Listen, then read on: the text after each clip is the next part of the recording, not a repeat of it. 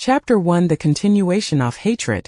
On July 15, 2023, Shen Qingli, the cold-hearted bloodrose, was inadvertently captured during an operation. Her apprehensions in triple-self unrest throughout the organization. 2 months later, on September 10, the Korea members of the organization gathered to deliberate on how to address this crisis. The formidable leader, Luo Cha, president of the meeting, his gaze inscrutable. The members flank had them engaged in fervent discussions, with King Gui's voice arising above a theorist. That girl, Shen Qingli, truly courts trouble. King Gui exclaimed indignantly. She clearly lacks stamina, yet insists in competing with authorities and endurance. Is she seeking death? No, that she Scott. They must expend efforts to rescue her. Beside him, Qinggai could no longer contain his disdain. He showed a scornful and seat King Gui and retorted, "You speak so easily." Shen Qingli completed an SS-level mission before her capture. Unlike you, her rival Synthi completion of fans level task. Visualizalin Chaka suddenly interjected. It proposed wasn't Shen Qingli's close friend, Lai Yayan Torres Square. Theorem fell silent in astonishment. Yacha's intention was not a genuine leave her, but rather to eliminate the inconvenience that Shen Qingli presented through Lai Yayan. Observing the reaction, Lai Yayan no longer concealed her intentions. She declared resolutely, "I am willing to undertake the rescue." Luo Chair guarded Lai Yayan's determined edge and nodded slightly, tacitly approving her endeavor. Time advent set to November 29, 2023. That afternoon, Lai Yayan successfully extricated Shen Qingli from her predicament. The news spread rapidly, inciting Yan frustration among both the special forces and the police responsible for her capture. A female special force appeared to could not restrain Herringer, exclaiming, "I sacrificed 3 months of sleepless nights to apprehend her, and now these two have you a net of everything, name a afternoon." Amalepolisa Ficerni RB were a bitter expression, sighing, "Your fortunate Midaster went missing 15 years ago, Annie Haviet offender. Im teetering on thebring cough suspension." Shen Qingli continued, "Shen Qingli is meounger sister, Anna long to flay her live. The family operative, Luo Shu, was to keen aback be his words." Shen Qingli suggested, "Luo Shu, let us see the nearby grove, perhaps we might still find her." Luo Shu dead in agreement. Thus, Shen Qingli and Loshreklet twodiums intithudes to initiate their search. Deep within the forest, Shen Qingli stood beneath the dim light, her expression rife with confusion and wariness. She cast a glance at Lai Yayan standing before her, attempting to decipher the emotion set on her face. "Yayan, where exactly are we?" Shen Qingli inquired tentatively, a hint of anxiety lacing her voice. A flicker of surprise crossed Shen Qingli's featuresis has started incredulous light long. Her voice trembling. "Yayan, are you joking?" Lai Yayan scoffed coldly, her tone irresolute. "I never joke." This statement pierced Shen Qingli's art like a sharp blade. She took a step back, striving to maintain her composure. "Thought her voice betrayed Runizaria Utra going to kill him?" Lai Yayan's gaze turned frigid and breathless noted, devoid of any emotion. "Indeed, your failure in the mission necessitates your death." Suddenly, a thought struck Shen Qingli's heckling to flicker of hope wasted the organization that sent out eliminate team. "Ignoma mission was not executed well, booty." Lai Yayan interrupted her, a self-deprecating smile creeping onto her face. "Do you think the organization would personally come to execute you?" "No, I'd see you how wish to endure life with my own hands." A wave of profound sorrow washed over Shen Qingli. She could scarcely believe her ears. "Why are we doing this? Vurians of best of friends." Lai Yayan bellow ellowed in fury because he warrior was so exceptional, so dazzling. "Your brilliance has overshadowed my existence, forcing me to life perpetually on your shadow." Shen Qingli closed her eyes in anguish, comprehending the truth, yet unable to accept the harsh reality. "Shine hold deeply," her voice lay said with determination. "If there rise a next life, I will make you pay in blood." However, before your words could full escape, the sharp crack of fagon shot to red the stillness of twoods. Shen Qingli's body crumplet to the ground, her eyes brimming with rage and resentment. Lai Yayan, cold and indifferent, gazed at the fallen Shen Qingli before turning gone vanishing into the depths of the darkened forest. Luo Xuan Shen Qingli swiftly assembled her teams, racing to the scene. "Captain Shen, the victim has been killed." A somber report to read the silence. Team leader Lu, "They must immediately inform our superiors of the situation here," Shen Qingli declared, his brow furrowed and tenersalit. Preliminary examination syndicate that assist Sakumato Gunshow twins, likely a revenjeckling, Luo Shu stated calmly and professionally as a meticulously analyzed the scene. It seems that Cheishes erupted within the K organization, Ada member Mutareg under their breath, Fearovtu no nevidenten thirvois. Suddenly, Shen Qingli embarked, silence. His voice thundered like a storm, compelling Javernyontafulsalent, daring not tutter no thir word. He pointy daith whispering team members, his ablaze with fury, what airy outowing. Our two Captain Shavieta speak, Andiodera Caterin. I few have concerns, analyze themserius lyrither thaining imbecilus conjecture. Chastise, theathers felsalent, exchanging glances. The wary acutely aware of Shen Qingli temperament and recognizeth that thys was na themament for discussion, butre thur for calmanalysis. Understood. Both teams replead in union. Their voix synchronized and resolute. They understood that the forthcoming tasks would be even more formidable, requiring their collective strength to confront the challenges ahead. To the outside world, Shen Qingli had becometh bloodrose, a thorn in the flesh of the policiand and linthysoft to military. At this moment, she belonged to an organization and had no acquaintance with Leon. Fuman lying in the rental apartment suddenly awoke, rising to open her computer and check the time May 5, 2005, 3:30 p.m. Chapter 2 Recognition Text. My name is Shen Qingli. My brother serves as a police officer, while my parents were esteemed members of an unconventional special forces unit during their lifetime. As for me, I have earned the notorious title of Bloody Rose, a merciless killer with no qualms about taking a life. Little did I know that the person I trusted the most would ultimately be the one to end my life. Now, having been reborn, I am resolute in ensuring that she pays for her blood debts in kind. Shen Qingli hailed a taxi and requested to be taken to the police station. The taxi driver, somewhat perplexed, inquired, "Little girl, are you here to report something? What has happened?" "I can help you out, you know that I." In response to the driver's concern, Shen Qingli clarified, "You misunderstand, sir. I am looking for my brother. He works at the police station." The driver suddenly appeared enlightened, realizing she was referring to a police officer, and he reassured her, "Then there's nothing to worry about." Shen Qingli smiled silently and got into the car, as the driver pressed the accelerator, speeding towards the precinct. Not long after, an unexpected caller rang her phone. Shen Qingli frowned slightly. She was all too familiar with that number. That it belonged to Luo Sha, the leader and founder of the K organization, a goal she had pursued tirelessly throughout her life. In her previous life, Luo Sha had called her on this very day, albeit from a rented apartment. This time, however, Shen Qingli had altered the course of events by choosing to visit the police station at this hour. Seeking her brother, Shen Qingchuan, whom she had only seen once before his death, a somewhat languid voice emanated from the phone.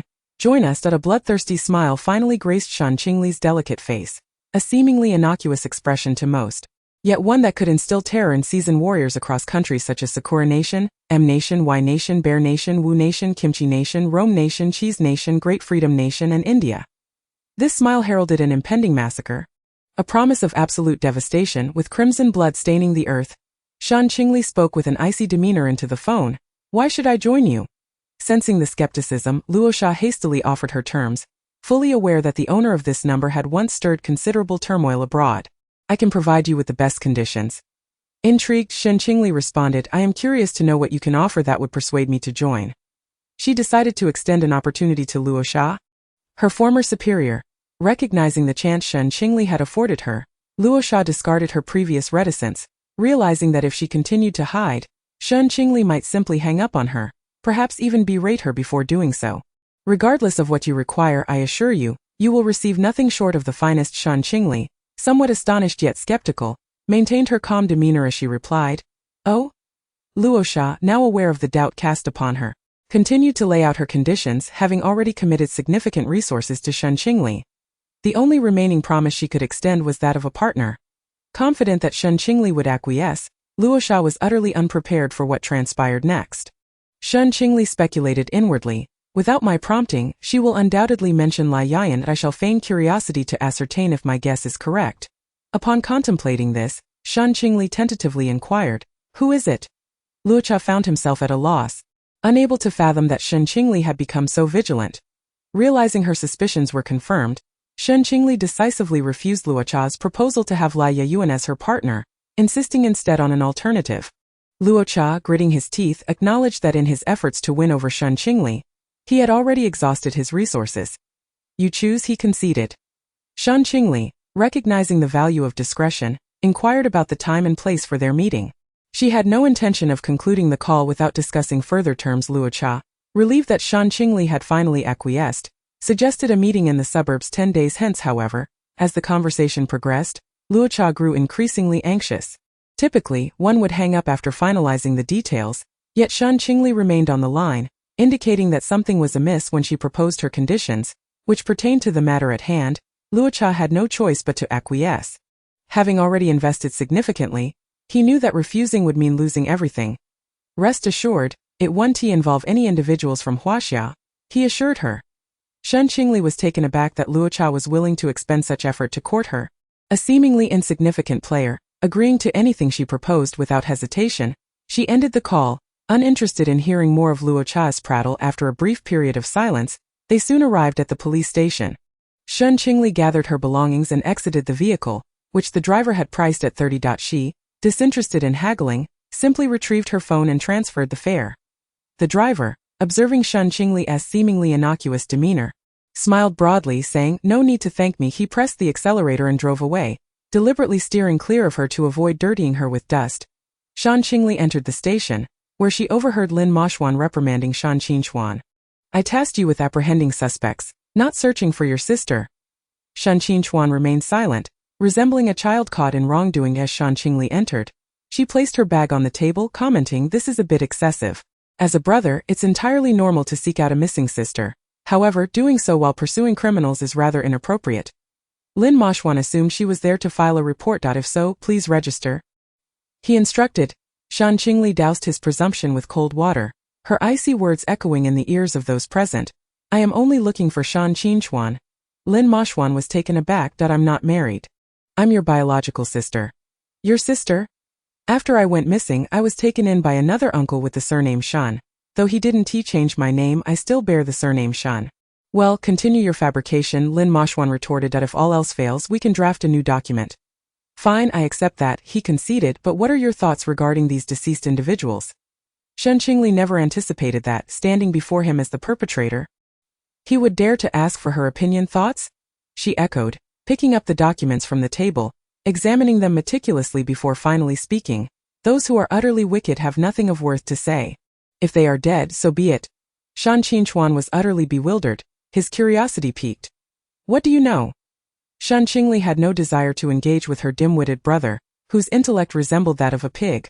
Shen Qingli quietly retrieved her laptop from her bag.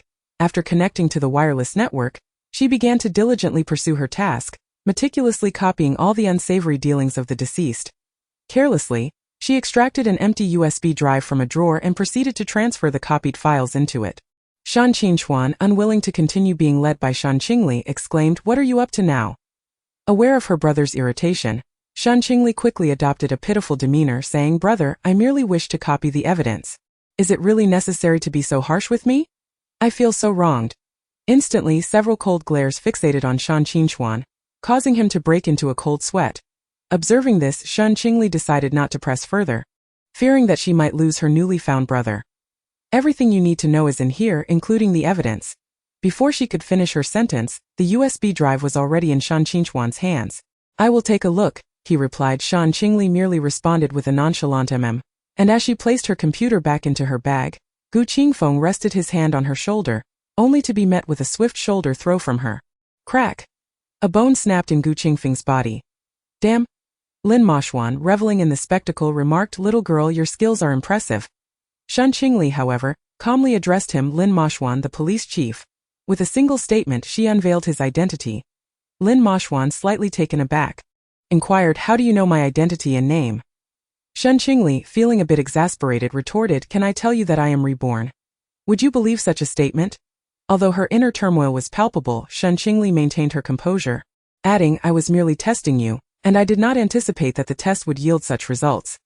Now it was Lin Moxuan's turn to be at a loss for words. Shen Qingchuan found the situation both amusing and frustrating. Thinking to himself, "This girl," sighing, Gu Qingfeng, clutching his waist as he rose, grumbled, "Ouch! Your sister is far too ruthless. My back is broken." "I don't care, you owe me medical expenses." Shen Qingchuan, exasperated, kicked Gu Qingfeng, retorting, "That girl is no ordinary child. You better be careful. You will cover your own medical expenses." Gu Qingfeng could only acquiesce. Lin Moxuan cast a deep glance at Shen Qingchuan, declaring, "Since you believe your sister is exceptional, you shall keep an eye on her." Shen Qingli immediately snapped to attention, saluting, "Yes, sir," and then departed. Chapter 3.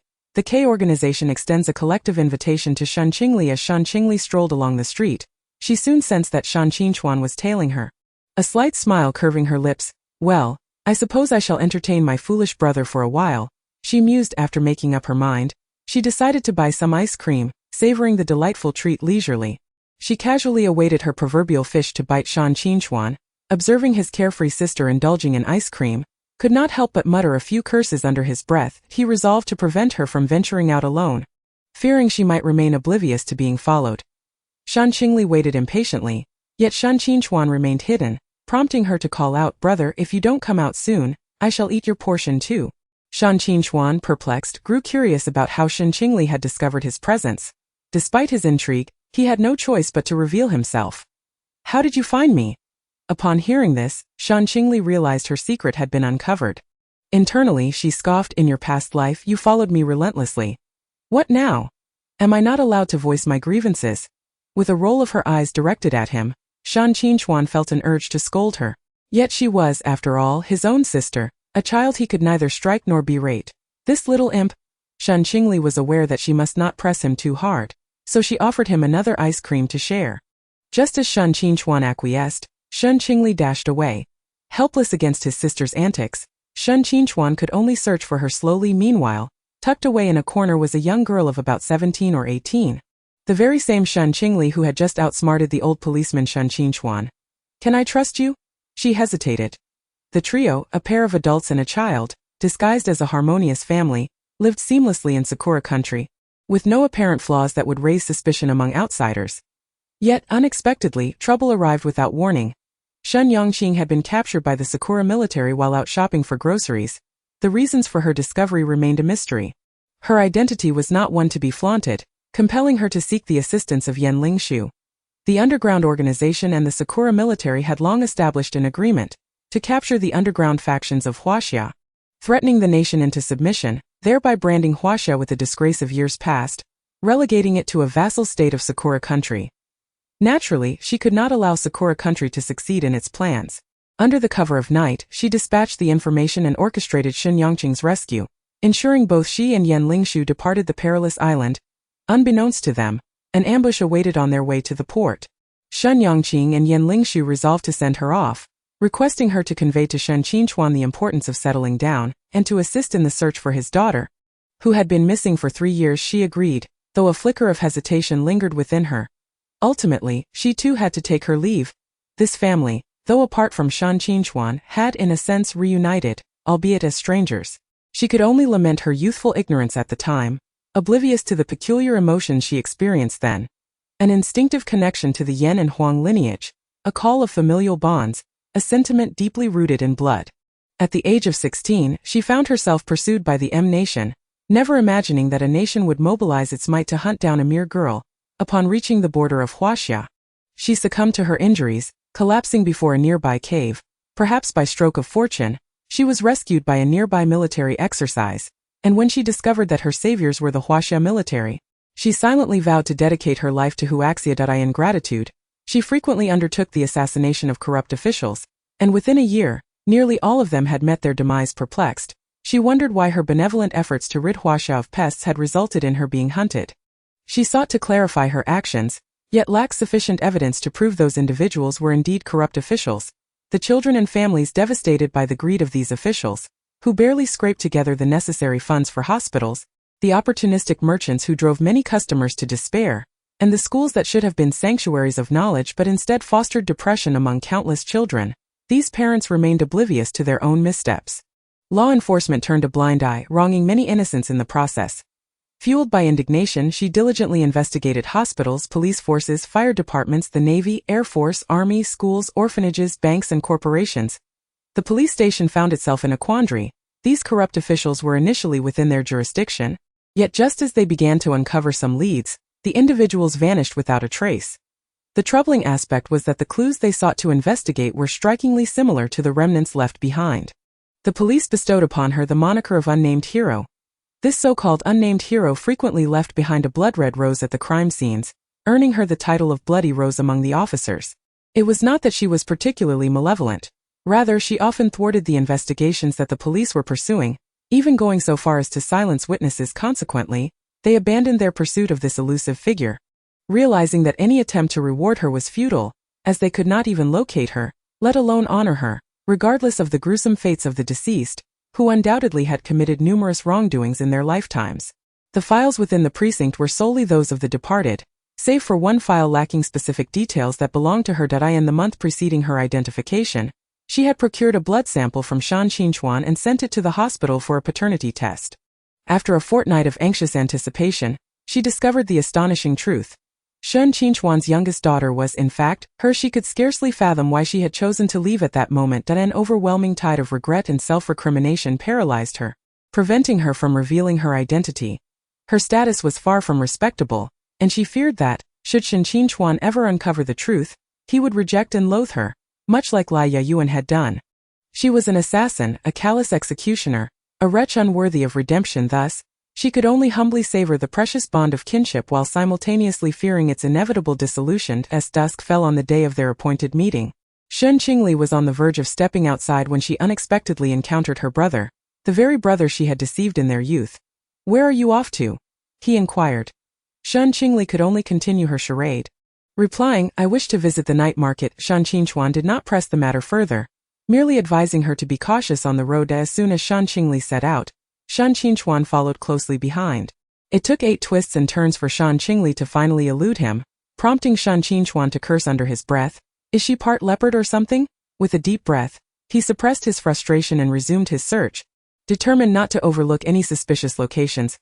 Meanwhile, a dozen individuals awaited in the outskirts, and upon Shen Qingli's arrival, she was met with the reproachful inquiry from Luo Sha, "Why are you so late?" Fortuitously, Shen Qingli was reborn. Otherwise, she would have been forced to kneel before Luo Sha, confessing her fault in being followed. Her demeanor and expression remained remarkably composed, as if it were not she, the infamous Bloody Rose, who was being pursued. Perhaps a police officer was on her trail, or it could be an unconventional special forces unit. Who could say it wasn't a conventional one? Yes, indeed, they murmured. They were not entirely mistaken. The leader himself must personally extend an invitation. Such individuals were certainly no ordinary foes. To offend this so-called Bloody Rose would lead to dire consequences indeed. "I wish to engage her in a contest," one declared. "So do I." Another echoed, Yes, indeed." Luo Sha listened to his subordinates' casual banter, their lack of genuine intent to invite her becoming increasingly irksome. With a frown he interjected, "Is that enough?" His low growl momentarily silenced the crowd, and an out-of-place voice pierced the air. "Hello, I am Lai Yayan." The individual emitting that sound was none other than Lai Yayan, the one who had slain Shen Qingli in a previous life. Upon seeing Lai Yayan, Shen Qingli's disdain became strikingly apparent, her displeasure unmistakable. Luo Cha, adept at reading the nuances of emotion, discerned Shen Qingli's profound aversion towards Lai Yayan. "Do you seem to harbor a strong dislike for Lai Yayan?" Lai Yayan remained blissfully unaware that Luo Cha wished to prevent her from disrupting the ancestral spirit she had long anticipated. Shen Qingli merely uttered a soft humph, expressing her sentiments. "It's not merely dislike. Lai Yayan is the very person who took my life. I sought to protect her, yet she chose to end me. Resentful of my eclipsing her glory, if she is devoid of compassion, she cannot fault me for my lack of righteousness. One who has not endured another's suffering should refrain from advising them towards virtue. Lai Yayan, I vow to ensure your demise to the very depths of the earth." Undeterred by this, Lai Yayan persisted in her attempts to cling to Shen Qingli, expressing, "I truly wish to partner with you." After years of collaboration, Shen Qingli was acutely aware of her ulterior motives. Nightingale, Solitary Moon, Linglong, Yasha, Bloodblade, Wolf Hunter, Chongguei, Qingguei, Black Bear, Shura, Spirit Fox, Echoing Arrow, Guchan, these were her subordinates and she, Luo Cha, was their leader. I in my past life, the only ones who consistently supported me were Qingguei and Black Bear. Although Black Bear may lack intellect, his strengths complement my own. With this thought, Shen Qingli made a resolution. Could she select two? Luo Cha, eager to retain Shen Qingli, resolved to acquiesce to her demands, no matter how excessive, as long as they remained within reasonable bounds. "As long as you are content." This sentiment echoed Luo Cha's true thoughts. Shen Qingli wasted no time in naming her choices.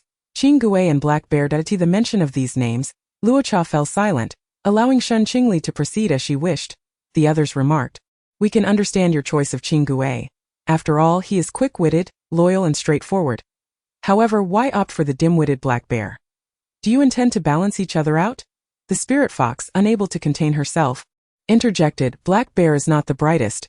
With the spirit fox leading the charge, Shura quickly asserted, the only one who can surpass us is one endowed with physical prowess.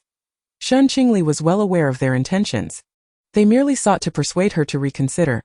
Nevertheless, she found the simplicity of the dim-witted to be easier to manipulate, more amenable to fulfilling her tasks. Though I hear your arguments, my choice remains steadfast. Shen Qingli's resolve was unwavering, leaving those who sought to dissuade her with no option but silence. Though you suspect I have a mole within my ranks. You know, yet you still inquire did I in truth. Even without that stipulation we would not permit you to harm Huaxia. Suddenly, Shen Qingli grasped a realization. You are also part of the military, aren't you? Luo Cha nodded in affirmation. So you intend to capture me? I'm intrigued. Provided you do not mind a notorious killer among your ranks, we would not mind. You are contributing to the nation tomorrow. I shall escort you to familiarize you with the base. That would be much appreciated. No need, I must first visit the night market. Why is that? I left my brother there. Are you referring to that reckless young lad? Yes, precisely. She was led into the labyrinth. Shen Qingli was taken aback, exclaiming hastily, I must hurry to find him. The Rakshasa, however, showed no surprise and merely replied, go ahead. Upon hearing this, Shen Qingli promptly set off to the night market in search of Shen Qingchuan. Chapter 4. The secret buried in Shen Qingli's heart. At the night market, there existed a vast entertainment complex, replete with a maze, arcade games, dance machines, simulated basketball, claw machines, ice skating rinks, and an array of various recreational facilities. Shen Qingchuan, an experienced police officer, was ironically directionally challenged, having been lured into this place by a so-called thief, and he had been wandering in place for quite some time without finding an exit. Shen Qingli was aware of the maze's existence, so she ventured inside as well, and it did not take long for her to locate Shen Qingchuan, who was naturally lamenting about how every left and right turn led him deeper into confusion, with his compass proving ineffective. Understanding his complaints, Shen Qingli retorted without hesitation, why not admit that you're directionally challenged? As she spoke, she approached him. Shen Qingchuan's face turned a shade of crimson, and with a hint of embarrassment, he chastised Shen Qingli, why must you bring that up, you little rascal? How could Shen Qingli possibly be unaware of his directional ineptitude? Thus, she never parted with her compass. As long as she remembered the general direction, she would be fine. Shen Qingchuan, somewhat undeterred, resolved to test his luck against the proverbial south wall, having heard there were prizes to be won. While apprehending the thief was the primary goal, bringing a small gift back for his sister was not out of the question as the person directly involved. Shen Qingchuan could not fathom just how worried Shen Qingli truly was. After reflecting on the day's events, Shen Qingli yelled at Shen Qingchuan, Shen Qingchuan, can't you take a moment to be still? Do you have any idea how worried I was? The moment I learned you had been lured into the maze, I rushed over here. While you may not trust me, I trust you even less. Shen Qingli took a moment to compose herself and turned to head towards the exit. I'll guide you to the exit. And I apologize for my earlier outburst. This marked her first instance of apologizing to someone. Shen Qingchuan recognized his error. He was not surprised by Shen Qingli's outburst and could only attempt to soothe her while following her to calm her down. Ultimately, Shen Qingli chose to ignore Shen Qingchuan, leaving him to face his own embarrassment. Realizing that reasoning was futile, he silently trailed behind her until they soon arrived at the exit. Luan Xinglua spotted Shen Qingli and exclaimed, Ali, you're playing this too. Accompanying Shen Qingchuan, Shen Qingli also noticed Luan Xinglua and asked, why didn't Ran come with you? Shen Qingchuan, seeing that Luan Xinglua was an acquaintance of Shen Qingli, chose not to say much. Luan Xinglua sighed helplessly, you know that girl is afraid of the dark. Did I see this prize as a rabbit plush toy that she would adore? Did it can be claimed at any time? So I wanted to give this toy to her. Observing Luan Xinglua's exasperated demeanor, Shen Qingli felt a playful urge to tease her, remarking, having a friend like you must surely be a blessing from a past life. Luan Xinglua was well aware that Shen Qingli was jesting. With a firm tone, Shen Qingli stated to Shen Qingchuan, brother, there will come a day when I will reveal this secret to you personally. But not now. The highest commander of the Huaxia military region is already aware of my matters. Shen Qingchuan could only suppress the doubts swirling in his heart and abandon his inquiries. For it would be futile to ask. Shen Qingli would never candidly disclose the truth. Luan Xinglua continued to assist Shen Qingchuan, insinuating that it was indeed he who had prompted the organization to invite Shen Qingli, albeit suggesting that his demands were rather excessive. Upon hearing these words, Shen Qingli pondered her own requests once more, feeling that nothing was truly unreasonable. A flicker of confusion crossed her gaze, as she questioned what was so excessive about merely selecting two partners. After all, the optimal configuration had been proposed by her. She found herself unable to comprehend what was amiss. Luan Xinglua, somewhat exasperated, wondered whether the girl was genuinely oblivious or merely pretending ignorance. The combination of a sniper and a scout was a flawless duo. Yet, she had chosen two, one to survey the terrain and the other to fetch supplies. Nevertheless, thoughts aside, it was imperative to inquire about when they intended for her to commence her service. Shen Qingli reflected on what the demon had instructed her. It seemed there was nothing that could expose her, and thus she spoke up. September 1 St. Tomorrow, I am to familiarize myself with the base. Luan Xinglua jested lightly. Surely, they want you to acclimate to the lifestyle. Little did they know that this jest would manifest as truth. With a smile, Luan Xinglua remarked, by the way, I saw your brother wandering in circles earlier in the maze.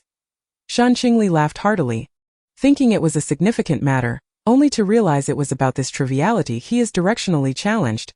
Let us go get our supplies together. She reached for Shen Qingchuan's hand and turned to leave. Finally unable to contain his frustration, Shen Qingchuan scolded Shen Qingli, can you not speak ill of me for once? Shen Qingli casually poked her left pinky into her ear, replying, next time I will avoid you. Infuriated, Shen Qingchuan could only stifle his retort, and the three of them arrived at the award station. Conversing jovially, a dull mechanical voice echoed in their ears, congratulations, you have each won a rabbit plush toy. 3 mechanical arms extended to present the plush toys to them. Shen Qingli numbly accepted her toy and turned to Luan Xinglua. You and your best friend each take one. Luan Xinglua felt this was inappropriate and hesitated to comply. This doesn't seem right. Torn between choices, Shen Qingli clarified, I never intended to play. I only came to find the directionally challenged one. Without waiting for Luan Xinglua to decline, she thrust the toy into her arms. Luan Xinglua could only respond with gratitude, thank you, see you next time.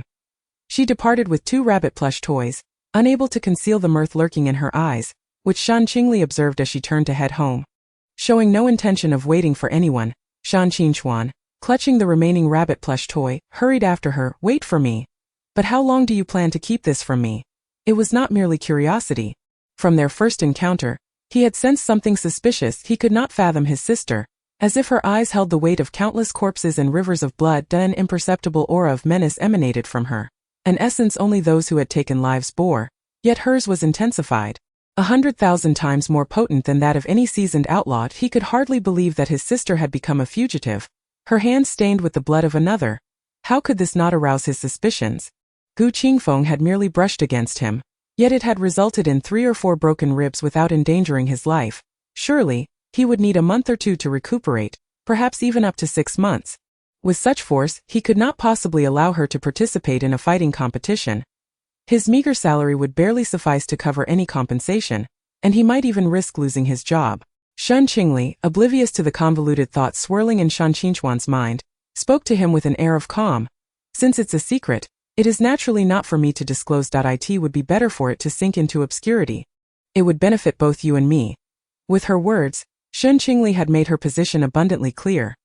Shen Qingchuan could not possibly be unaware that this was a deterrent against further investigation. But you must know, you cannot keep this hidden for long, he attempted to advise, hoping to glean some insight through this exchange. Do you know that the police have merely been feigning an investigation over the past 2 years? What do you mean? Those who have perished were all individuals of heinous crimes. There is no need for you to investigate further. Clarify your statement.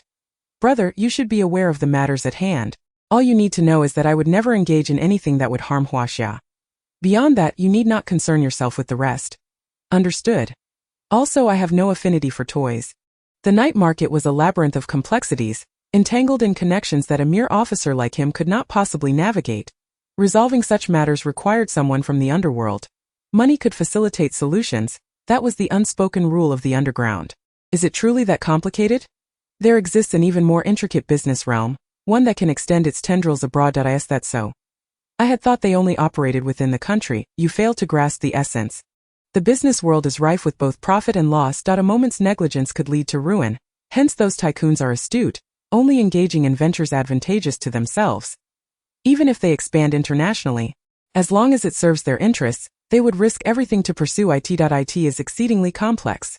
As long as one manages interpersonal relationships well, pursuing self-beneficial endeavors is paramount. Understood. After purchasing some late-night snacks, Shen Qingli continued her journey home. Shen Qingchuan could discern that Shen Qingli was not merely warning him against further investigation, but but also advising him to refrain from frequenting the night market. For one could never tell when one's life might be forfeited in such perilous surroundings. Chapter 5.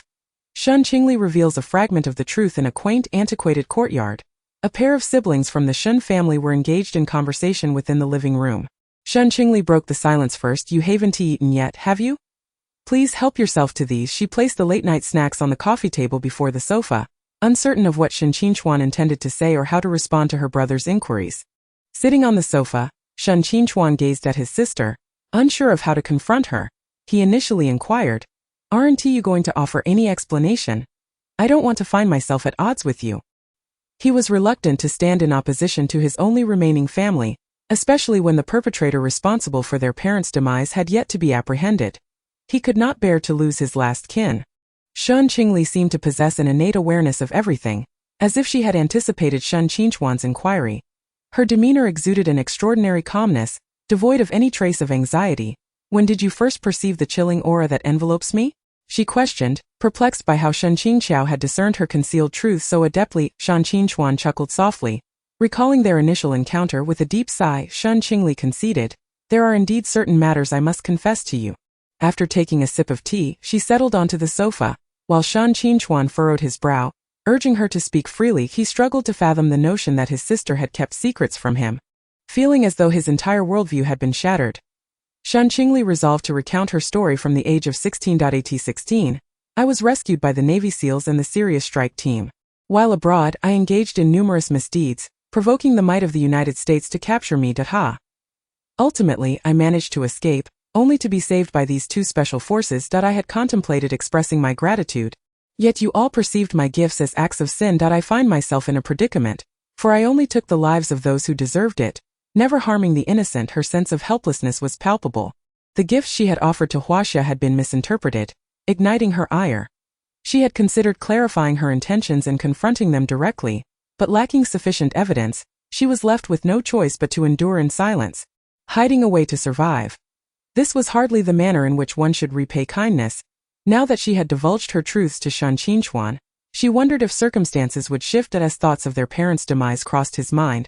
Shen Qingchuan, in a moment of heated impulse, inquired about the circumstances of their deaths. He had long sought clarity on this matter, yet evidence from Sakura country was elusive. Lacking decisive proof or witnesses rendered his efforts futile. Perhaps Shen Qingli held some knowledge that could illuminate the situation and provide him with the testimony he sought, though the subsequent evidence would undoubtedly pose a challenge. Observing Shen Qingchuan's palpable desire to uncover the truth, Shen Qingli recognized that her secrets could no longer remain hidden. For 12 years, she had concealed her past, and now, accounting for her 35 years of life, a total of 47 years had been shrouded in silence. The veil had finally been pierced. Reluctant to reveal the truth, she ultimately confessed to Shen Qingchuan, "At the age of 6, I was dispatched to Sakura country to assist our parents on a mission. Later, our father went to the supermarket for groceries, and I know not what led to his exposure. I worked tirelessly to relay information to Huaxia, and in the dead of night I rescued our father, taking our mother along. Yet, that fateful day brought unforeseen calamity." As she spoke, her fists involuntarily clenched. The calmness on her face was supplanted by sorrow and anger. Sorrow for the fact that family had become estranged strangers, and anger towards the treachery of Sakura country, which rendered her powerless. Shen Qingchuan's emotions also began to spiral out of control, struggling to comprehend how their parents, having been rescued, could still meet their demise. Was it truly impossible for their family of 4 to coexist in this world? Shen Qingli had been abducted at the age of 3, and now Shen Qingchuan found himself at the threshold of starting his own family. Having reached the age of 30 yet, she underestimated Shen Qingchuan's self-control. He urged himself to remain calm, determined to discover the truth without succumbing to the emotional outburst he had just exhibited. "Please continue," he insisted. I lost my composure. He exhibited no signs of losing control. Thus Shen Qingli had no choice but to continue recounting the subsequent events. I could hardly fathom that the two opposing factions would suddenly reach a consensus. The underworld forces and the Sakura army lay in ambush at the port, while my parents fought valiantly to shield my escape. At that moment, I felt the warmth of home for the first time and savored its essence. However, I had to leave. I could not be a burden. You are already aware of what transpired afterward. After detailing the entire sequence of events, Shen Qingli wearily leaned against the sofa, closing her eyes to rest. Shen Qingchuan was perplexed, unable to comprehend why Shen Qingli chose to conceal the truth from him. He was baffled by the events from 12 years prior and asked, "Then why did you keep this from me?" He yearned for a genuine answer and rationale. Shen Qingli, without even raising her eyelids, replied, "I was afraid you would not be able to handle it, so I didn't tell you. Yet, eventually you found out."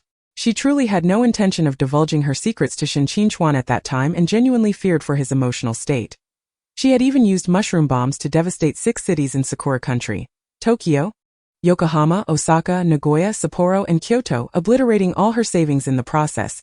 Nevertheless, she harbored no regrets. She sought to instill a sense of despair in Sakura country, akin to the despair felt by Shen Yongqing and Yan Lingshu. Thus, there were 3 primary reasons why Sakura country fervently sought a Chinese green card. First, China stood as the only nation untouched by internal darkness, and Sakura country was uncertain where it had been assured that she would not inflict harm upon China, seeking refuge instead. Second, for the sake of China's giant pandas, as they were merely available for rent and not guaranteed, many nations aspired to acquire them. Third, due to the affordable prices of produce in our country, particularly fruits. Seasonal fruits were a little more expensive, but overall, they remained relatively inexpensive. Furthermore, in an effort to spare the melon farmers from distress, the pickled cabbage nation specifically imported watermelons from country Y, showing reluctance to purchase them from China. Truth be told, watermelons in China cost just a few cents per gene, while those in Sakura country could be sold at a much higher price. It was understandable that they preferred not to import watermelons from China. As Shen Qingli pondered these matters, she eventually drifted into slumber. Shen Qingli gazed at the food Shen Qingli had purchased, which included kung pao chicken, cola chicken wings, spicy crayfish, braised ribs, 2 servings of rice, and 2 cups of cola. It was evident that Shen Qingli had bought enough for 2. However, upon Shen Qing's intervention, his appetite instantly vanished, leaving the feast solely for him. Shen Qingli felt somewhat helpless. He wished to invite Shen Qingli to join him for the meal but was at a loss for words. Instead, he sat on the sofa, muttering to himself, "This girl bought all my favorite dishes." Sigh. He resignedly ate in silence as the day wore on without further conversation. It soon reached 6 o'clock the following morning. Shen Qingli glanced at the still slumbering Shen Qingli, tidied up the table briefly, and stepped outside. At 7, Shen Qingli awoke, skipped breakfast, and drove directly to the police station, donning his uniform to clock in for work. Upon seeing Shen Qingli's arrival, Lin Maoxuan hurriedly inquired about the progress of the case. Lin Maoxuan had been awaiting the results for 11 days, and it was imperative not to fall behind. "There's been progress. Share the findings of your investigation," he urged. "Go ahead," he prompted. "Has the investigation over the past 2 years merely been for show?" "Yes." "Understood. She is a fugitive wanted by the M country, having fled to the borders of our nation, where she was subsequently rescued by our conventional special forces. The individuals she has slain were all culpable, having committed heinous crimes deserving of death, and she claims her actions were driven by a sense of gratitude. I see." "Shen Qingli, is there any activity from the military side?" "I have invited my sister over, and from the tone of her and her friends, it is evident that they are indeed our people. It must be the work of that organization again. Proceed with your training as the matters ahead are beyond your control." Shen Qingli saluted Lin Maoxuan, affirmatively responding, and then headed to the training grounds. At the K organization's base, Shen Qingli had just completed her paperwork, which took an hour per process. Just as Shen Qingli was expressing her frustrations, her enemies arrived. "You needn't complain, it is I who should be lamenting. Why are you everywhere? The first time I came to handle paperwork, I waited for 3 days. In that case, you certainly have grounds to curse. I will fetch you some equipment." Shen Qingli had no desire to waste time with Lai Yayan, eager to extricate herself. "I cannot accept what you offer." She turned and strode towards the hall, completely disregarding Lai Yayan's outbursts, who was stamping her feet in frustration, vowing to subdue her eventually. Upon leaving the base, they went outside to procure food as a bribe for Shen Qingli. To Shen Qingli's surprise, the hall was occupied solely by Lai Yayan and herself, a stark contrast to her previous visit when only the 2 of them and Luocha were present. Luocha held a handgun with 12 rounds and 2 fully loaded magazines, stating that a sniper rifle would be delivered when needed for missions, while for routine matters, the handgun would suffice for self-defense. He handed the weapons and ammunition to Shen Qingli, who felt uneasy and began negotiating terms. "You must provide me with a firearms certificate, considering my brother is a police officer." Luocha began to outline the general situation, explaining that they were all Chinese nationals engaged in nefarious activities abroad. However, he was unprepared for the firmness of Shen Qingli's forthcoming remarks. Shen Qingli was not swayed by his explanations. She insisted on obtaining a firearms certificate. Luocha, feeling somewhat helpless, acquiesced, stating, "Fine, I will have old Fu provide you with one." This piqued Shen Qingli's curiosity. Indeed, since its establishment, the organization had never participated in exercises. However, this time the primary objective is to capture the mole within the organization. "Yes, we shall all carry live ammunition. We must bring both sniper and rifle live rounds, as well as training rounds along with provisions. How shall we divide into groups? For per group with Lai Yayan accompanying me, I will team up with my 2 partners, and we just need 1 more to form a complete group. Let Linglong join you. She is quite spirited. It would be better for Lai Yayan to accompany me. I plan to deal with her later." Yu Chan, who had harbored feelings for Lai Yayan, felt a surge of anger at Shen Qingli's words. "Do you have any evidence?" He was confident Shen Qingli would be rendered speechless, yet he underestimated her resolve for vengeance. Shen Qingli cleared her throat and inquired if she had a partner. Why, she pondered, did they choose to wait for her arrival to select a companion? What led them to be so certain that she would choose her? Did you not find this suspicious? Could it be that the other 14 individuals were deemed unworthy? How much do you truly know of her duplicitous nature? Gu Chun was rendered speechless by Shen Qingli's remarks. Luo Sha promptly stepped in to mediate, suggesting they proceed as she proposed. With Luo Sha's directive, the remaining 12 individuals refrained from further discussion. Shen Qingli was quite pleased with the outcome, expressing her desire for this operation to be led by her, eliminating the traitor and ensuring a flawless conclusion to the exercise. Xiang Jian wholeheartedly endorsed Shen Qingli's viewpoint, declaring that everyone would heed her guidance. The others nodded in agreement. Shen Qingli began outlining her plan. "I shall serve as bait to lure her in. I will first disclose my vulnerabilities to you. My stamina is lacking, rendering me unsuitable for prolonged pursuits.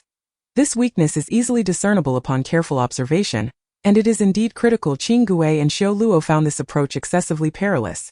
In unison, they voiced their concerns, questioning whether her actions were overly audacious. Could they not simply send someone less astute instead? Their hesitation stemmed from a deep-seated worry for Shen Qingli's safety. Observing the apprehension of the 13 individuals around her, she remarked, "I shall first consult with my brother." Yasha nodded in agreement as Shen Qingli dialed Shen Qingchuan's number. "What is it?" came Shen Qingchuan's voice from the other end. "I see, but what precisely are you engaged in? Some matters are beyond your purview, and my mission entails casualties. The troops must cooperate with me." Changwei then teased Shen Qingli, noting how her brother seemed quite concerned for her. This prompted a chorus of laughter from the other 10 or so individuals, yet Shen Qingli remained silent, simply observing them. He Xiong, seemingly having gained newfound wisdom, suggested they prepare the necessary items without any oversight. The laughter quickly faded from the others' faces. Shen Qingli was taken aback by He Xiong's actions. Who had guided him to utter such words? Had he truly consumed 6 walnuts and gained insight independently? It was indeed astonishing, yet more so a pleasant surprise. "Thank you, He Xiong, for coming to my aid." This sentiment, however, went unheard and unnoticed. No one would ever know the extent of her endurance in order to eliminate Lai Yayan, as each day had been a torment for her. Chapter 6. The exercise undercover beyond borders. Shen Qingli meticulously accounted for all essentials. Compressed biscuits, self-heating meals, handguns, explosives, drones, telegraph machines, mobile phones, M24 sniper rifles, thermoses, lighters, and other necessities for wilderness survival. She packed what could fit into her backpack and carried the remainder. Observing that the others had completed their preparations while she remained, Lai Yayan feigned curiosity, attempting to draw her into her web. "Have you finished packing?" The insincere tone and demeanor were perfectly orchestrated. Yet, Shen Qingli was well versed in such theatrics. She maintained her straightforward demeanor. Responding succinctly, "I am ready," with deftness, she slung the sniper rifle over her shoulder and, feigning interest, inquired about the progress of the other 2 individuals, the eyes fixated intently on Lai Yayan, fearful that this moving target of first-class merit might slip away. Lai Yayan trembled under the scrutiny, wishing to dispense with any further dialogue, simply yearning to depart without uttering an extraneous word, truly fearing that she might meet her demise in the next heartbeat. Resembling a dog that thrives on the power of its master, Shen Qingli could not let such a splendid opportunity pass. She hastily inquired about the questions every rookie would ask: the location of the drill, who comprised the red team, and who the blue team was. Lai Yayan let out a sigh of relief and promptly explained that the red team consisted of us in the Tianlang Special Forces, while the blue team was made up of the Snow Leopard Assault Team and the Navy, with the venue situated in the outskirts. Those around her, hearing the tone, might have mistaken her for a seasoned veteran. And indeed, for Lai Yayan, Shen Qingli was but a novice, and in an instant, Shen Qingli transformed into an embodiment of icy detachment, exuding an aura that commanded distance. her gaze seemingly steeped in the knowledge of countless battles and bloodshed. Her eyes and tone, coupled with an aura far from that of an 18-year-old girl, suggested a soul aged beyond its years, as if she had lived for over 4 decades. The essence she radiated was one of virility, belonging to those who fought for their country, while hers was laden with the weight of vengeance and animosity, the reasons for which remained shrouded in mystery. The mere utterance of "let's go" from Qingli shattered the previously tense atmosphere, and Lai Yayan regarded Qingli with profound gratitude in her eyes and a heartbeat. Shen Qingli's demeanor shifted, adopting the guise of an ordinary 18-year-old girl, devoid of the previous aura of lethal intent. As she took her delicate steps away from the base, the other 15 followed suit, boarding the bus that swiftly transported them to the outskirts. Shen Qingli, adhering to the prior plan, lowered her guard, unaware that Lai Yayan had rendered her unconscious and whisked her away beyond the borders. In the shadows, Luosha was on the brink of despair, fretting over the girl who was driving him to madness. After waiting for over 20 minutes without sight of Shen Qingli for the assembly, Guyue and Yang reported the situation, stating that the plan had commenced and inquiring whether to proceed with the exercise as intended. The cold words were merely a manipulation of Shen Qingli. This prompted Luosha to chastise them both, declaring that this was no drill at all, but rather a scheme to apprehend a traitor. Yang and Guyue could only bow their heads in silence, unable to contain himself any longer. Qingui erupted in fury towards the other 14, questioning whether they were willing to sacrifice Rose, who was merely 18 this year. Regardless of her supposed ferocity abroad, she had not infringed upon the laws of Huaxia. Why should they forsake her? Haihei's eyes also glistened with unshed tears, for it is said that a man of stature sheds blood but not tears, and he was indeed a formidable figure. However, the subsequent words from Yang ignited the already tumultuous emotions of Haihei, urging him to remain composed, asserting that the success of the plan hinged upon Rose's ability to complete her mission to root out the traitor. Once accomplished, no matter the cost, they would rescue Rose. Each word was a dagger to the heart, devoid of any semblance of compassion. The black bear directly exposed the emotionless machine. What if the plan fails? What if she dies? Everyone seemed eager to distance themselves from me, unwilling to choose me as their partner. Yet she did not shy away, despite my lack of intellect. While you all hesitated to save her, I would go to her rescue, even if it meant exchanging my life for hers. He had lived enough. He no longer wished to endure a life of cold detachment. Previously, he had been protected by the blue ghost. And now, with Shen Qingli willing to make enemies of everyone for his sake, that was enough to ignite his resolve. Conversely, within a certain building, Shen Qingli lay in a state of unconsciousness, until Zhang Chuhai splashed a bucket of water on her, startling her awake. Coughing, Shen Qingli, still disoriented, had yet to survey her surroundings when she heard Lai Yayan's voice. "Hello, Rose." The tranquility of her features was instantly replaced by a flash of anger. "Why should the leader favor a newcomer like you? How could a mere word from you outweigh my 3 years of struggle? Where were you when I brushed against death?" The sudden onslaught of questions snapped Shen Qingli back to reality. With a forced smile that barely concealed her irritation, she explained to Lai Yayan, "I too am taken aback by this situation. You must not misinterpret my feelings towards you simply because I harbor no affection for you." Internally cursing Lai Yayan, she thought bitterly about the fickleness of fortune, wishing to unleash a torrent of curses upon her. If not for the plan, she would have cursed her ancestors for generations. Yet, thoughts aside, she knew she had to focus on the task at hand. Uncertain of where Lai Yayan's inquiries would lead, she questioned Shen Qingli with barely concealed anger. "Continue your performance. Who sent you here? What is your objective? What organization do you represent, and who is your leader?" The fact that Lai Yayan did not appear to be a traitor did not negate the possibility of her being one. Shen Qingli no longer wished to dwell on their past interactions, her gaze dark and piercing as she met Lai Yayan's eyes. "Why should I divulge anything to you?" She was determined to avoid Lai Yayan altogether, even contemplating the direct elimination of her former confidant. This marked the first time she had ever harbored such intense hatred for someone, particularly for one she had once trusted deeply.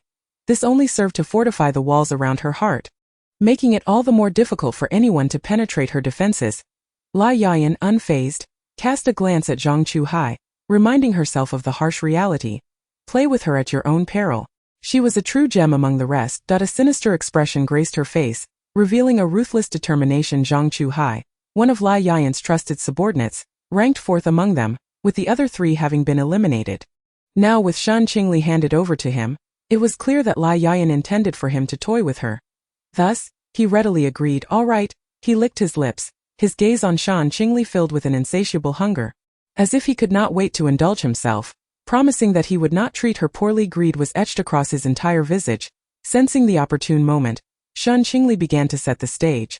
Zhang, what do you intend to do? She was merely playing her part while Zhang Chuhai was in earnest. Damn. You want to ruin my reputation. One was acting while the other was genuine, leaving everyone to scorn Zhang Chuhai for pursuing a young girl. A 30-year-old man engaging in unspeakable acts. At that moment, Lai Yayan exited, leaving behind the anesthetic, allowing him to do as he pleased without a care for witnesses or repercussions. Zhang Chuhai, seeing Shen Qingli's palpable fear, attempted to comfort her, though he lacked the finesse typically associated with such reassurances. Fear not, my little beauty, he declared. I, fourth master, shall ensure you experience unbridled pleasure. His solicitous gaze rendered Shen Qingli momentarily speechless, as she longed to maintain her distance from him. Pray tell, esteemed sir, how old are you this year? In other words, she inquired, good sir, how old are you? Have you yet to find a wife at your age? Zhang Chuhai, discerning the underlying implications of her words, promptly retorted, what, do you hold me in such low regard? I have just turned 30, is that a problem? His proud demeanor left Shen Qingli momentarily dazed, prompting her to hastily change the subject. Well, Lai Yayan possesses a figure superior to mine, and she has yet to engage in romantic pursuits. Her timid tone sought to evoke Zhang Chuhai's protective instincts, albeit clumsily. While she remained acutely aware that he was unlikely to act out of pity internally, she fretted about whether their adversaries had taken action. If they were to burst in, she contemplated the mortifying notion of digging a hole to bury herself alive. Her thoughts were far from concerned with the threats posed by the Qinggui and Heishuan, fixated instead on whether their 14 companions had indeed mobilized, pondering if she should dig her own grave. Zhang Chuhai, unfazed, doused Shen Qingli with a metaphorical bucket of cold water. Of course, I am aware. Upon hearing his words, Shen Qingli's spirits plummeted, compelling her to play her final card. Then why do you continue to stare at me? As her lips spoke, her feet were not idle. Swiftly retreating, Zhang Chuhai inched closer. Why should I not pursue you? My little beauty knows better than I. With no further ground to yield, Shen Qingli was left with no choice but to curse. Damn it, it's Shen Qingli. Her back pressed against the wall, she realized that Zhang Chuhai, accustomed to his brazen ways, felt no threat to. So what if I do? Today, I intend to indulge myself. He seized her shoulders, rendering her immobile. Though Shen Qingli found herself unable to move, her mouth was relentless. Let me go. Having thrived abroad, earning the respect of many as Mei Jia, she now faced the indignity of being accosted by a mere underling. How would she navigate her social circles if word got out? The thought mortified her. Zhang Chuhai, soothingly addressing her, calm down, my little beauty, prepared to inject a sedative into her neck. Fueled by rage, her only response was impotent fury. You bastard! Her teeth clenched audibly. At that moment, Zhang Chuhai remained blissfully unaware that the woman he was toying with was an internationally wanted criminal known as Rose, who had been missing for 2 years. Should he discover her true identity, he might very well be terrified. Indeed, he was a scoundrel, but only towards the fairer sex. He administered the sedative to Shen Qingli's neck. Realizing she had been toyed with, she erupted in curses. Let me go at once, or I shall make your life a living hell. Though she felt a wave of weakness wash over her, she refused to yield in spirit. The only response she received was Zhang Chuhai's mocking laughter. Ha ha ha, let us see you move first. As he stripped her of her garments, she instinctively reached for the firearm she carried, only to find it had been confiscated. Zhang Chuhai, noticing her small gesture, casually warned, planning to reach for your gun. It's already been taken. He licked his lips with a gluttonous anticipation. Shen Qingli was rendered speechless, her desire for vengeance soaring to murderous heights. She had believed that Zhang Chuhai would possess the sensibility to cherish delicate beauty, yet she was gravely mistaken. Having offended the little beauty, he forcefully pinned Shen Qingli to the ground, which only intensified her already simmering anger. Her delicate brows knitted together. She bit down so hard that her silver teeth were nearly shattered. She yearned to devour the man before her, and mustered every ounce of strength to utter her final 4 words. I will never submit. His consciousness waned, and relying solely on the remnants of his will, he fought to remain awake. Though his head felt heavy and clouded, Zhang Chuhai mounted Shen Qingli, stripping away the last of her modesty, declaring that she was no longer in a position to resist. His tone was laced with insatiable greed, while Shen Qingli longed to bury herself alive. The effects of the drug had rendered her unconscious, leaving her blissfully unaware of the subsequent vile words that could have driven her to madness. Zhang Chuhai discarded his own garments, oblivious to the fact that the drug within Shen Qingli had reached its zenith, leaving her in a state of compliance. Be good and don't move, or it will hurt. he taunted, and upon witnessing Shen Qingli's silence, he reveled in his triumph. A little beauty, what good is your prowess if you've become my captive? As he spoke, his hands roamed over Shen Qingli's youthful skin. Exploring without restraint, he casually found a length of rope and bound her legs. Upon glancing at her hips, he discovered to his delight that she was still a virgin, perfect for his desires. A sinister grin spread across his face as he prepared to engage in unspeakable acts with her, little realizing that he had incurred the wrath of an entity beyond reckoning, one that even the mighty United States had once pursued in vain. The architect of the Sakura incident, a figure untouchable by the LAW, tarnish his own innocence for the sake of a mere pawn would indeed spell his doom, a fate far worse than death. 3.5 hours later, he wore a malevolent smile, pleased with himself, hoping that she would return for another encounter. Once he donned his clothing, he departed, leaving Shen Qingli to awaken 10 minutes later. Exclaiming in fury, "Damn it!" After cursing, she hurriedly dressed, desperately attempting to hide the unsightly marks on her body. "Lai Yayan, and that so-called Zhang Sanj, I shall ensure that you suffer a fate worse than death." Fearing the approach of others, she concealed herself and slipped away, unnoticed by the two engaged in conversation in the conference room. "Well done, Sister Lai. This time, I owe it all to your generosity. Keep up the good work. Have those items been prepared yet?" "Not yet, but they will be ready by tonight at the latest." "Understood." Before her escape, Shen Qingli had stealthily taken a computer, logging into her account and retrieving her phone. Now safely hidden behind a stone over 2 meters high, she was determined to find something useful. To her shock, she stumbled upon a video of Zhang Chuhai violating her, and her teeth clenched in fury, her anger reaching a boiling point. That bastard! In a fit of rage, she wiped all the data from his computer, leaving no trace of any sordid videos behind, instead conjuring the image of him dying from anger. After a brief pause for reflection, she ventured into the black market, where Shen Qingli sought out a firearms dealer. Upon declaring her intent to purchase a sniper rifle, she brandished her phone, confident that this Zhang, a mere novice, was far too inexperienced to realize that with the activation of her phone's location services, she could be tracked down via radar. Even after a century or more, he would still stand no chance against her. The dealer, recognizing her as a potential buyer, succinctly introduced a selection of sniper rifles, the AWM M24, M700, and Barrett. After a moment's deliberation, Shen Qingli casually opted for an AWM sniper rifle, specifying a silencer and 300 rounds of ammunition.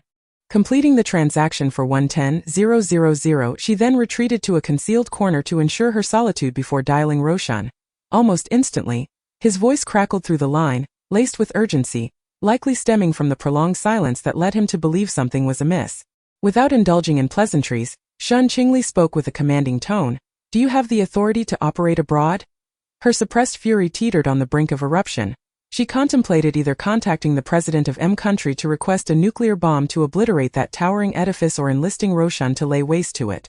Roshan was momentarily taken aback by her inquiry, bewildered by her motives. What did this young woman intend? He needed clarity on her military objectives before he could act. Shen Qingli, indifferent to Roshan's confusion, prepared for dual contingencies. Should the call end, he was to immediately reach out to the president of M country for a nuclear strike. With a markedly serious tone, laced with indignation, she addressed Roshan. "I care not how many men you bring. You are to immediately surround the foreign building where Lai Yayan is located." According to my phone's GPS, the operation was not merely to be a bloodbath. They were to secure a nuclear bomb for destruction, either to leave a sole survivor to torment or to eliminate everyone without exception. Such was her current modus operandi. Upon hearing the term abroad, Roshan felt a twinge of uncertainty. Wasn't this operation within their borders? How had they crossed into foreign territory? Shen Qingli's own bewilderment was mirrored in the expressions of the 13 others present. Amidst the exercise, they had somehow ventured into foreign lands. Everyone was searching for the two of them, and after a flurry of phone calls, it was confirmed that they were indeed abroad. Even with this certainty, disbelief lingered. Could they truly be outside their country? This question echoed not just in her mind, but in the thoughts of nearly 3,000 others. In addition, a message was dispatched to M country, to the foolish president of M country. "Despite your nation's might, you have failed to capture me. I now offer you a chance for redemption. Immediately transport a nuclear bomb to the border of a city in Huaxia, guided by my phone's location. I may overlook past grievances, as you would be aiding me in avenging blood debts. Otherwise, do not expect a moment's peace." With that, she disregarded the uproar her message would incite in M country and awaited support from both factions in silence. Partners. Nuo Wei Feng Mi Chapter 7. Eradicating the traitor in the presidential office of the M nation's capital, President Nathan conversed with his assistant, Violet. Nathan instructed Ayelet beside him, "Send it over." Violet appeared somewhat discontented with this command, asking, "Do you really wish to send it over?" Nathan was fully aware that this nuclear device must not be dispatched, yet he found himself at a loss. Shen Qingli was capable of committing any outrageous act. With a ton of explosives, she could unleash a torrent of lava from Mount Fuji in the land of cherry blossoms, and with 10 tons, she could obliterate the entire nation, rendering it non-existent. With 10,000 bullets, she could march into the capital of M Nation. The entirety of M Nation was powerless to apprehend her. He shook his head in resignation. "If you don't promise her, she will be able to snipe me." Currently, Huaxia still protects her, treating her as if she were a revered ancestor. Huaxia, which could launch a full-scale assault against us at any moment, could single-handedly annihilate the Japanese roses. What can I possibly do? Upon hearing these words, Ayelet promptly made a decision. "I'll arrange it." She swiftly issued a presidential decree, personally piloting a transport helicopter carrying the nuclear device towards the vicinity of a skyscraper in northern Myanmar. Meanwhile, in Huaxia's exercise area, the remaining 14 members of Organization K had gathered. Lonely Moon stepped forward to report, "All personnel have assembled. I kindly request the captain's instructions." She rendered a standard salute towards Luo Cha. Luo Cha, seemingly oblivious to the formality, continued speaking, "Has the live ammunition been transferred?" A glance was cast at Lonely Moon, who appeared steadfast. Recognizing that the truth was inescapable, with unwavering determination, she replied, "It has been transferred." Luo Cha nodded, betraying no excess emotion. Her calm demeanor often manifested after her fury reached its zenith, a state imperceptible to others. Only Shen Qingli could discern this subtle shift. No one else could. She recalled that another firearm was being prepared for her, as the one previously assigned might have been confiscated by Lai Yayan. Lonely Moon was no fool. The confiscation of the weapon signified that Shen Qingli was in peril, though she remained unaware of how Shen Qingli had managed to contact them. However, it has been 2 or 3 days since then, and only now have we made contact. Unless she has managed to escape, that I am perplexed as to why she appears to be overly calm. Perhaps she is heading towards the northern region of Myanmar. Turning back for a moment, she signaled for her companions to follow, and the remaining 13 immediately trailed behind her. Meanwhile, at a certain building abroad, Shen Qingli was idly scrolling through her phone, perusing the news, when she inadvertently came across a statement released by Nathan. "The nuclear bomb can be given to you, but you must not misbehave in Country M. You may carry firearms, but you cannot indiscriminately take the lives of innocent people. The nuclear bomb will be delivered within 3 hours." Inside the building, chaos reigned as Shen Qingli had escaped, leaving Lai Yayan in a fit of impotent rage in the conference room. How could she let her slip away? The pent-up fury she felt was unleashed upon Zhang Chuhai, who could only lower his head and silently endure this inexplicable wrath. "I just found out as well," he murmured, thankfully still able to articulate his thoughts, lest he falter in speech entirely. Lai Yayan's fury intensified. What on earth is happening? Although she was infuriated, she was also exasperated. Shen Qingli was no ordinary person. Even the ruthless rascal, who only acknowledged the strong, had to lower himself to invite such a formidable talent. Was she truly someone to be trifled with? Dreaming the impossible dream. Just consider Country M. If Shen Qingli were to set foot there, the president himself would have to come and greet her. Fearing she might take offense and orchestrate an assassination, with enough explosives, she could single-handedly take on the entire Sakura nation. With sufficient ammunition, she could charge straight into Country M. This was no mere walk in the park. It was a treacherous venture indeed. Lai Yayan, somewhat skeptical, refused to believe that Shen Qingli could evade her watchful gaze. Search for her. Based on her appearance, where could she possibly flee to, unless the surveillance has malfunctioned? Shen Qingli, however, was indeed capable of slipping away, though she had no intention of doing so. She was merely waiting outside the building for the explosives and the entirety of the K organization. As long as she remained incognito, no matter how much Lai Yayan expanded the search radius, they would be unable to find a single hair of hers. Zhang Chuhai trembled in fear, stammering, "It's my fault. After we had our fun, I didn't tie her up." His voice trailed off, lacking conviction, for he knew that binding her would have been futile. 2 hours later, at the periphery of the building, Violet arrived in a military helicopter, prompting Shen Qingli to reflect on the generosity of Country M. "The military helicopter from Country M has arrived. It seems the items I requested are finally here." At that moment, Violet called Shen Qingli, inquiring about the target for the explosives. "Should I throw it there?" "Leave this place, you will be harmed by radiation later." Shen Qingli pointed towards the towering edifice nearby. However, she was also somewhat intrigued as to why Violet had personally come. Was she not supposed to be by the side of the so-called most formidable and handsome president of M country? Shen Qingli found herself perplexed, yet she could hardly be bothered to delve deeper into it. Although Violet claimed to have arrived on a mission, proper security measures were essential. A friend from Huaxia must not be allowed to come to harm. I see. Can you let those people depart as well? She casually inquired, simultaneously gauging whether they were all in league together. Shen Qingli was well aware of Violet's subtle maneuvers. That group had likely summoned their own reinforcements. Yes, please convey my regards to your president and do invite me over for the spring festival, she asserted, seizing the upper hand in this clandestine confrontation. Violet, having suffered a dismal defeat, had no choice but to acquiesce to Shen Qingli's unreasonable demand. Who knew if she would end up being tormented there? Even if she were, there was little anyone could do about it, as Shen Qingli was simply not someone to be trifled with. Capturing her was out of the question. Violet resigned herself to the situation. All right, please evacuate with them within half an hour, she urged, hastily shifting the topic and pressing Shen Qingli to leave to everyone's surprise. Shen Qingli consented to Violet's request. I am leaving right now, she declared, taking off at once without a moment's hesitation. Only after Shen Qingli had exited the radiation zone did Violet release the nuclear bomb, tossing it away before making her own swift exit. Leaving behind a straight line in the sky, a colossal mushroom cloud ascended to the heavens, obliterating the city centered around a certain skyscraper. The residual radiation enveloped the city, rendering it uninhabitable for a decade. Lai Yayan, as a key target, met a particularly gruesome fate, leaving behind no trace of her remains. The absence of even a trace of ashes testified to the brutality of the act. After all, she had offended the Rose, the foremost figure in Wuchang, who was simply beyond reach. It was a miracle she had not been subjected to a fate worse than death, while Zhang Chuhui had fled to the territory of China only to be captured by members of Organization K. Upon discovering that his extreme sports partner was none other than the nation's top assassin, the Rose, his days of ease were effectively over. He was no longer the imposing Zhang Sigi, but rather mere prey at the mercy of others. The reason the Rose had captured Lai Yayan was that the entire scheme had been meticulously orchestrated. Zhang Chuhui, however, was not part of the plan. His apprehension was merely a consequence of having crossed the Rose. His fate rested solely on her whims. If she commanded him to act as a loyal dog, he must comply, and if she decreed his immediate demise, he would have no choice but to meet that end. There could be no delay. Not even for a second. His offense against the Rose was akin to slapping the face of the Rakshasa and, by extension, the entire Organization K, leaving him with no escape and no right to claim the title of Zhang Sigi. Ever since he had wronged the Rose, he had also wronged Shen Qingli. To offend the Rakshasa is to offend the entire K organization.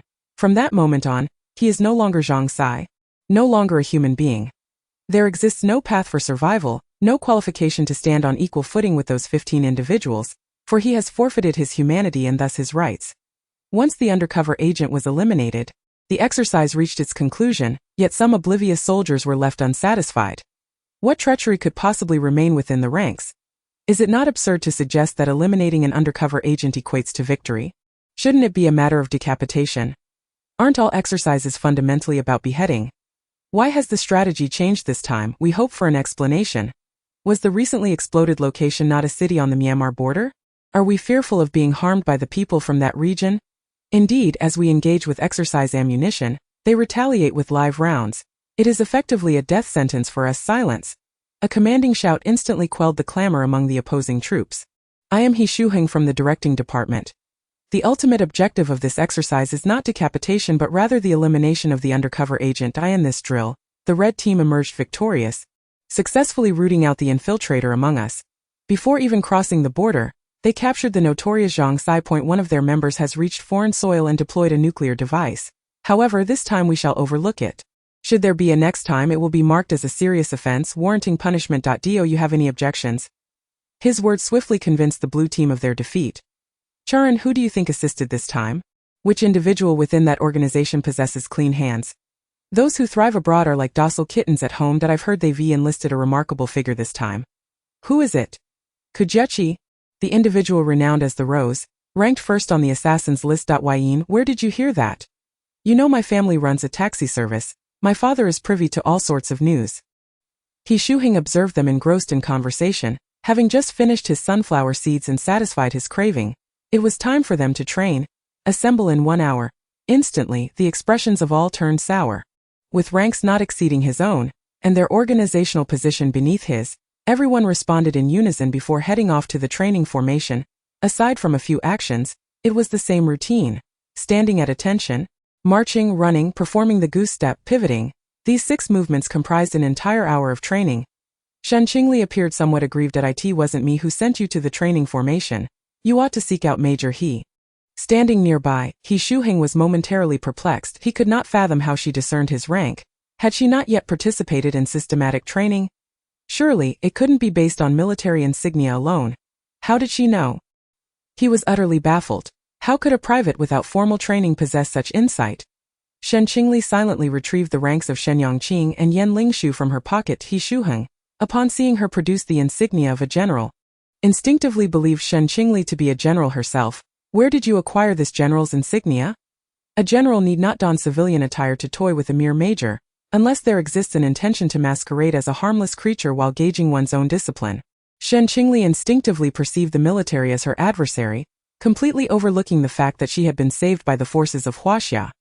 Despite her deliberate efforts to suppress the malevolence emanating from her, the depths of her eyes revealed a vista of blood-soaked corpses, remnants of her parents' legacy. He Shuheng discerned the macabre reality reflected in Shen Qingli's gaze without alarming her.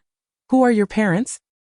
He Shuheng, had he not been aware of Shen Yanling's sacrifice, would have been convinced that the Shen Qingli before him was indeed Yanling herself. After a moment's contemplation, Shen Qingli finally spoke. Yanling and Shen Yongqing. Most of the past had faded from memory, being events from nearly 3 decades ago, yet some fragments remained accessible to her recollection. He Shuheng felt a flush of embarrassment. I was once a squad leader in the new recruits company, and your parents were under my command. He sought to reclaim some dignity in front of the younger generation, but he couldn't shake the feeling that this descendant was far more formidable than the 2 soldiers he had once mentored, leaving him both exasperated and frustrated. With nowhere to vent his feelings, Shen Qingli marveled at the revelation that He Shuheng was a senior figure. By sheer coincidence, she had stumbled upon her parents' former squad leader, a fact that filled her with astonishment. He Shuheng reflected upon his own age, feeling somewhat foolish. They were in their 30s and already generals, while he had only attained the rank of major in his 40s. Ashamed, he shook his head, remembering how he had just criticized Shen Qingli. He suddenly felt as if he had scolded a revered leader, only to discover she was the offspring of a martyr. Yin seized the opportunity to puncture the awkwardness, exclaiming, "You just scolded her." Realizing his fault, Chu Ran could only apologize to Shen Qingli. "I'm sorry." The unexpected bow of 45 degrees left Shen Qingli somewhat flustered. It's all right. Are you all waiting for me?" She quickly sought to change the subject while Kujechi, oblivious to the situation, unwittingly facilitated the transition. Shen Qingli rarely exhibited a grateful expression, but she appreciated Kujechi for diverting the conversation. Do you know who Rose is? No, I only know I eliminated the undercover agent. Who delivered the nuclear bomb? Only the top 3 powers can deploy nuclear arms, one of which belongs to our nation. Chu Ran was taken aback that such a formidable figure would assist them. Shen Qingli shot him a sharp glance, prompting him to close his mouth lest he incur another glare. He Shuheng mentioned Shen Qingli's request for external assistance. Consider this a warning. Should you seek outside help again, it will be noted as a significant infraction. Shen Qingli felt a twinge of helplessness. All right, I'll be cautious. Despite her resignation, she nonetheless heeded He Shuheng's final admonition, responding with a smile as she departed the outskirts. The haunting depths of her eyes, reminiscent of a sea of corpses, were far from deceptive. Can it truly deceive? Unless one can conceal it, what manner of person is she? Aside from those on the assassins list, which outlaw do you believe could possess such an aura? No way is she one of those on the list. Without a doubt. Why do we not sense the terror? That is because she has deliberately repressed that aura. Chapter 8. A conversation between siblings in a state of bewilderment. He inquired, "How do you know?" With a disdainful smile she retorted, "Have you forgotten what I was involved in before?" It seemed that Shan Qinchuan suddenly realized something, slapping his forehead as he exclaimed, "You mingled with the underworld abroad. Could it be that you are also involved in the underworld here in Huaxia?" Shen Qingli was utterly speechless, unable to comprehend how 2 generals could produce such a fool. Shen Yongqing and Shen Qinchuan were indeed father and son. One managed to expose himself while merely buying groceries, while the other could not even best his younger sister, being outsmarted by her with the slightest of tricks. This day, he remained oblivious as to whether his visit to the bar had been leaked or if he had simply ventured into his sister's territory for a drink. A level of foolishness that knew no bounds. Sitting up straight, she looked at him with utmost seriousness, stating, That was one of my subordinates from abroad who opened a bar in Huaxia, right under my nose. So, tell me, do you think I would know or not? It was only then that Shen Qingli truly grasped the situation. He had unwittingly entered the territory of someone else, and yet he remained completely unaware that he had been caught. While his sister earnestly educated him that it was her subordinate's bar, he could neither strike nor scold her. Offending Shen Qingli could very well result in his own downfall if she were to target his enemies. She might very well abandon him, regardless of how many subordinates he had abroad. Reflecting on her previous travels to several countries, Shen Qingli considered that, fortunately, she had at least a few subordinates in nearly every nation, except for the land of cherry blossoms. Shen Qingli, intrigued, pondered what other grievances could have possibly roused Shen Qingli's ire, apart from the previous hatred. The images of blood-soaked mountains and seas could no longer be concealed in Shen Qingli's eyes, and an overwhelming desire for vengeance threatened to tear the heavens asunder. The chilling aura that enveloped her made Shen Qingli shudder involuntarily. The blood feud is deep and cannot be tolerated. If I do not make them acknowledge their heritage in Huaxia, I would be willing to kneel before the land of cherry blossoms and admit my faults. However, I am short on ammunition, thus I find myself pondering how to resolve this predicament. Without sufficient resources, I dare not recklessly confront the land of cherry blossoms. Shen Qingli found it utterly incomprehensible to gauge Shen Qingli's strength. A person capable of effortlessly annihilating the land of cherry blossoms was certainly not to be trifled with. Why don't you contact the Minister of Armaments? Shen Qingli, exhibiting a childlike tantrum, replied, I refuse to contact old Li. He constantly restricts my use of ammunition. Why should I contact him when I could just as easily rob the neighboring Bear Nation? She retrieved her phone, intending to procure ammunition from the Bear Nation, declaring that she would rather die than seek out Li Jiahong. The Minister of Armaments, Shen Qingli, let out a deep sigh, earnestly advising Shen Qingli, take it easy, but remember to prioritize your safety. You must never again become bait, as you did last time, to infiltrate enemy lines. Shen Qingli gazed at him, and after a long pause finally spoke, How did you know? Was it possible that there were spies within the military keeping tabs on her brother? Yet that didn't seem quite right. Could it be that Yan Lingshu and Shen Yangqing were old acquaintances? That seemed to be the only plausible explanation. Shen Qingli, no longer withholding, casually remarked, He Shushu told me about your reckless antics, flaunting mom and dad's military ranks. Only you would dare to do such a thing, he concluded with a stern expression. This left Shen Qingli quite startled. She could only assert her dominance abroad. For back home, anyone could easily subdue her in a hurry. She admitted her mistakes, her expression so pitiful it could bring tears to one's eyes. After a slumber that stretched until 3:27 p.m., she awoke and devised a training plan for the semester. The time was precisely 6:59 p.m. when she obediently knelt in a corner of the hall, forming a perfect right angle of 90 degrees. Shen Qingli had spent the day in the living room watching television and upon casting a glance at Shen Qingli, was momentarily taken aback by her impeccable posture, with her scalp pressed firmly against the walls. The most astonishing part was that her eyes remained open. Had she been training? Shen Qingli candidly expressed her intention, admitting that her endurance was lacking and that she was using this as a method to improve it. This revelation displeased Shen Qingli, who remarked, Well, Shen Qingli, using my assistance for your training, you're quite something. He moved to pull her back and laid her down on the ground. Shen Qingli naturally allowed him to maneuver her, not only refraining from resistance but also cooperating with him. Once he finished, she pointedly brought up other training aspects, gazing at Shen Qingli with genuine sincerity, even batting her eyelashes. This infuriated Shen Qingli, prompting an outburst, What on earth can you do? Had he been aware of Shen Qingli's capabilities abroad, he would not have posed such a question. Hand-to-hand combat, stick fighting, rifles, sniper rifles, handguns, and information technology. She listed these 6 skills with ease, leaving Shen Qingli momentarily dumbfounded in his eyes. She was akin to a versatile police officer. With such a breadth of skills, why on earth was she training for endurance? He kicked her gently, saying, You're quite capable. With all those talents, why bother with endurance training? Rising from the ground, she crossed her legs and sat still, reflecting that her stamina was inadequate for prolonged combat. From her thigh pocket, she retrieved a length of rope. Contemplating tying herself up, a glance at Shen Qingli brought instant understanding, yet he hesitated to bind her. This was a skill essential for every sniper and assassin, but it seemed he had forgotten Shen Qingli's true profession.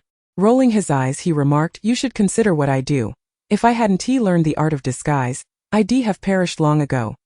Shen Qingli's words left him speechless. You stay there and kneel. Shen Qingli proceeded to tie Shen Qingli's hands behind her back, securing a knot and ultimately tucking the excess rope under her ribs. rendering it unreachable. Chapter 9. Departure to the military academy at 6 in the morning. Shen Qingli slowly rose, stretching her legs. Observing this, Shen Qingli waited for her to finish before calmly instructing, "Go fold your blanket into a tofu block." As soon as he spoke, the air seemed to freeze with tension. After a brief silence, Shen Qingli broke the stalemate, asking, "Would you like to demonstrate, so I can ascertain if it's the method I understand?" Shen Qingli pondered for a moment before nodding in agreement.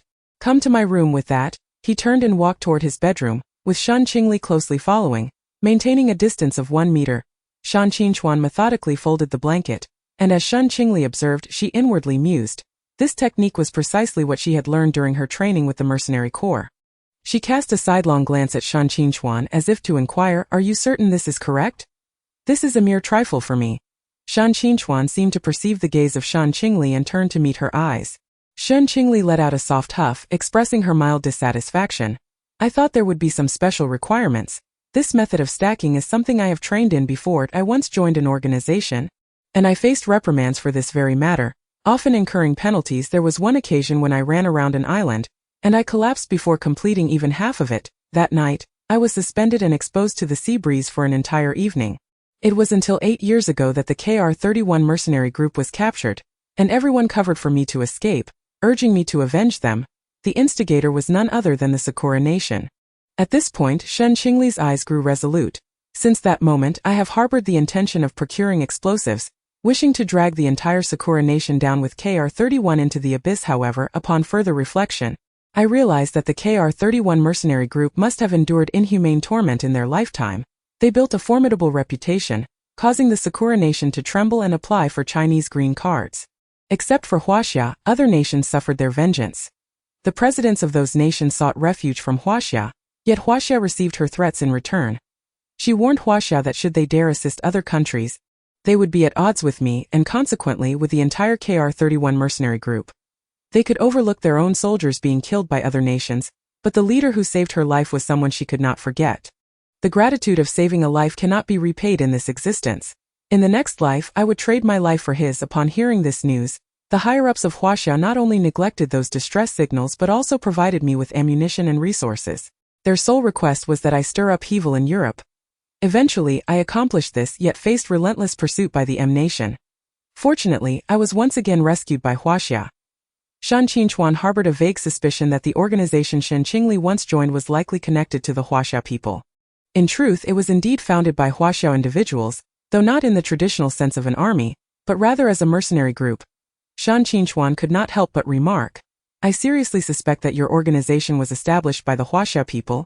Considering your impeccable internal hygiene, your pants tucked neatly into your shirt, and the requirement for sharp angles, you resemble a square block of tofu." Although Shen Qingli was straightforward by nature, he was not devoid of social awareness. Noticing the shift in Shen Qingli's emotions, he chose not to press further. He continued the conversation along the same vein. "You may interpret it this way: that it seems we truly share common ground in this regard." The sorrow in his eyes was instantaneously replaced by joy as he smiled and said, "Since we are all trained, there is no need for me to exert additional effort in teaching you anything." However, a thought flickered through Shen Qingli's mind. With Shen Qingli's multifaceted skills, what could he possibly train her in? Curiously, he inquired, "How long has it been since you left that organization?" Thus, in the ensuing 3 months, under Shen Qingli's supervision, Shen Qingli commenced a new round of training. Suddenly, Luo Cha recalled the long-overdue Shen Qingli and dialed her number. As the phone rang, the melodic tones resonated, with lyrics imbued with profound philosophy. "Once the rules are forsaken, the mundane shall reproach, relinquishing redemption, one is deemed sinful. After shedding timidity, how shall one choose?" Shen Qingli, upon seeing the caller ID, instinctively realized that Luo Cha was once again seeking trouble. She pressed the answer button, her tone tinged with dissatisfaction. "Hello." Without any circumlocution, Luo Cha candidly revealed his intention. "I have arranged a military academy for you, which is particularly suitable for training your weaknesses." Upon hearing the mention of training weaknesses, a flicker of curiosity surged within Shen Qingli, for she held a modicum of confidence in her own abilities. She inquired, "Which school is it?" Luo Cha, not one to keep her in suspense, directly responded, "It is the Marine Corps. Not just any ordinary army school. The elite units there possess exceptional physical prowess and combat capabilities."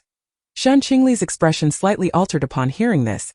She harbored concerns that Luo Cha and his associates might assign her to an unfamiliar military academy, leaving her at a loss on how to cope.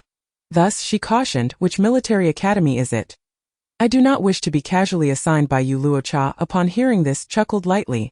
"Rest assured, only those of significance can reach us, unless we take the initiative to contact them." Although Shen Qingli felt somewhat reassured, she still managed to squeeze out a retort. "You're something else." Just as she was about to continue her tirade, a sudden knocking at the door interrupted. Knock, knock, knock.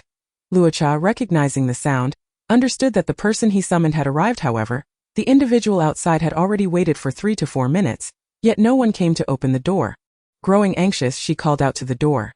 "Is this Shen Qingli, classmate Shen?" Shen Qingli activated the surveillance on her computer and was taken aback by what she saw. Gazing at the message on her phone, she speculated internally. It's highly likely that this girl, Mu Shui from the Military Academy's District 1, has seen the camera. Shen Qingli found herself at a loss for words regarding Luo Cha's sudden arrangement, as if a cawing crow had floated through her mind, leaving her bewildered. Is it fear of my demise or concern over an accident? She simply could not comprehend the play Luo Cha was attempting to enact.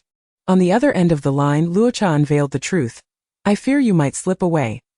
Shen Qingli, upon hearing this, erupted in anger, cursing for over half an hour before her temper subsided slightly. Once she had regained her composure, she proceeded to open the door. Luo Cha, well aware of Shen Qingli's temperament, had always handled her with utmost care, fearful that she might truly ignite in fury before hanging up. Luo Cha couldn't resist teasing. "I'm hanging up now just to spare you from cursing again." Upon hearing this, Shen Qingli became even more enraged, exclaiming, "Damn you!" Mu Shui, standing outside the door, overheard everything clearly and, intrigued, wondered who could provoke Shen Qingli to such an extent, asking, "Who are you cursing at?" For over 30 minutes. Only then did Shen Qingli lift her gaze to scrutinize Mu Shui. Dressed in military attire, Mu Shui's fair and tender skin stood out even more against the uniform, while the military cloak shielded her sensitive areas from view, and her knee-high black and white military boots accentuated her stature. Although the hostility in Mu Shui's eyes had notably diminished compared to Shen Qingli's, it still emanated a unique charm. Shen Qingli couldn't help but display a look of admiration towards Mu Shui, remarking lightly, "In an effort to win me over, your superior has truly lost his capital." Mu Shui chuckled softly, fully aware of the underlying meaning but choosing not to break the tension, instead tentatively asking, "Is it Luo Cha?" Shen Qingli merely responded with a gentle hum. After obtaining the answer she desired, Mu Shui swiftly redirected the conversation, extending her hand with a smile and saying, "Welcome to the Marine Corps." Shen Qingli also reached out to shake hands with Mu Shui, simultaneously voicing her confusion. "Isn't this a school?" She recalled that it had previously been referred to as a military academy, so how had it now transformed into an army? Observing this scene, Shen Qingli couldn't help but roll her eyes and remarked to Shen Qingchuan, "Don't get too smug. This is all you can do. And you can't even defeat me." Shen Qingchuan was quite vexed by his sister's dismissive attitude, glaring at Shen Qingli with a resolve to show her a thing or two. "Hey, you little brat. Just wait and see how I deal with you today." Fueled by anger, Shen Qingchuan raised his fist, feigning an intention to strike Shen Qingli. However, Shen Qingli merely smiled slightly, seemingly unperturbed by his threat. She understood that this was merely a unique form of interaction between siblings. Although it appeared somewhat playful, it was imbued with affection and warmth. Shen Qingli was not one to be easily intimidated. Her words were sharp and defiant. "Dare to lay a finger on me, and I'll turn around and sell you out." Her tone held a hint of provocation, as if she was ever ready to counter any challenge. While Shen Qingchuan usually indulged Shen Qingli, he became serious the moment legal boundaries were crossed. "You dare!" His voice carried an undeniable authority, clearly intolerant of any unlawful conduct. Upon witnessing this, Shen Qingchuan's anxiety escalated, and he shouted, "You're carrying a firearm without permission. Are you trying to get yourself killed?" His voice brimmed with concern and anger, fully aware of the gravity of such actions, although he knew she wouldn't face the death penalty. Shen Qingchuan understood that if discovered, she would inevitably face legal repercussions. His emotions were a tumultuous blend of worry for his sister's future and anger at her reckless behavior. Conversely, Shen Qingli remained unfazed, tightly gripping the sniper rifle, her eyes gleaming with resolute determination, seemingly prepared to confront any challenge. Legal knowledge. Illegal possession of firearms. The sentencing standards for illegal possession of firearms are as follows. 1. If an individual violates firearm management regulations and possesses firearms illegally, They may be charged with illegal possession of firearms, typically resulting in imprisonment of up to 3 years, detention or control. Point 2. Should there be serious criminal circumstances, the sentence may range from 3 to 7 years of imprisonment. Shen Qingli pulled out her firearm ownership certificate from her pocket and coldly instructed Shen Qingli, "Open your eyes," and read it word for word. With that, she forcefully thrust the certificate towards Shen Qingli's face, adding as a reminder, "There are certain types of soldiers you should never provoke: snipers, cooks, and artillerymen." Shen Qingli, bewildered, opened the certificate, only to find it prominently displaying Shen Qingli's name and detailed information regarding the firearm she possessed.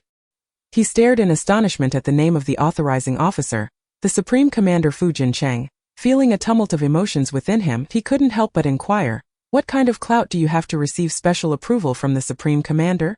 Shen Qingli, brimming with pride, pointed to the certificate and said, "That's my superior. Impressive, isn't it?" She feigned a bashful demeanor, yet inside she was elated. Mu Shui, witnessing Shen Qingli's performance, couldn't help but burst into laughter. She interrupted Shen Qingli's triumph, saying, "Stop fooling around and put your weapon away." Shen Qingli reined in her smile and, adopting a serious tone, asked, "Can I bring my handgun?" Mu Shui inquired, "What model?" After a brief nod, Mu Shui replied, "You may take it. But the safety must be engaged, and you are not permitted to fire it without my consent." Shen Qingli acquiesced. Understood. Mu Shui gestured towards the vehicle parked outside, stating, "My car is right outside, and I have already contacted the individuals who will be training you." Chapter 10. Running until vomiting at the Marine Corps military base, Mu Shui executed a drift and came to a steady stop as a passenger. Shen Qingli disembarked with composure. Luo Shu was aware that Mu Shui had come to pick up a new recruit, though she was unaware of the individual's identity. Upon seeing Shen Qingli alight from Mu Shui's vehicle, she could make an educated guess that the newcomer was indeed the one. Mu Shui regarded Shen Qingli with admiration, affirming indeed she was recommended by Luo Shu. Shen Qingli felt a slight unease under Mu Shui's scrutinizing gaze, yet maintained a natural expression. Luo Shu was puzzled and inquired aloud, "Didn't Luo Shu train all her team members already?" With a sigh, Mu Shui clarified, "This one is a special invitee, and I heard she even provided her own resources." This revelation astonished Luo Shu. In her eyes, Luo Shu was someone who would never willingly incur losses. Now it seemed that she was willing to make significant sacrifices to win over a young girl, a rarity indeed. Indeed, Mu Shui mused, explaining that this was the reason for Shen Qingli's discomfort, alongside the fact that this individual had sought vengeance against a mercenary. The uproar in Europe had spread like wildfire throughout Asia, leaving many oblivious to how this madwoman had offended the Europeans. Only the upper echelons of Huaxia understood. This lunatic claimed to be avenging Huaxia's veterans, as one such veteran had taken her in when she was down on her luck. Although the soldier did not comprehend how someone so young could wield firearms, he refrained from questioning her further. Upon realizing her physical limitations, he endeavored to improve her fitness, pushing her to run laps until she nearly fainted.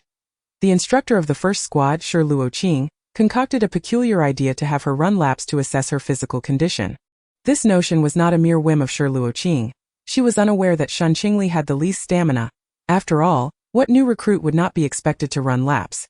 Although Mu Shui was privy to Shen Qingli's circumstances, she remained curious as to whether Shen Qingli's physical condition was indeed the poorest or if she had previously feigned exhaustion to evade exertion. "Let us start with a 5-kilometer run," she declared. The prospect of such a distance left Shen Qingli utterly horrified, prompting her to throw down the gauntlet in refusal. Mu Shui stoked the flames of Shi Luoqing's insistence, unwilling. "Are you?" Shen Qingli's true nature was laid bare. All of this pressure stemmed from Mu Shui and Shi Luoqing, and whenever these two teamed up, trouble was sure to follow. "Did I lack stamina? Please don't push me," she protested, "for kilometers at most. No more." There was no room for negotiation. Mu Shui understood that Shen Qingli could do little against her rank of major. Verbal threats might have some effect, but Shen Qingli was left with no choice but to comply and run laps. The instigator, Shi Luoqing, merely shook her head and sighed, observing, "Indeed, her stamina is lacking to this day.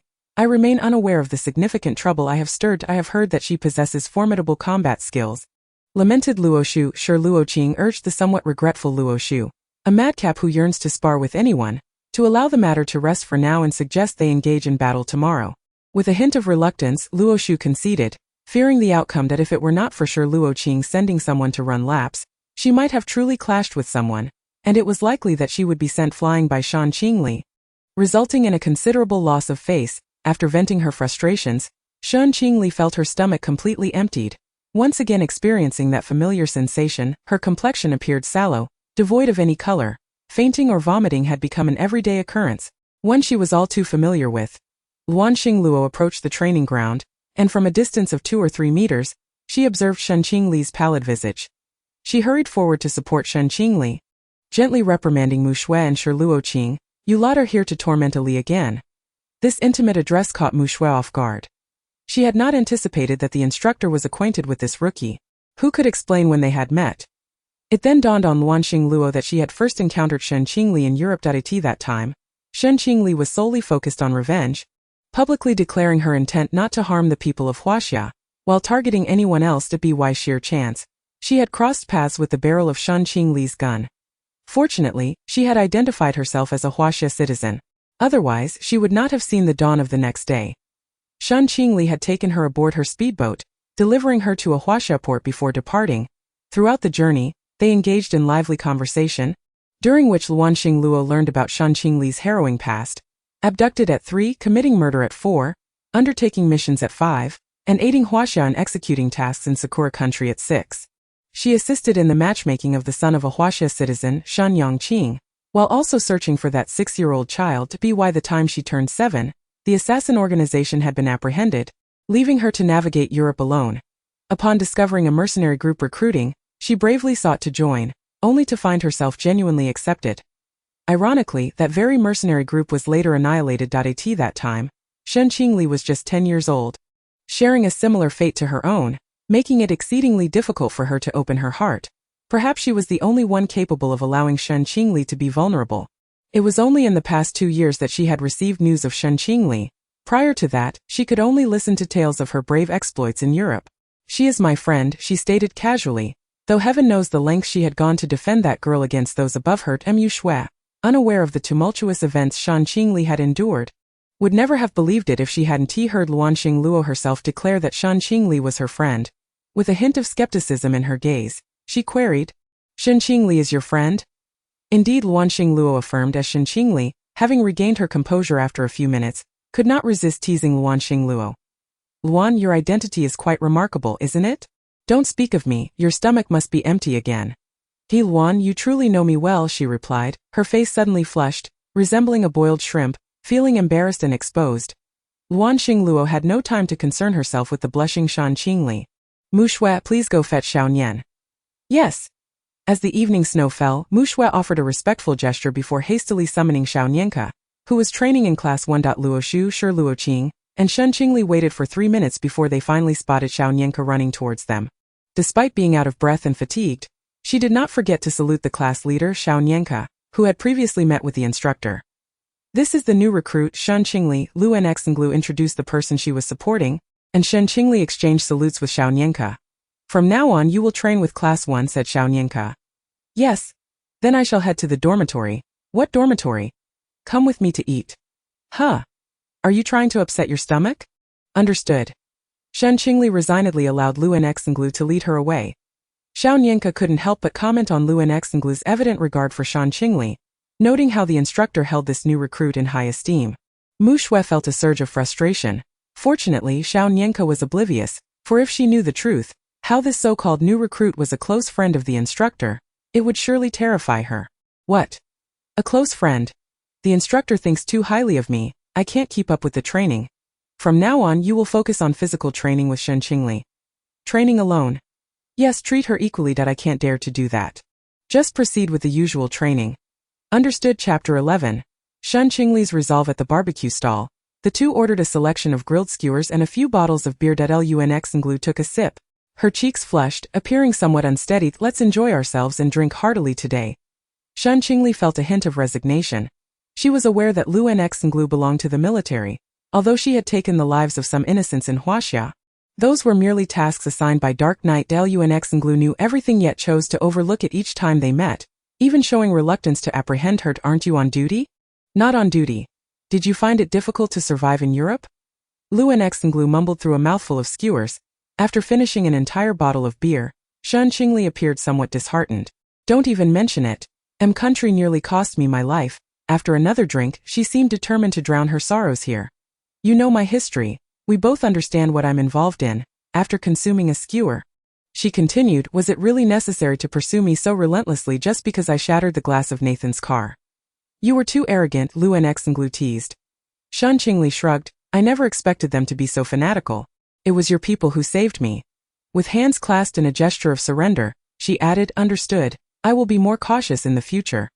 Relenting, Shen Qingli acknowledged her vulnerability, aware that this individual held leverage over her, as well as the power to determine her fate. After several rounds of drinks, once they had eaten their fill, Shen Qingli preemptively seized the bill that Shen Qingli was supposed to pay. Shen Qingli, bewildered, held her phone in the air, tugging at Shen Qingli's arm. That I said I would treat you. How did it turn into you treating me? After a moment of silence, she slowly spoke. What nonsense are you spouting, you rascal? Shaking her head, Shen Qingli remarked, I wish to atone for my actions. She feared that Shen Qingli might retaliate with a firearm. Facing death as atonement. A flicker of panic crossed her eyes. It seemed she might waver in her principles and emotions for Shen Qingli. Could it be that she harbored feelings for women rather than men? Although not illegal, such inclinations remain unrecognized and unprotected by law. Yet, she was genuinely terrified. She feared that Shen Qingli might take her life. Don't let despair consume you. Shen Qingli withdrew her arm, her gaze vacant, filled with the weariness of life. I wish to have the death penalty commuted to life imprisonment. Upon hearing this, Shen Qingli let out a sigh of relief. She feared Shen Qingli might succumb to despair but still felt compelled to counsel her. Do you realize that by doing so, all your efforts will be rendered futile? I understand, she replied, and there remains but one bullet in your gun, pointing to her own heart. Then use your weapon to pierce my chest. Shen Qingli could only implore Shen Qingli as best as she could. Your transgressions were never of your own volition. Indeed, they were not. Initially coerced into committing those illicit tasks, she later embraced them willingly, even accepting lucrative bounties. Shen Qingli rejected Shen Qingli's assertion, stating, what is done is done. In my final moments, I shall accomplish all that I must without burdening you. Shen Qingli grasped Shen Qingli's shoulders, preventing her from breaking free. If we keep the events of that year buried, no one will ever know. How could Shen Qingli be unaware that Shen Qingli was trying to save her? Yet, she felt like a doomed soul. Her obsessions laid to rest. Some truths deserved to surface. Shaking her head, she refuted this notion. The events of that year had stirred considerable commotion. Even if the past were to be revisited, many would still be aware of what transpired. I cannot pretend that it never happened. Luan, you should know better than I the consequences of concealing the truth. Sai, I shall endeavor to keep the past hidden a little longer, to buy you more time. To allow you to convert your death sentence into life imprisonment. Shen Qingli noted Shen Qingli's eventual concession and felt immense gratitude. Thank you. The night sea breeze must be beautiful. I wish to witness it. To not miss out on the splendor. Her voice, neither too loud nor too soft, resonated with a profound melancholy. A stark contrast to the once cheerful girl she had been. It was unfathomable to reconcile the vibrant child with this somber young woman. She had erred throughout her life, seeking vengeance and having entangled herself with her enemies. Perhaps her final obsession was the failure to eradicate the land of the cherry blossoms, the nation that discharged nuclear waste in 2023. This had become her ultimate fixation. Shen Qingli, having driven there, consented to Shen Qingli's request to take her to the seaside to behold the ocean. The nocturnal seascape was indeed breathtaking. The moon's reflection crawled across the water's surface, swaying with the waves, merging the sea with the stars above. Having often undertaken missions at night, she was acutely aware of her body reaching its limits. Alongside her on the beach was Shen Qingli. The two were close, and Shen Qingli soon fell asleep against Shen Qingli's shoulder. Chapter 12. Shen Qingchuan's abduction. Unbeknownst to Shen Qingli, this was her first step toward redemption. She silently made her way to Mushue's office. Knock, knock, knock. After a few knocks on the door, Mushue was taken aback by the swift arrival of someone. Upon entering, Shen Qingli was greeted by a familiar face, Ran. What brings you here?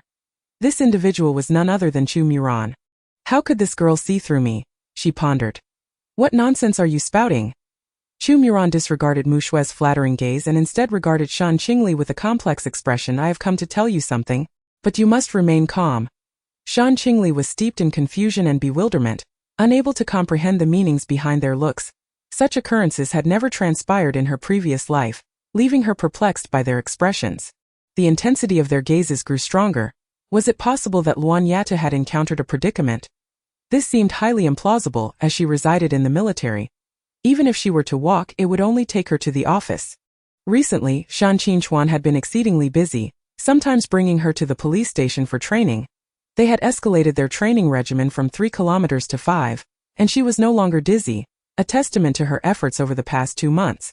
Could it be that today was relatively relaxed, prompting Shen Qingli to revert to walking?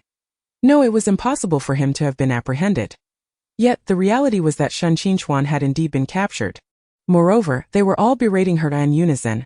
Shen Qingli and Chu Miran decided to disregard Mu Shui, rolling their eyes in annoyance as they continued their conversation. It seems that when you all sought to know me, you concealed your identities, one being an instructor, and the other a principal. How utterly absurd. With this barrage of sarcasm, Chu Miran revealed everything. That if this continued, the atmosphere of the entire school would become quite peculiar. And the instigator was someone they could not afford to provoke. It was Luo who forbade me from speaking.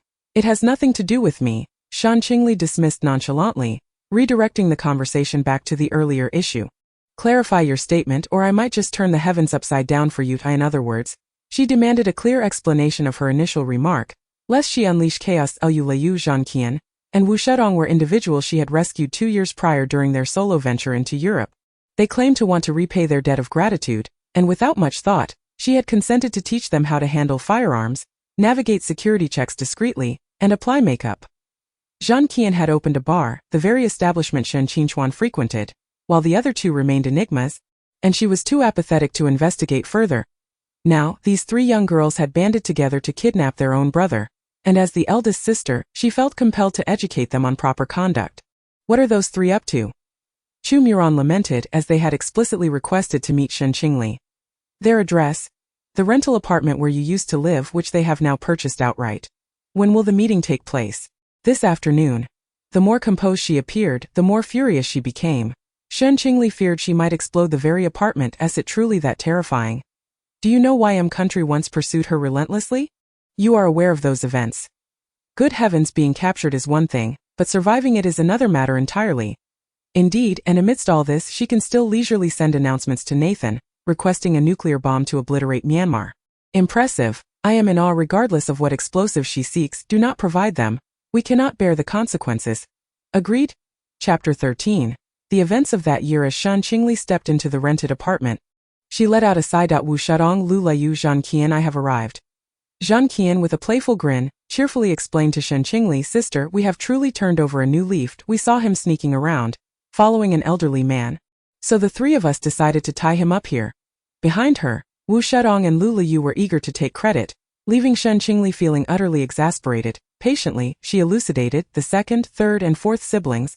I may not have shared my family situation with you. He is not what you envision. He is my brother, a police officer.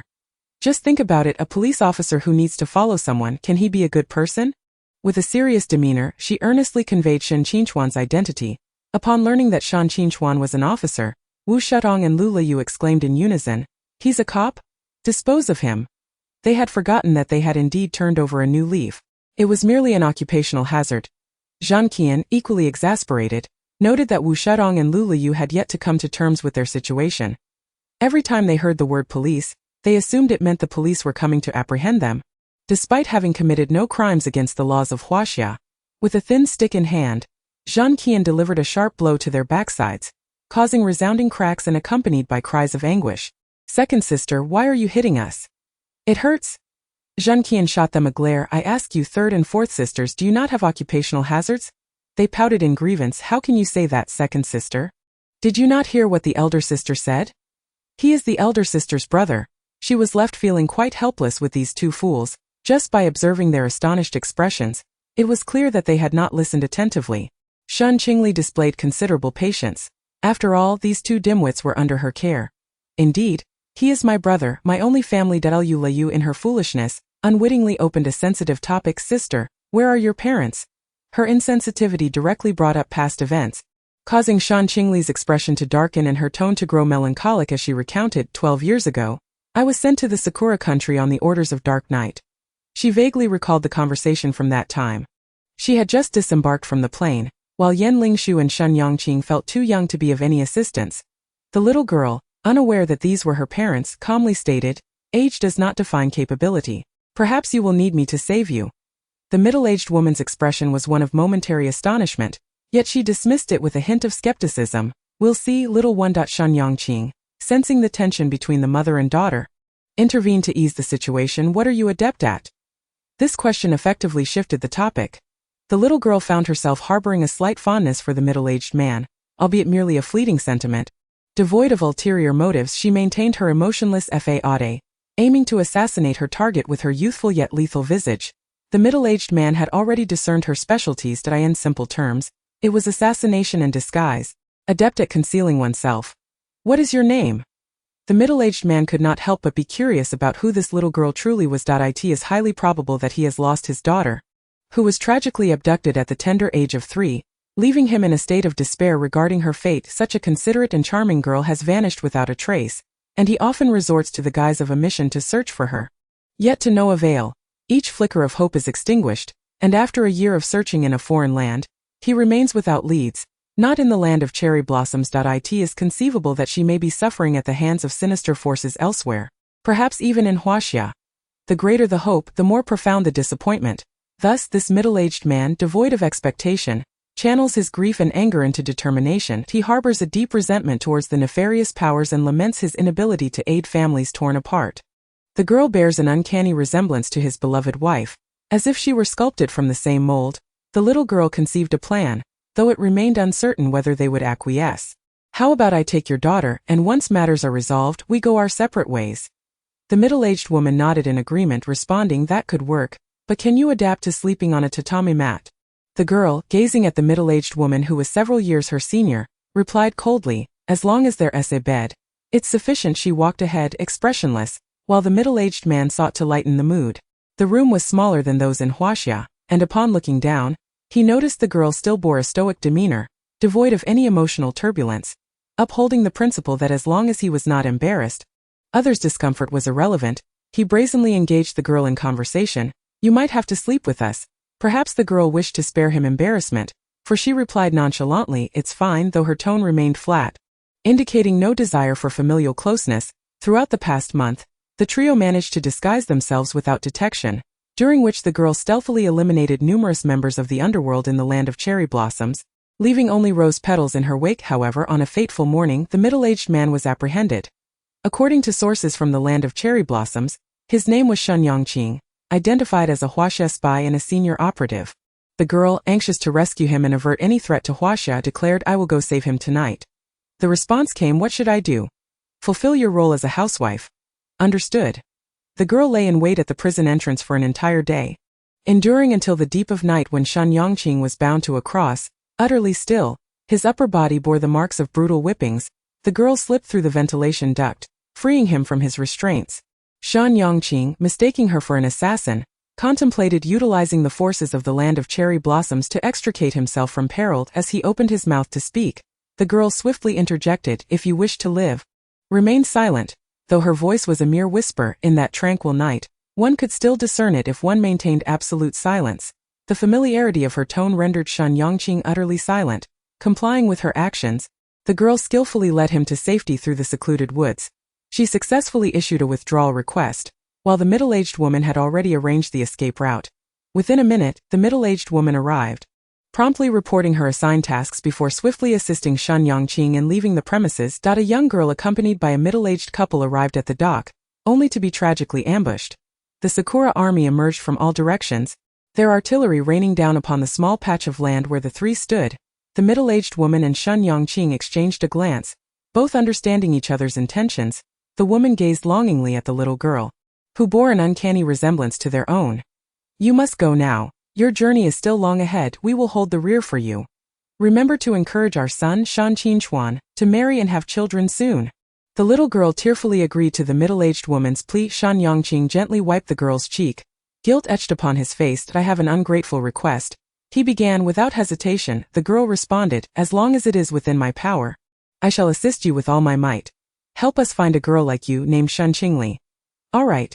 The girl was forced to retreat from the land of Sakura. Bang! Bang! Bang!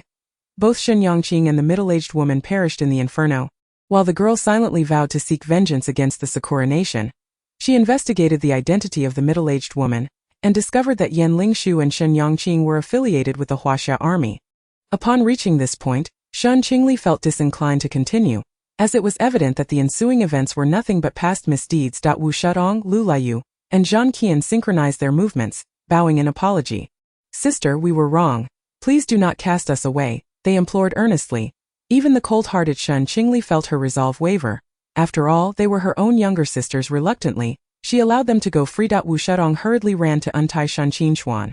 Chapter 14. Exposing the truth. Shen Qingli could not comprehend the series of events unfolding around him. His sister had become an enigma. While other sisters were delicate and charming, he looked at his own sibling, now nearly 1.7 meters tall, wielding a machine gun with reckless abandon with ample ammunition. She could strike at the very heart of the country, and as long as explosives were plentiful, the existence of Sakura Island mattered little. Just moments ago, he found himself in the grips of a kidnapping.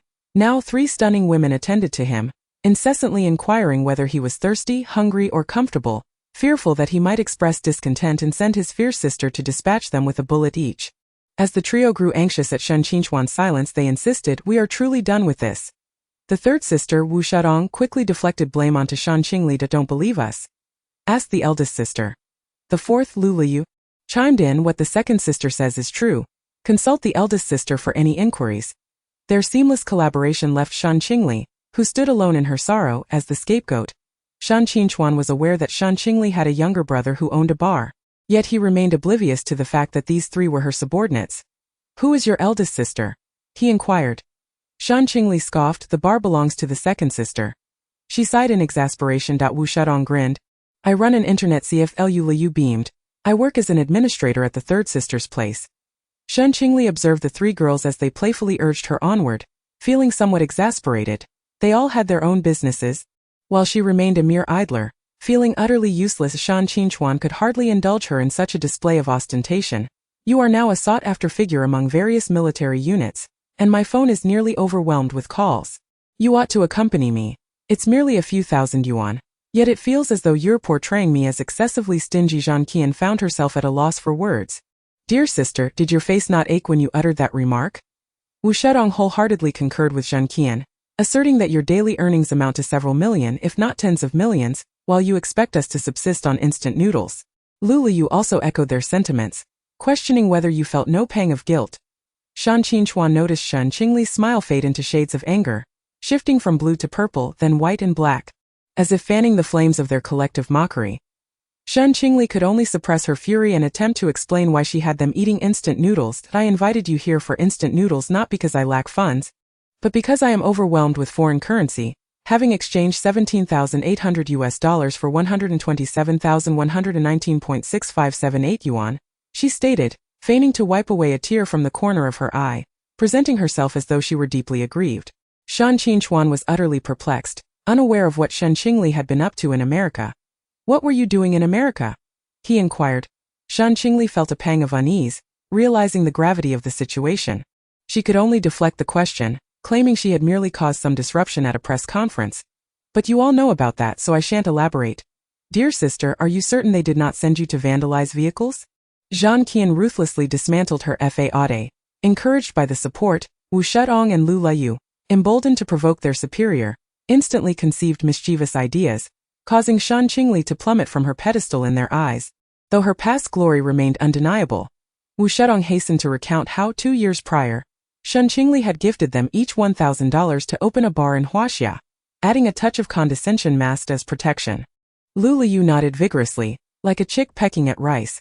Shen Qingli recognized that they were merely leveraging their power, yet she had to abide by the laws of Huaxia, feeling utterly powerless against them. She could only swallow her indignation. "You 3 should remain silent. No one will mistake you for mute. You might as well accompany your police brother to make a statement. Indeed, we shall cooperate wholeheartedly." "Absolutely, we will never resist. Any moment of resistance would be a disrespect to your brother." Shen Qingli was seething with indignation, her anger swelling with each word they uttered, fueling the fire. "So, for the past 2 years, I have neglected you, and now you believe you can act freely? Have I lost all authority before you? Who would dare, dear sister?" Wu Shudong immediately backtracked, affirming, "Indeed, we would never dream of overstepping." Shen Qingli laughed, teasing Wu Shudong and Lu Liu, "Your words carry no credibility, but I must admit, you managed to put this girl in her place for the first time, which is quite impressive." Shen Qingli gazed at the 4 of them, their banter resonating, and in an instant, she felt that her rebirth had been a grave error, as these grievances, not from her past life, had resurfaced at this moment. The crux of the matter was that her resentments had not dissipated, and she was left seething with rage. "Did you all wish to be reprimanded? Is that it?" Shen Qingli candidly articulated the reason behind her audacity to provoke Shen Qingli, stating, "Dear sister, your physical prowess is lacking. Although you possess considerable skills, you are unable to unleash your full potential, which emboldens us to confront you and engage in verbal sparring." She inquired if they had managed to address the aftermath and offer suggestions, to which Shen Qingli fervently shook her head in negation. Meanwhile, Shen Qingli speculated that the police department had commenced an investigation into his disappearance. Legal enlightenment. 1. The criteria for filing a missing person report. 1. For minors under the age of 14. A report may be filed if they have been missing for over 48 hours. If the cause of disappearance is unknown and the duration exceeds 3 months, a report can also be filed. Immediate filing is permitted if there are evident signs of harm at the scene of disappearance, witnesses corroborate that the missing individual has been harmed, if the person disappeared alongside a vehicle or with substantial possessions, or if there were significant disputes prior to their disappearance. 2. Legal basis. According to Article 110 of the Criminal Procedure Law of the People's Republic of China, any entity or individual discovering a criminal act or suspect has both the right and obligation to report it to the public security organs, the People's Procuratorate or the People's Court. Victims have the right to report or accuse those infringing upon their personal or property rights. Authorities must accept reports, accusations, and notifications. If the matter falls outside their jurisdiction, they must transfer it to the appropriate agency and inform the reporter. In urgent situations requiring immediate action, they should take necessary measures before transferring the case. If a perpetrator confesses to the public security organs, procuratorate, or court, the provisions of the third clause apply. 3. Procedures for declaring a person missing. 1. Interested parties eligible to apply for a declaration of missing include the spouse, parents, children, siblings, grandparents, grandchildren, and others with civil rights and obligations towards the missing individual.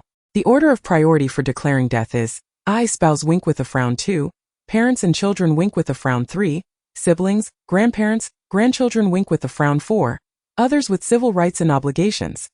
The order does not restrict the application for revoking a death declaration.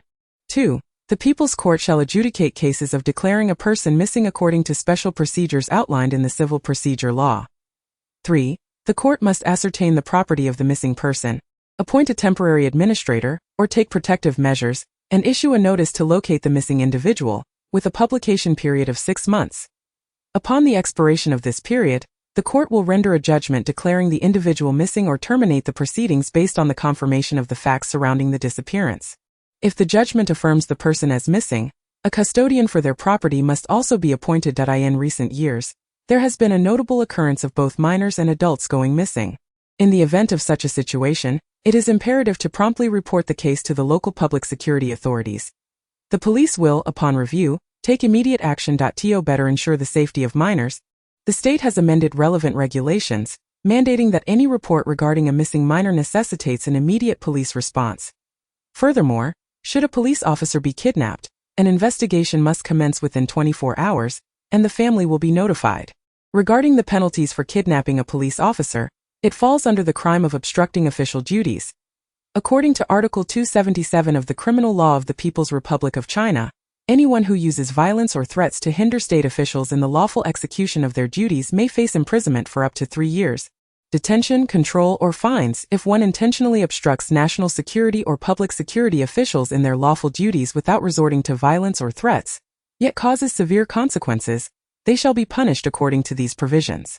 As for kidnapping, Article 239 of the Criminal Law stipulates corresponding penalties.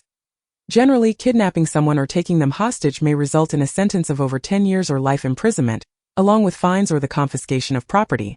Should a kidnapper kill the victim during the act or intentionally harm them, leading to serious injury or death, the penalties will be even harsher, potentially including life imprisonment or the death penalty, alongside property confiscation. Thus, specific judgments will depend on the particulars of each case and relevant legal stipulations. Kidnapping a police officer entails both obstructing official duties and kidnapping charges, and the court will take both offenses into account, imposing cumulative penalties based on the specifics of the case. Shen Qingli turned her gaze towards the trio of criminals and remarked, "Do you wish to rot in prison? How dare you kidnap a police officer?" "I was wrong," replied Zhu Qian, the girl who, regardless of right or wrong, immediately admitted fault upon the leader's scolding. slamming her hand on the table with fervor. This action startled the trio, yet Shen Qingli remained unfazed by their expressions, declaring, to put it severely, you deserve to face gunfire. To put it lightly, you are destined to languish in prison. What shall I say to you? Shen Qingchuan, being a police officer, understood this implication and refrained from offering counsel. Chapter 15. Captured. The sound of police sirens echoed within Changchun Garden, prompting Shen Qingli to adopt a sardonic tone. Ah, my dear brother, your colleagues have come to retrieve you. Is there anyone as sardonic as you? You are more adept at sarcasm than even the most ancient sage. As she squinted, her eyes reduced to mere slits, footsteps could be heard approaching rapidly. With a resounding crash, Tian Jingting kicked the door open, only to be taken aback by the scene inside. It was a picture of tranquility, utterly inconsistent with a kidnapping scenario, as four beautiful women circled around him, one of whom was Shen Qingchuan's sister. The phrase duck and cover suddenly felt rather inappropriate, and he felt compelled to shout the words, duck and cover. Lu Muing also burst in, firearm in hand, and upon witnessing the scene, she shared the same astonishment as Tian Jingting. Beside her, Shen Qingchuan felt awkward, only able to greet them with a simple hi. Shen Qingli, overwhelmed by a throbbing headache from earlier frustrations, felt as though she had been transported to a different realm. Her relatives had arrived too soon, and her vengeance had been enacted prematurely. Acquiring that nuclear bomb had been a grave mistake. Not only had it nearly driven her to madness, but the most troubling aspect was that she was still very much alive. The more she gazed at Shen Qingchuan, the more irksome he appeared. Get out! She exclaimed, delivering a swift kick that sent him tumbling out of the room. He had been on the second floor, and now he found himself unceremoniously deposited on the ground floor. My backside! He cried out in pain, while the perpetrator inside feigned ignorance. Now, amidst the playful banter with her colleagues, she interjected, I am the eldest sister among the three of them. I offer my sincerest apologies on their behalf and will clarify the circumstances to you. Tian Jingtian, witnessing Shen Qingli's proactive approach to admit fault, regarded her with a sense of relief, bewildered as to why such a wonderful young lady would tread the path of crime. You must accompany us for a moment, he insisted. Very well, she replied, naturally stepping outside Lu Muqing. Shen Qingli appeared to be a frequent offender, thoroughly familiar with the entire process. On what grounds do you apprehend the eldest sister? It is we who have committed the offense. She is innocent. Shen Qingli, now thoroughly exasperated by the antics of the criminal trio, scolded them. Can you three keep it down? If you hadn't stirred up this mess, would I have to help you out? It mattered little that she did not turn around. Upon doing so, her pockets revealed an array of firearms and ammunition. Lu Muqing, noticing the bulge in her pockets, curiously inquired, what do you have in there? Shen Qingli sighed in resignation. Just a collection of extravagant items. What choice do I have? She retrieved a gun from her right pocket and 5 magazines from her left, thrusting them all into Lu Muqing's hands. Everything from my arsenal must be surrendered. It's all superfluous. Wu Shudong, somewhat reluctant, remarked, those are your personal belongings. Shen Qingli felt as though her very lungs would burst from frustration. This prodigal behavior threatened to deplete her family's resources entirely, as if they aimed to drive her to despair and prompt the international law enforcement agencies to award her with a first-class merit. You ought to understand the law, Shen Qingchuan teased, though Shen Qingli was left with no alternative. One cannot traverse the riverbank without getting wet, she lamented. Thus, she felt compelled to verify the law in Huaxia, lest she unwittingly commit a crime. The criminal trio reluctantly surrendered their handguns. Tian Jingtian, his expression grave, fixed his gaze on Shen Qingli. We must confiscate your entire arsenal.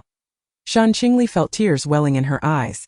These extravagant items had already drained her possessions, but there was one handgun he could not take. Lu Muqing frowned. Please present your firearms license. Shen Qingli retrieved her license from the hidden compartment of her boot and handed it over.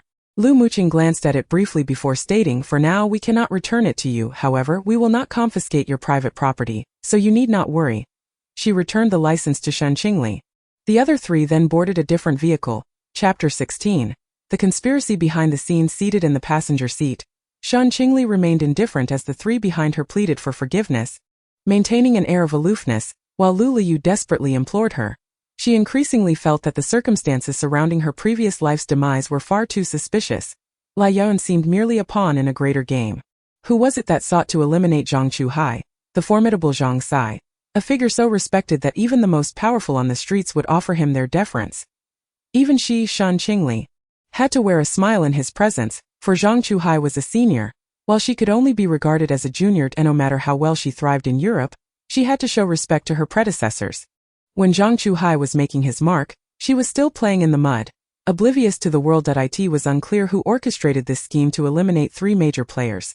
One was the notorious Blood Rose, ranked among the top 10 assassins, and the other the fearsome Zhang Sai. Lai Yayan had carved out her own reputation by associating with her, and rumors circulated about their extraordinary bond, aside from their blood relation through her brother, Shen Qingli. Lai Yayan had become a significant figure in her own right, known throughout the underworld as Shen Qingli's friend. Thus, the two sisters were not to be trifled with, even by the most ruthless of adversaries. Who could possibly be behind this plot to take down 3 influential figures? It was evident that Yasha was not involved, as there was no connection whatsoever. Their few encounters had only occurred during meetings, where the K organization had no place for her regardless. She was determined to investigate the puppeteer behind the scenes. To eliminate 3 major players in one fell swoop was no ordinary feat. She intended to use herself as bait to draw out the mastermind behind this grand scheme, with her predecessors having sacrificed themselves for their country, and her own mission to eradicate threats to the state. If this was indeed a trap laid by Lila, the leader of Dark Knight, she would not rest until she uncovered the truth.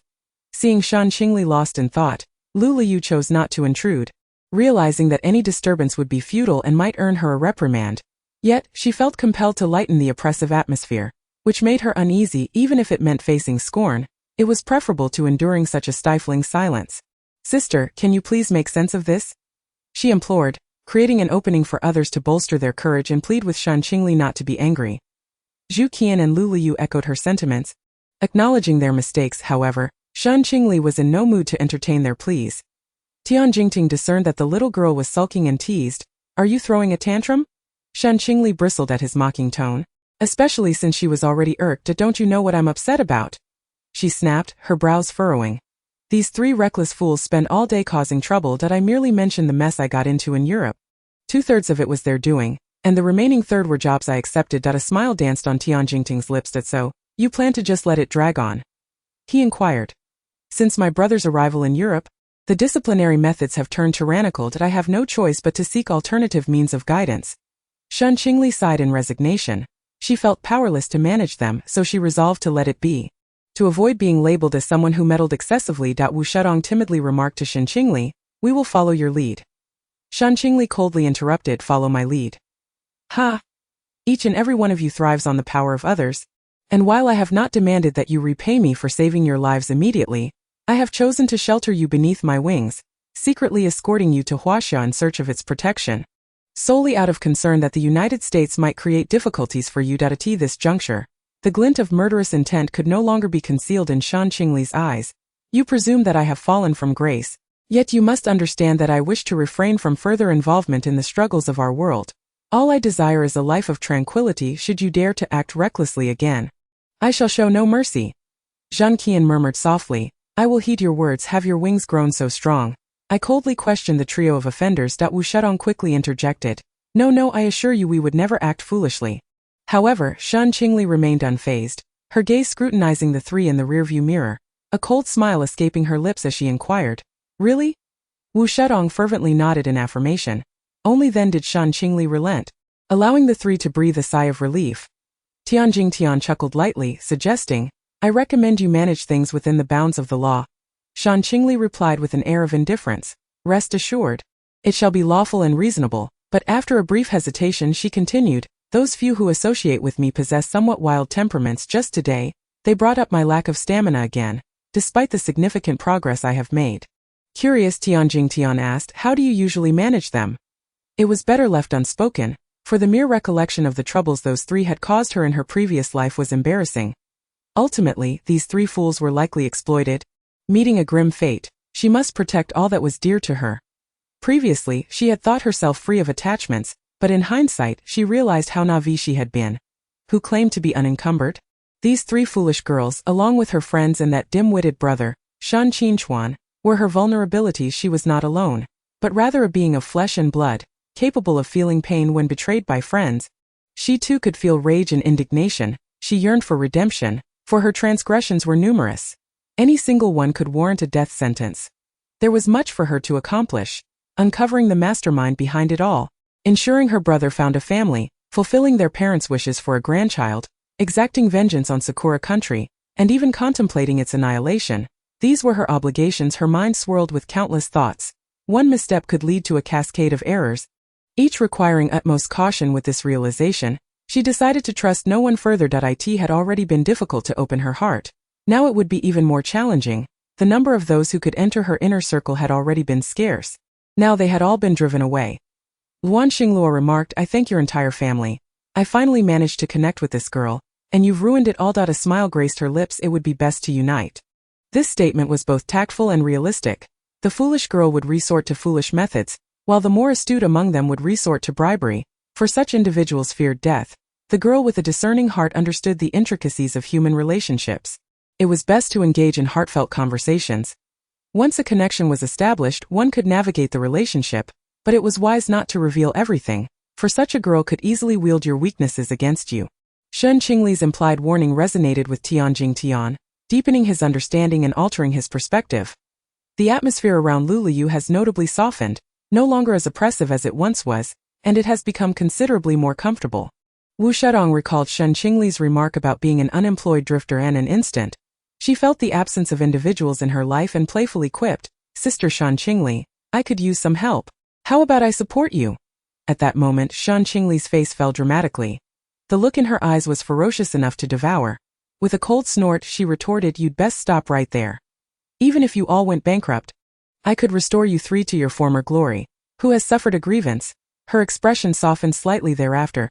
Shen Qingli, Zhang Qian, and the other two agreed to venture to a bar together, adhering to their usual practice of steering clear of overly potent drinks.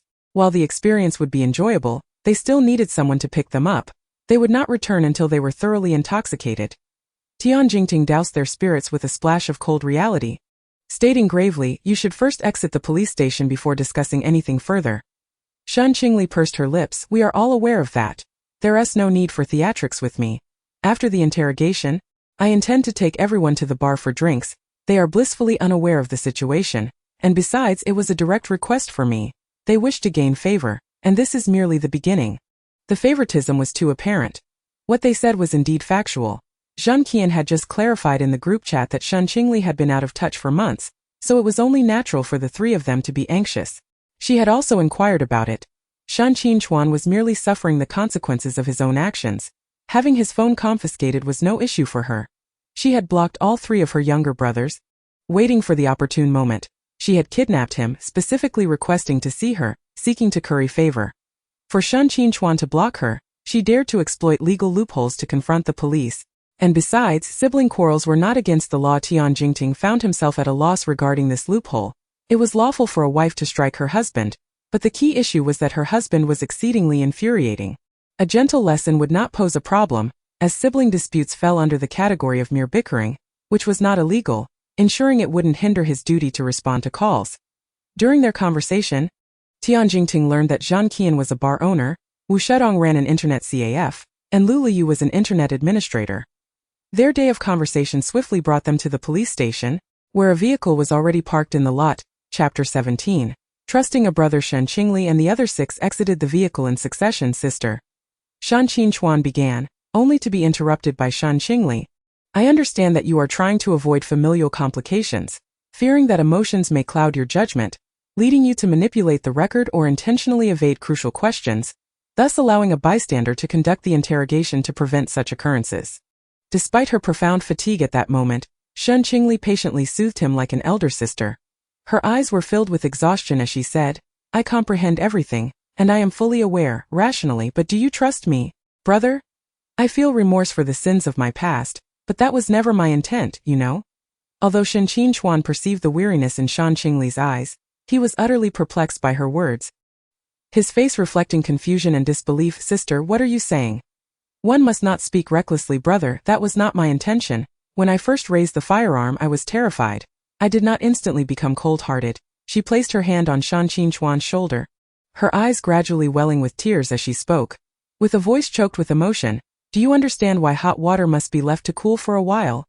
In winter, cold water can chill the heart, while the scorching sun of summer can melt the ice of winter. Brother, I hope you comprehend that I am not a heartless monster." These heartfelt words left Shen Qingchuan utterly bewildered that he had no inkling of their meaning.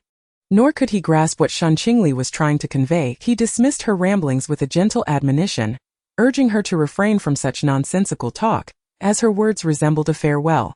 What are you trying to express? Though his words seemed like a reprimand, they were, in fact, a caution against her speaking as if she were delivering last words. Shen Qingli wore a troubled expression. Distressed by Shen Qingchuan's lack of understanding, fearing that when she was embroiled in the dark underworld, her brother might recklessly charge ahead, falling into traps. Not only would that divert her focus from her own peril, but she would also have to ensure he was safely confined in the police station, shielded from harm, and deal with military matters as well. The three foolish girls also needed to be escorted away. Such burdens weighed heavily on her. With earnest intent, she implored Shen Qingchuan, brother, I hope you never come to understand the truth. She then turned and walked towards the police station lobby. Tian Jingtong discerned that Shen Qingli harbored many secrets. During their conversation, she had laid her heart bare to Shen Qingchuan. Yet, this boy, lacking in wit and direction, could hardly be expected to grasp the gravity of the situation. It was no wonder that this girl was exasperated. Feeling a mixture of disappointment and frustration. It was likely that this young lady would seek solace in drink that night, perhaps venting her frustrations by berating him, giving Shen Qingchuan a reassuring pat on the shoulder. He remarked, have you truly not noticed her genuine concern for you? Shen Qingchuan, oblivious as ever, stared blankly at Tian Jingtong, as if asking what they were discussing, unable to comprehend. Tian Jingtong sighed in resignation.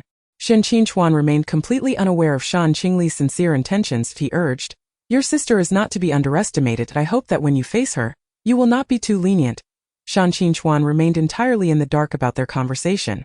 Everyone understood that Shen Qingli's words were a plea for her brother to safeguard her future, ensuring she could confront the pressures of others without fear of vulnerability. Zhan Qian, the most perceptive of the three sisters and the one who had known Shen Qingli the longest, leaned against the police car and reminded Shen Qingchuan, do you realize how fiercely your elder sister protects you? Every time she takes on a job related to you, she scolds the employer soundly. Let me give you an example. She pointed to the sun above. Taking a few steps closer to Shen Qingchuan, she continued, I will illustrate with the sun and the moon. You are the sun, representing light, while she is the moon, embodying the night.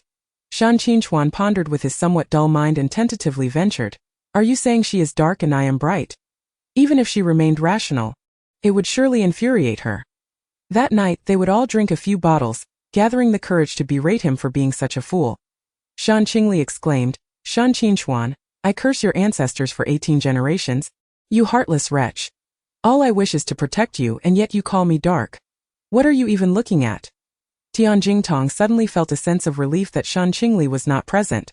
Otherwise, a confrontation would have been inevitable. He found himself helpless, for this young man was not particularly sharp-witted. Concerned that the young ladies might be driven to distress, he had intervened to smooth things over with Qingchuan. Her earlier remarks were intended to keep him alert, safeguard himself, and ensure his sister had no lingering worries. The message was quite explicit. Even if Qingchuan's intellect was somewhat lacking, he should have grasped it. Instead of blaming Tian Jingtong for not being straightforward, why couldn't he himself be more direct? Must he always resort to convoluted expressions? Tian Jingtong had emerged to mediate, aiming to prevent the young ladies from becoming overly agitated, and to spare the unattached men in their group from untimely despair. Lai Yayan, the youngest among the three sisters, often irked Shen Qingli, yet her boldness frequently led her to take the initiative for her elder sisters, making her the one whom Shen Qingli cherished the most. She was also the most perceptive, reminding Shen Qingchuan that their eldest sister often deemed them foolish. However, he must understand that their world was not as simple as he presumed. It resembled a marketplace, rife with both overt and covert rivalries. With that, she turned to leave. Since meeting Shen Qingli, they had never shared the burdens she bore, remaining blissfully unscathed by the harsh realities of society in her presence. Today, upon hearing Shen Qingli's heartfelt words, they began to comprehend the immense weight she had borne, the profound psychological torment she had endured since inadvertently obtaining Shen Qingchuan's blood sample. Shen Qingli feared how he might perceive her upon discovering the past, and thus had hesitated to reveal herself, prolonging the silence until now, skirting around the subject of their history. The three sisters witnessed it all, their hearts aching in silence. If their elder sister remained reticent, what could they, her younger sisters, possibly say? Zhan Qian spoke solemnly to herself, affirming, she has never been alone. She has us. Wu Shadong wholeheartedly concurred with Lu Leiyu and Zhan Qian's sentiments. Following Zhan Qian's lead, she echoed, the second sister and the fourth sister are right. Our eldest sister has never fought her battles in solitude. They exchanged glances, united in thought, though they did not seek to be born on the same day. In the same month or in the same year, they desired to leave this world together, a vow forged after Shen Qingli had rescued them, pledging unwavering loyalty. Together, the three sisters proceeded towards the police station lobby. Indifferent to the discussions unfolding behind them, Tian Jingtong wished to counsel this foolish lad against acting impulsively, but he could only sigh in exasperation. You must protect yourself. She is your only kin. After patting Shan Qingchuan reassuringly on the chest, he too made his way toward the police station lobby. El Muing retrieved Shan Qingli's handgun along with 5 magazines, hesitating to hand them directly to Shan Qingchuan. Instead, she emphasized that safeguarding oneself was paramount, lest he squander his sister's earnest intentions. After finally relinquishing the handgun and magazines, she took up another set for herself, noting the presence of a distant sniper. Revealing her deep concern for his safety, her demeanor remained composed, a gentle smile gracing her lips, before she hastened to join the other 4. Shan Qingchuan, with his rather dull intellect, finally began to connect the dots. Murmuring softly to himself, Sister. Is this her way of entrusting me with her legacy? But shouldn't she be the one to be entrusted? How had this responsibility shifted to him? After pondering for quite some time, he could not come up with a solution. By the time he finally reacted, everyone else had already entered, hastily stowing their belongings in their pockets before rushing towards the police station's lobby. Shen Qingli was interrogated for a good 3 to 4 hours. It was already afternoon. 4 or 5 officers took turns questioning her, and the other 3 underwent similar treatment. By the time the interrogation concluded, it was already dusk. The 3 district chiefs were at a loss for a solution, which infuriated Luan Xinglua. They were utterly useless. Had it not been for Luo Shu suggesting that Luan Xinglua ask Chu Muran for assistance, they would not have released anyone. The 3 district chiefs were immensely grateful to Luo Shu and also to the principal for taking the blame on their behalf. After a day of anxiety, they had only just received a call, which was understandably distressing. Upon hearing Luan Xinglua refer to Li Jiahong as old Li, Shan Qingli could not help but frown, admonishing, "How can you speak so disrespectfully? You girl. Aren't you the one who calls him that too?" She replied, feeling aggrieved. Luan Xinglua guessed that Shen Qingli wanted to drink tonight and questioned, "Are you planning to go out for drinks again?" Shen Qingli, with a bitter expression, realized how well Luan Xinglua understood her, and with a chuckle she said, "You really know me too well." Luan Xinglua deliberately raised her voice, and Shen Qingli recognized that the person opposite was already irritated. Softly coaxing, she said, "We're both women, Luan girl, let me inform you that's my little brother. You shouldn't be so jealous all the time." Feeling soured, "I'm just going out to socialize." However, Luan Xinglua detected a hint of complaint in her tone. Resigned, Shen Qingli could only take a taxi to the bar. Chapter 18.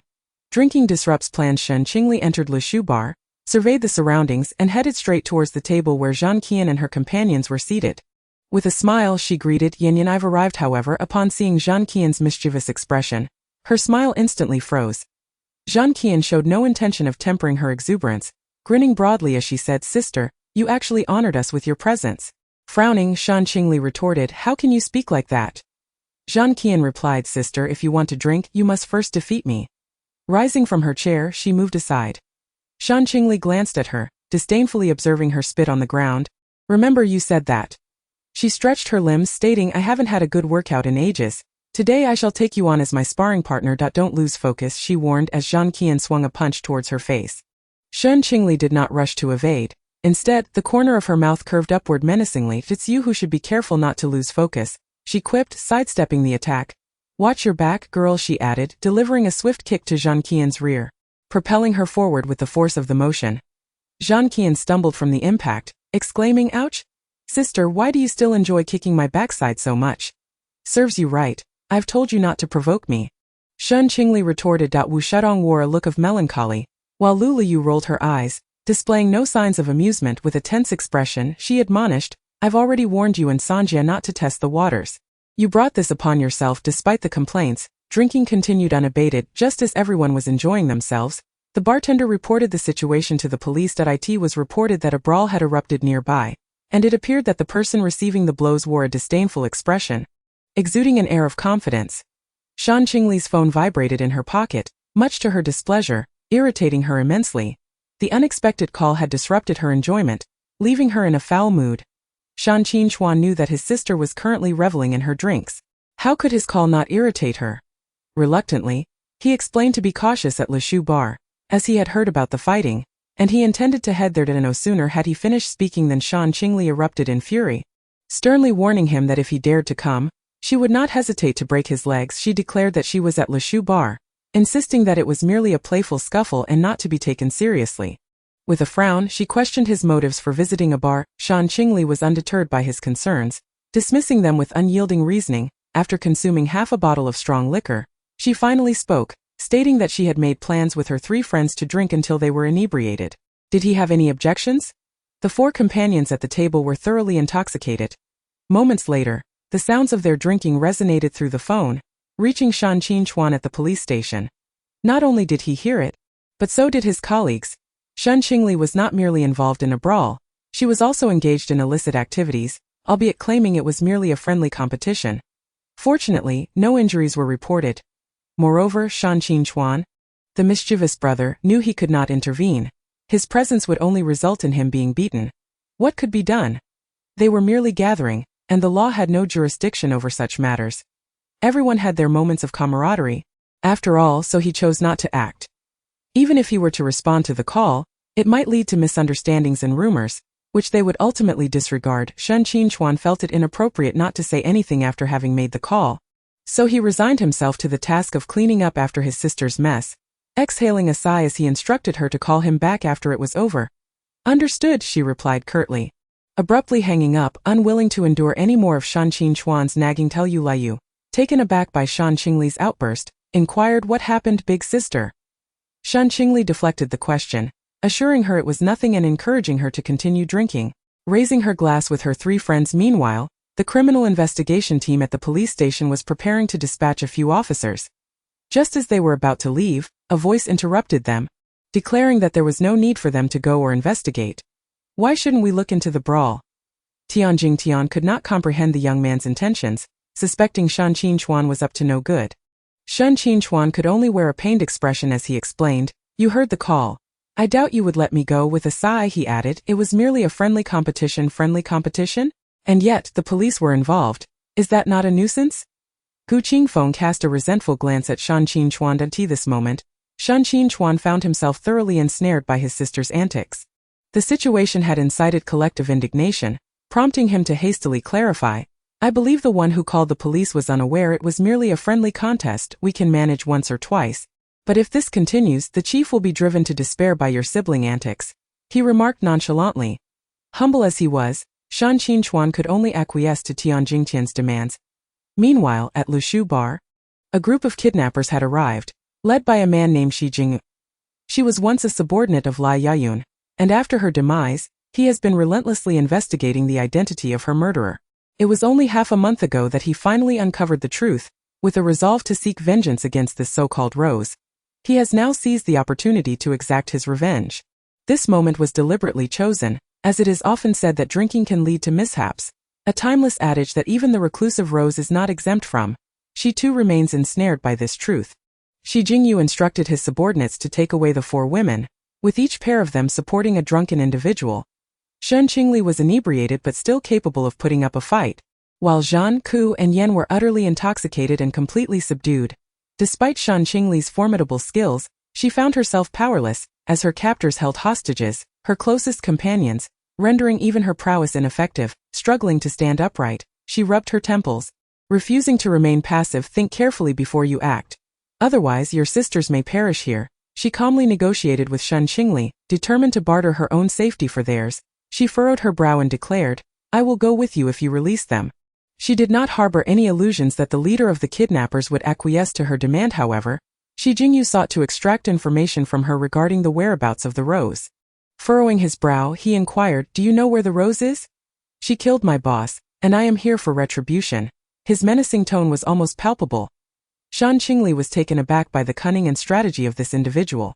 In order to capture her, he had chosen this moment when everyone was intoxicated, leaving her with little room to resist. Without any effort, he could secure his target. What an extraordinary mind he possessed. It was a pity that such a brilliant person had turned to a life of crime. Why had she never encountered such a clever subordinate before? Looking at her 3 sisters who, although also endowed with intelligence, often found themselves in precarious situations, she inquired with feigned curiosity, what do you seek from her? And who is your boss? Lai Yayan and Zhang Chuhai, she stated without hesitation, revealing the names of her adversaries. This revelation left the very enemy before her momentarily stunned. Realizing that she was indeed seeking vengeance against him, to divulge such information to her foe was a risky gamble, even if one had faith in others. Shen Qingli suddenly comprehended the situation, her tone now indifferent. So it was they who provoked the rose. They must be prepared to face their doom. Shi Jingyu frowned, opting to remain silent and eager to hear what else Shen Qingli might unveil. She continued, but finding them is futile. One has been obliterated, and the other captured. What purpose does searching for them serve?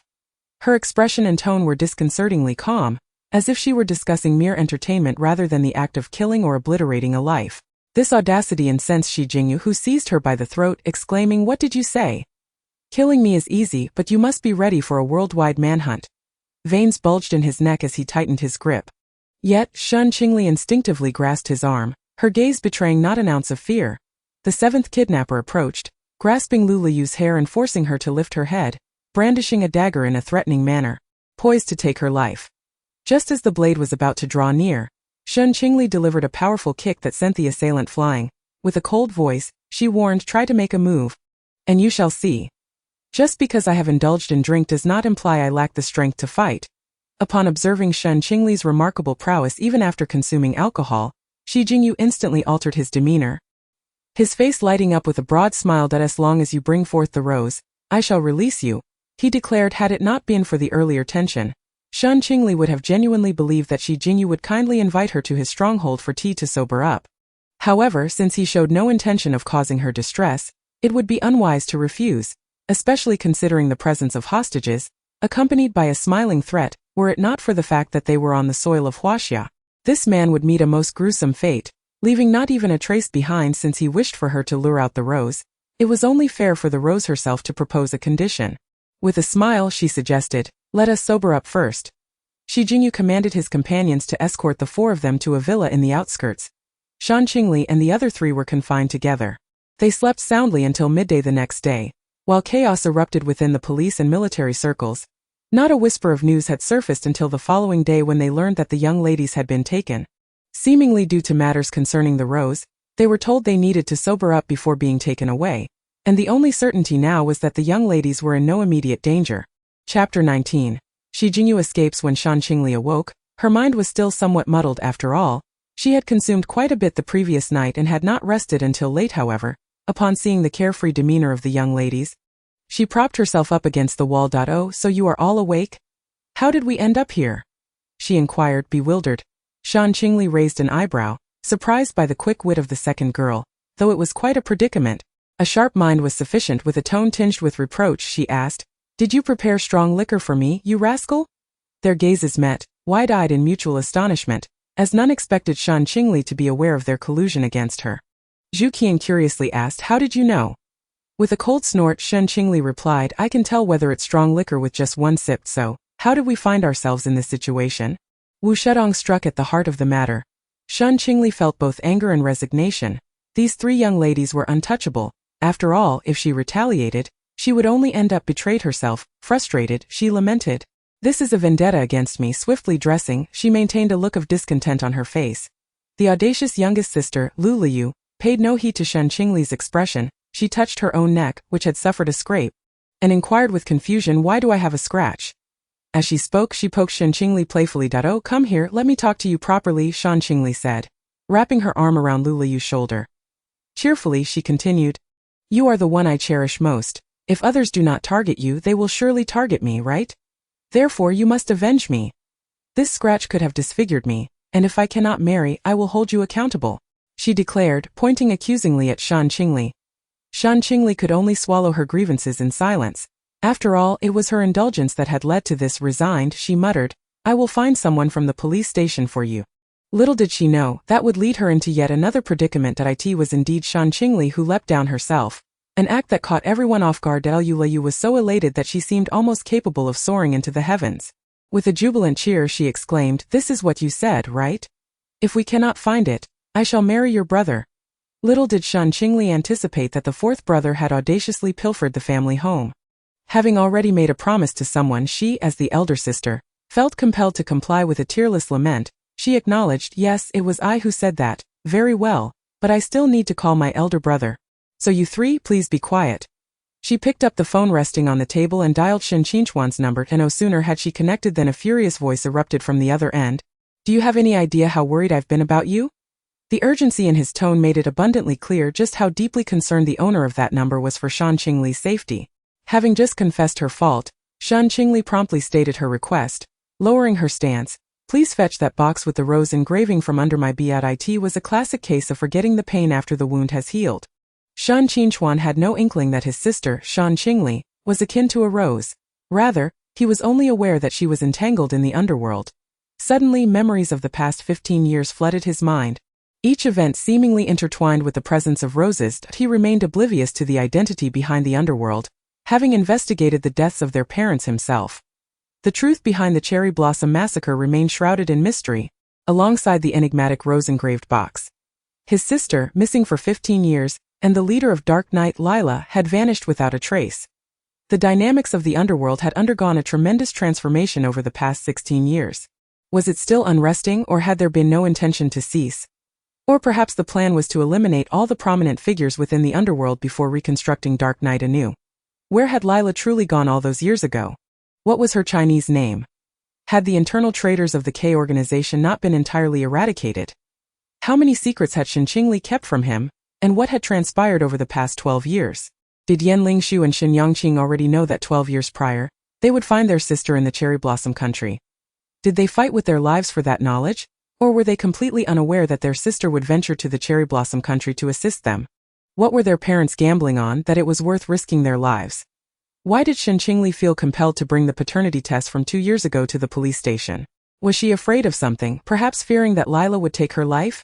Why harbor fear of a deceased individual, and what hidden secrets lingered? There were matters he remained oblivious to. The words exchanged yesterday afternoon were couched in subtle hints. What was it that Shen Qingli could not disclose? How much longer would she conceal the truth?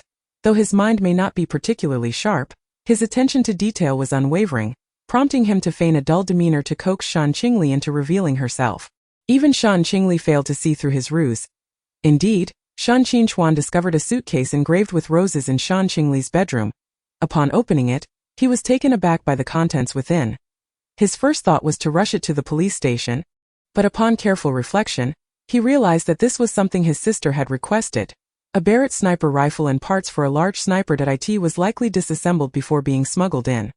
His sister was extraordinarily audacious, capable of clandestinely harboring such items. It is necessary to enter a sewing machine that has been around for 7 or 8 years, along with a set of clothing. The fabric, a striking black and red, reveals itself to be a dress, with a design that is shorter in the front and longer in the back. Adorning the garment are patterns of roses and rose petals, while the bottom features a pair of leather boots decorated with rose petals.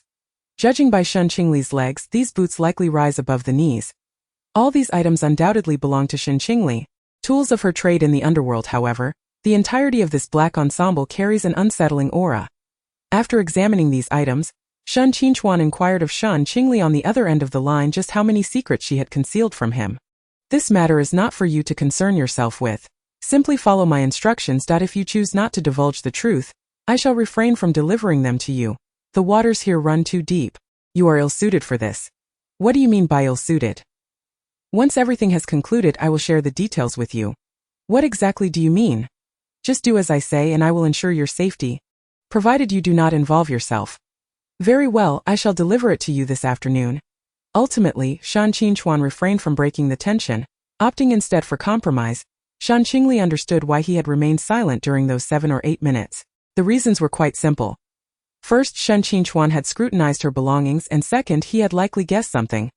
Both possibilities could serve as barriers between siblings. However, she had no time for such concerns now. It was imperative to ensure everyone was safely dispatched. As a tough battle awaited them that evening, she abruptly ended the call, deciding to express her gratitude when she emerged alive. Lai Yayan appeared bewildered by Shen Qingli's actions, her small mind swirling with confusion. Isn't this outfit fine? With a sigh of resignation, Shen Qingli affectionately patted Lai Yayan's head, patiently explaining, "You all know I often dress in all black. That's true. Let us go play do diju with Wu Shadong and Zhang Qian. A pair of two. A bomb. Old 3, you lack integrity. Where did you get the 2 jokers? You always cheat. I 1T stand for it. 3 with 1 that I can't take it. A straight is that all. Playing tricks isn't done like this. Second sister, you've seen me play, we both know whether I have hidden cards or not. And third sister, I'm not fooling around, I'm simply lucky. Unlike you all who treat me like a monkey. Shortly thereafter, the kidnapper's underlings delivered a feast that appeared quite sumptuous. The beverages were Starbucks coffee, and the food was exquisite cuisine prepared by a 5-star hotel chef. Just a glance at the spread heightened their appetites, the dishes melting in their mouths. After placing the delectable offerings on the table, the underlings pushed the cart away. Once the four had finished their meal, they headed outside the estate to wait for their contact. As night fell, Shen Qingli swiftly changed into her combat attire. Shouldering a Barrett sniper rifle and a large sniper, she secured a handgun at her waist. Leaping from the second floor to the ground below, quickly making her way to the entrance, she calmly drew the handgun from her waist, her expression shifting from sunny and bright to chillingly cold in an instant. The deliberately restrained aura of lethal intent was unleashed at that moment. The 17 or 18-year-old girl descended upon them like a harbinger of death, her cherry-red lips, at a temperature of 37 degrees, slowly parted to deliver a grand gift. Astonishingly, such a warm mouth could utter words that felt as cold as -10 degrees. Shen Qingli found this thrillingly insufficient and fired off a series of shots at a sharp angle of 160 degrees. Hearing the gunfire, the kidnappers, along with their leader, Shi Jingyu, rushed out. Just as enemies meet, their eyes ablaze with animosity, Shi Jingyu's gaze fell upon the girl standing outside the estate. He instinctively heightened his guard. One should not underestimate this young lady clad in a black and red dress. She was the very architect behind the destruction of a border city in Myanmar. At this moment, Shen Qingli donned a black dress, black knee-high boots, and a hat and mask that obscured her youthful visage, while rose patterns adorned her attire. From her garb alone, one could discern her identity regardless of whether she was responsible for the devastation in Myanmar. The United States, in a bid to avoid Shen Qingli's wrathful retribution, chose to supply her with explosives, beseeching her to refrain from indiscriminately slaughtering the innocent. It was forgotten that all of Europe had offended Shen Qingli, resulting in a decade-long era of the Black Rose. She regarded life as inconsequential, reveling in murder as the sole delight of her existence. No number of lives lost would suffice. It merely added more souls to the inferno. They believed Shen Qingli to be merely a young girl with golden locks. How could so many fail to subdue a mere child? Yet, they launched a thunderous assault against her. Who was Shen Qingli? She had brushed shoulders with the King of Hell, emerging from the shadows of death in the United States. This level of firepower was insufficient to faze her. Swiftly finding cover, she concealed herself, and after an hour of sustained fire, she seized the opportune moment to take a shot. With each bullet spent, another life was extinguished. Bang! Bang! Bang! After an hour of relentless gunfire, hundreds lay dead, leaving only Shi Jing, the leader of the kidnappers, standing with all his men annihilated and Shen Qingli's ammunition dwindling. It struck Shi Jingyu that the terror of Shen Qingli in Europe was no trivial matter. Fear could render one's mind momentarily blank. He could hardly fathom that the Grim Reaper capable of ending his life at any moment was merely an 18-year-old girl. Shen Qingli leisurely emerged from her cover. This seemingly inconspicuous action stripped away the aura of death surrounding her. Shi Jingyu, utterly terrified, fell to the ground, scrambling backward in a panic, tearing his pants in the process, exposing his floral underwear, accompanied by a foul odor and a puddle of yellow liquid. He had wet himself in fright. Stammering, he exclaimed, "Why, but how can you be so powerful?" Shen Qingli covered her nose with her right hand while waving her left to disperse the foul air. If her expression could speak, it would surely convey disdain. As the figure on the ground wore a face of sheer terror, with a tone of contempt, she remarked, "Why couldn't I be so formidable? You are merely a child with golden hair." In a tone of puzzlement, she added, "Age is not a shackle on strength. Indeed, it was I who killed Lai Yayan. What can you do about it? You have crossed my bottom line, and thus you must perish." Uncertain whether he was consumed by fear or wrath, he bitterly declared, "You cannot hold me back. One day I shall exact my revenge. Just wait and see." And with that, he fled in a frenzy. The ominous aura of menace dissipated following Shi Jingyu's departure, replaced instead by a lonely and desolate young woman, who felt utterly helpless. She longed to convey to Shi Jingyu that this was merely a game of chess, where any inappropriate move could be exploited, or even eradicated. Zhu Qian, Wu Shadong, and Lu Liu had all remarked in their WeChat group that Shi Jingyu had merely allied himself with the wrong crowd. He was indeed loyal and reasonable. All that was needed was a clear explanation. She sighed in exasperation, lamenting yet another senior blinded by hatred, so fiercely loyal yet tragically unusable, merely a pawn in this game. With a bitter smile, she subsequently took her leave. Chapter 20. Shi Jingyu's revenge. Shen Qingli, having taken a life outside bore the scent of blood and thus remained at Luan Xingluo's residence for 3 days. While scrolling through videos, she inadvertently stumbled upon a news report. In the suburban area of the city, there was a place called Bolt Manor where a massacre had occurred the previous night. According to limited information, this incident was yet again the work of the blood-handed Rose. After 4 months of tranquility, the Rose had resurfaced, prompting the authorities to urge the public to assist in apprehending her. In a fit of rage, Shen Qingli turned off her phone, her face pale with fury. Damn it, they want to capture me again. The heat is truly unbearable. She could not comprehend why those foolish pigs had yet to realize the truth. She had merely dealt with a criminal organization. Why then did they pursue her? Was it because Shi Jingyue's public persona was that of the greatest philanthropist in Huaxia? No matter how resplendent one's facade, if foul deeds were committed behind the scenes, it would inevitably become tainted, exuding a putrid odor, the unique essence of the underworld. Yet, upon reflection, she wondered if Shen Qingli had deduced her true identity as the Rose. If he had, how would she confront her brother? This posed yet another dilemma, one she had grappled with for over a decade till this day. She had not figured out how to reveal to him that she was the Rose, nor how to articulate the action she had taken over the past 15 years foolishly. She had searched for 10 years, only to discover that the person she sought was none other than herself. Had it not been for that paternity test, she would have staunchly refused to believe she was the martyr's descendant. How could she face her brother now? With no clear answers, Shen Qingli reclined fully, staring blankly at the ceiling. Luan Xingluo approached, holding 2 bottles of icy cola. Upon seeing Shen Qingli in such a state, she understood the turmoil she was experiencing.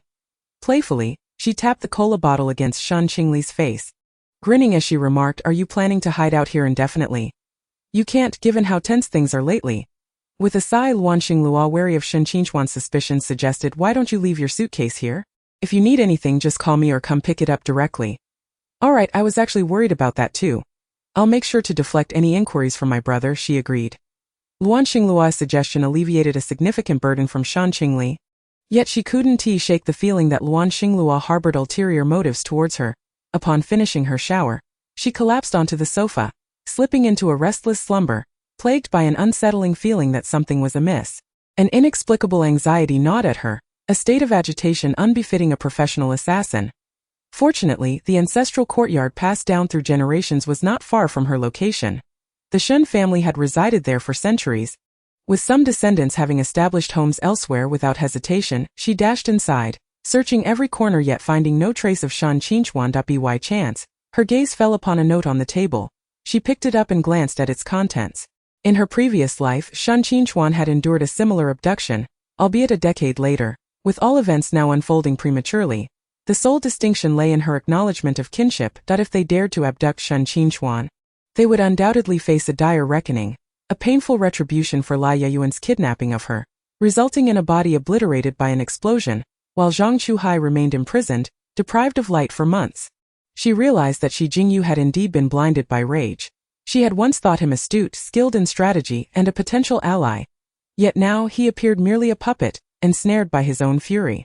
With a little manipulation, he could prove steadfastly loyal, even to the point of sacrificing his life. If such a simpleton could be so easily deceived, she might as well seek out that clumsy bear instead.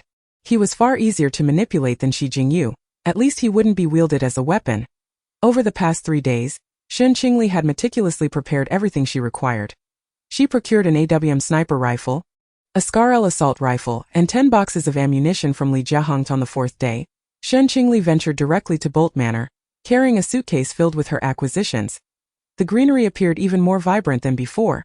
As though nourished by fertile soil, a faint metallic scent of blood lingered in the air, unmistakably indicative of recent torments endured by some unfortunate souls. Upon her arrival, Shen Qingli observed that the remains of the hundreds who had perished were entirely disposed of, buried directly in the earth. No wonder the flora thrived with such exuberance. As she wandered, she noticed individuals transporting flour to the basement.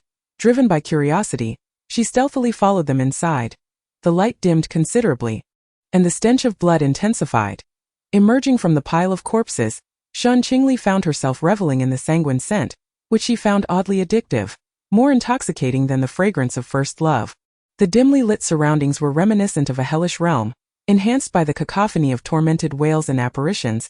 Concealed in the shadows, she listened intently to the voices within the room. Intermittent urgent shouts, curses and commands pierced the air. Regardless of their discourse, Shen Qingli swiftly committed every word to memory. "Hey you bastard, can you hurry up?" "Understood." Xiao Tao quickly mixed those drugs with water. "This syringe needs to be filled to the brim. We're going to administer it to Shen Wu. This is a life-extending elixir. Are we really giving him all of it? Just one injection every hour will suffice." "Xiao Tao, come every hour for the injections. The guards need to tighten their patrols. When that ruthless one arrives, let them meet him. As for releasing him, we'll leave him with just one arm for now." Even though Shen Qingli remained composed, she had reached the precipice of an explosive outburst. How dare they inject her brother with poison? If she did not flay these wretches alive, then all her years of existence would have been in vain. Her poor brother, merely 30 years old this year, had yet to even consider marriage, and now he was subjected to such torment. How had he endured these past 6 or 7 days? Hiding away at a friend's house. She had been too frightened to meet him, while her foolish brother, believing he had ample time, chose to walk. Had he been captured yesterday, on the weekend? Why could her naive brother not protect himself? She would willingly sacrifice an arm for her brother's safety, refusing to let him suffer such inhumane torment. She would rather face the barrel of a gun than see him perish before her eyes. As 3 or 4 men emerged, the leader seemed to sense the presence of someone concealed nearby. He approached for a closer look but, seeing no one, departed. Only after they had distanced themselves did Shen Qingli rush inside. Her heart racing upon seeing her brother bound to the torture rack. She could not suppress her sobs. Shen Qingli had been mercilessly tormented. His weakened body covered in wounds, having just been injected with K powder. His consciousness was hazy, teetering on the brink of oblivion, struggling to maintain a breath. He heard her muffled cries and managed to lift his eyelids slightly. His pallid face could not conceal the surprise and worry in his eyes. He did not want his sister to come and meet her demise.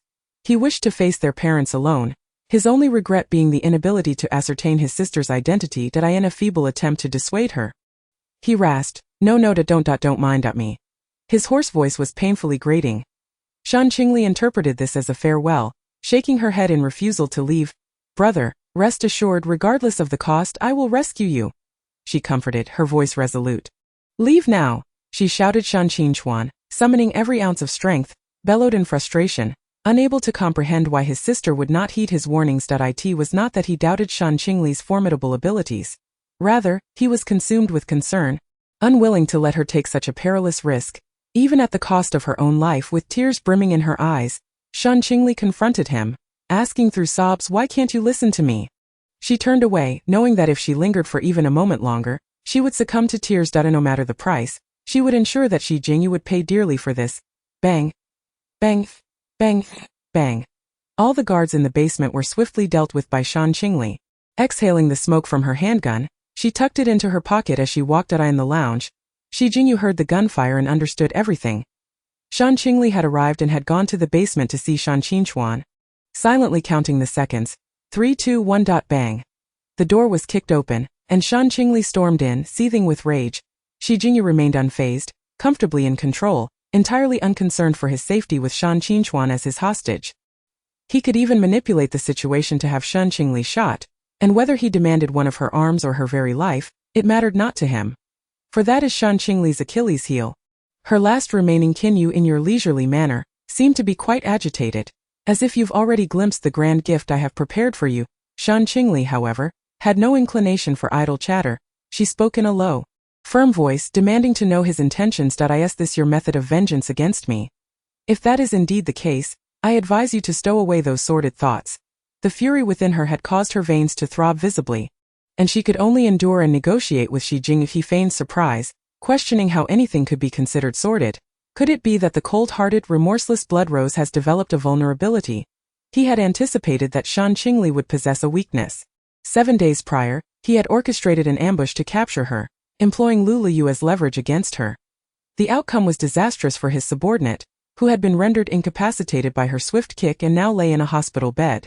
The following afternoon, Shen Qingli's abject demeanor towards Shen Qingli was unmistakable, a sight she had observed clearly through the surveillance camera. Taking note of Shen Qingli's visage on the 3rd day, he boldly led a team to abduct Shen Qingli from his residence. Shen Qingli seethed, declaring vehemently, "I am a human being, flesh and blood, capable of emotion. He is my brother, my sole remaining family. You may unleash your wrath upon me, enact whatever revenge you desire, but do not dare to harm my kin." Such words erupted from her lips with fervor. He mockingly remarked, "So you too have a vulnerability. How astonishing that your previously unwavering demeanor has now rippled with emotion indeed. It is quite remarkable." The steadfast Shen Qingli, upon learning of her brother's capture, found herself in a state of restless agitation. Following the murders of Yan Lingshu and Shen Yongqing, she had resolved to exact retribution upon all of Europe. After the annihilation of the KR-31 mercenary group by the Sakura nation, her quest for vengeance against Europe had already commenced. The calm exterior she maintained had long since been disrupted. Shen Qingli did not deny it. Rather, she openly acknowledged the tumult within her emotions, revealing that such turbulence had existed for quite some time. She explained, "My emotions have been in flux for ages. I was merely a machine of death. It was at the tender age of 6 that my feelings began to stir." "Are you referring to the incident when the Sakura nation slaughtered your parents?" he inquired, perplexed. "It appears you have thoroughly investigated the misdeeds of my past. Thus you should comprehend that this is a trap," he interjected, frowning. "You were the one who killed my elder brother." "What is there to explain?" she retorted coldly. At that moment, Shen Qingli had lost all patience.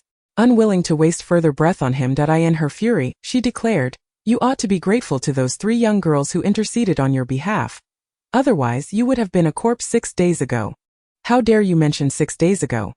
Did you consider today while you toyed with me back then?" she exclaimed, her anger boiling over.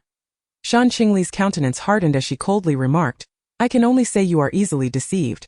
She turned to leave, but Shi Jingyu remained unfazed, chillingly stating, "Ah, let the one destined for death go. I shall not hinder your departure, but you must leave behind an armed." He positioned a sniper rifle within the confines of the room, aiming it at the doorway. Shen Qingli rescued the gravely injured Shen Qingchuan from the basement in the second-floor lounge. Shi Jingyu finally spotted Shen Qingli supporting Shen Qingchuan as they approached the entrance. He aimed the sniper rifle at the arm draped over Shen Qingchuan's back and fired. Bang! Bang! Bang!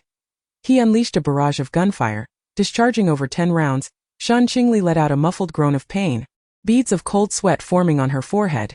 Yet she exhibited no signs of yielding, resolutely ensuring the transport of the injured to the hospital. With a thud, Shen Qingli collapsed in the corridor.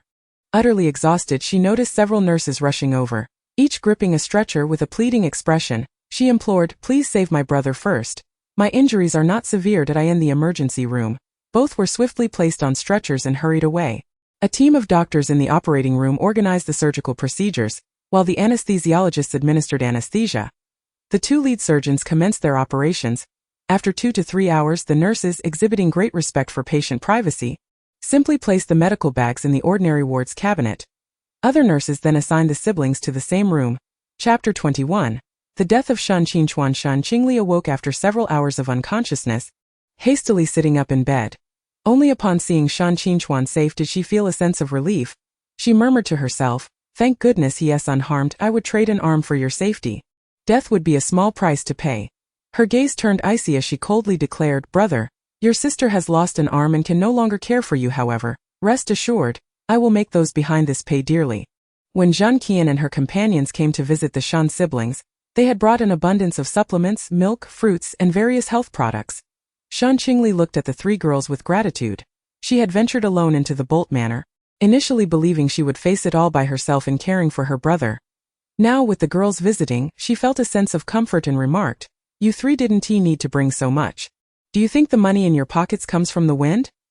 Zhang Qian placed all the items on the table and cheerfully said, "It's for you, big sister. Don't be stingy with spending." Oh, who was it that said their wallet was empty on the way here?" she teased. Shen Qingli shook her head helplessly, knowing Zhang Qian all too well, though she felt a twinge of concern. When it came to spending on her own, Zhang Qian showed no hesitation.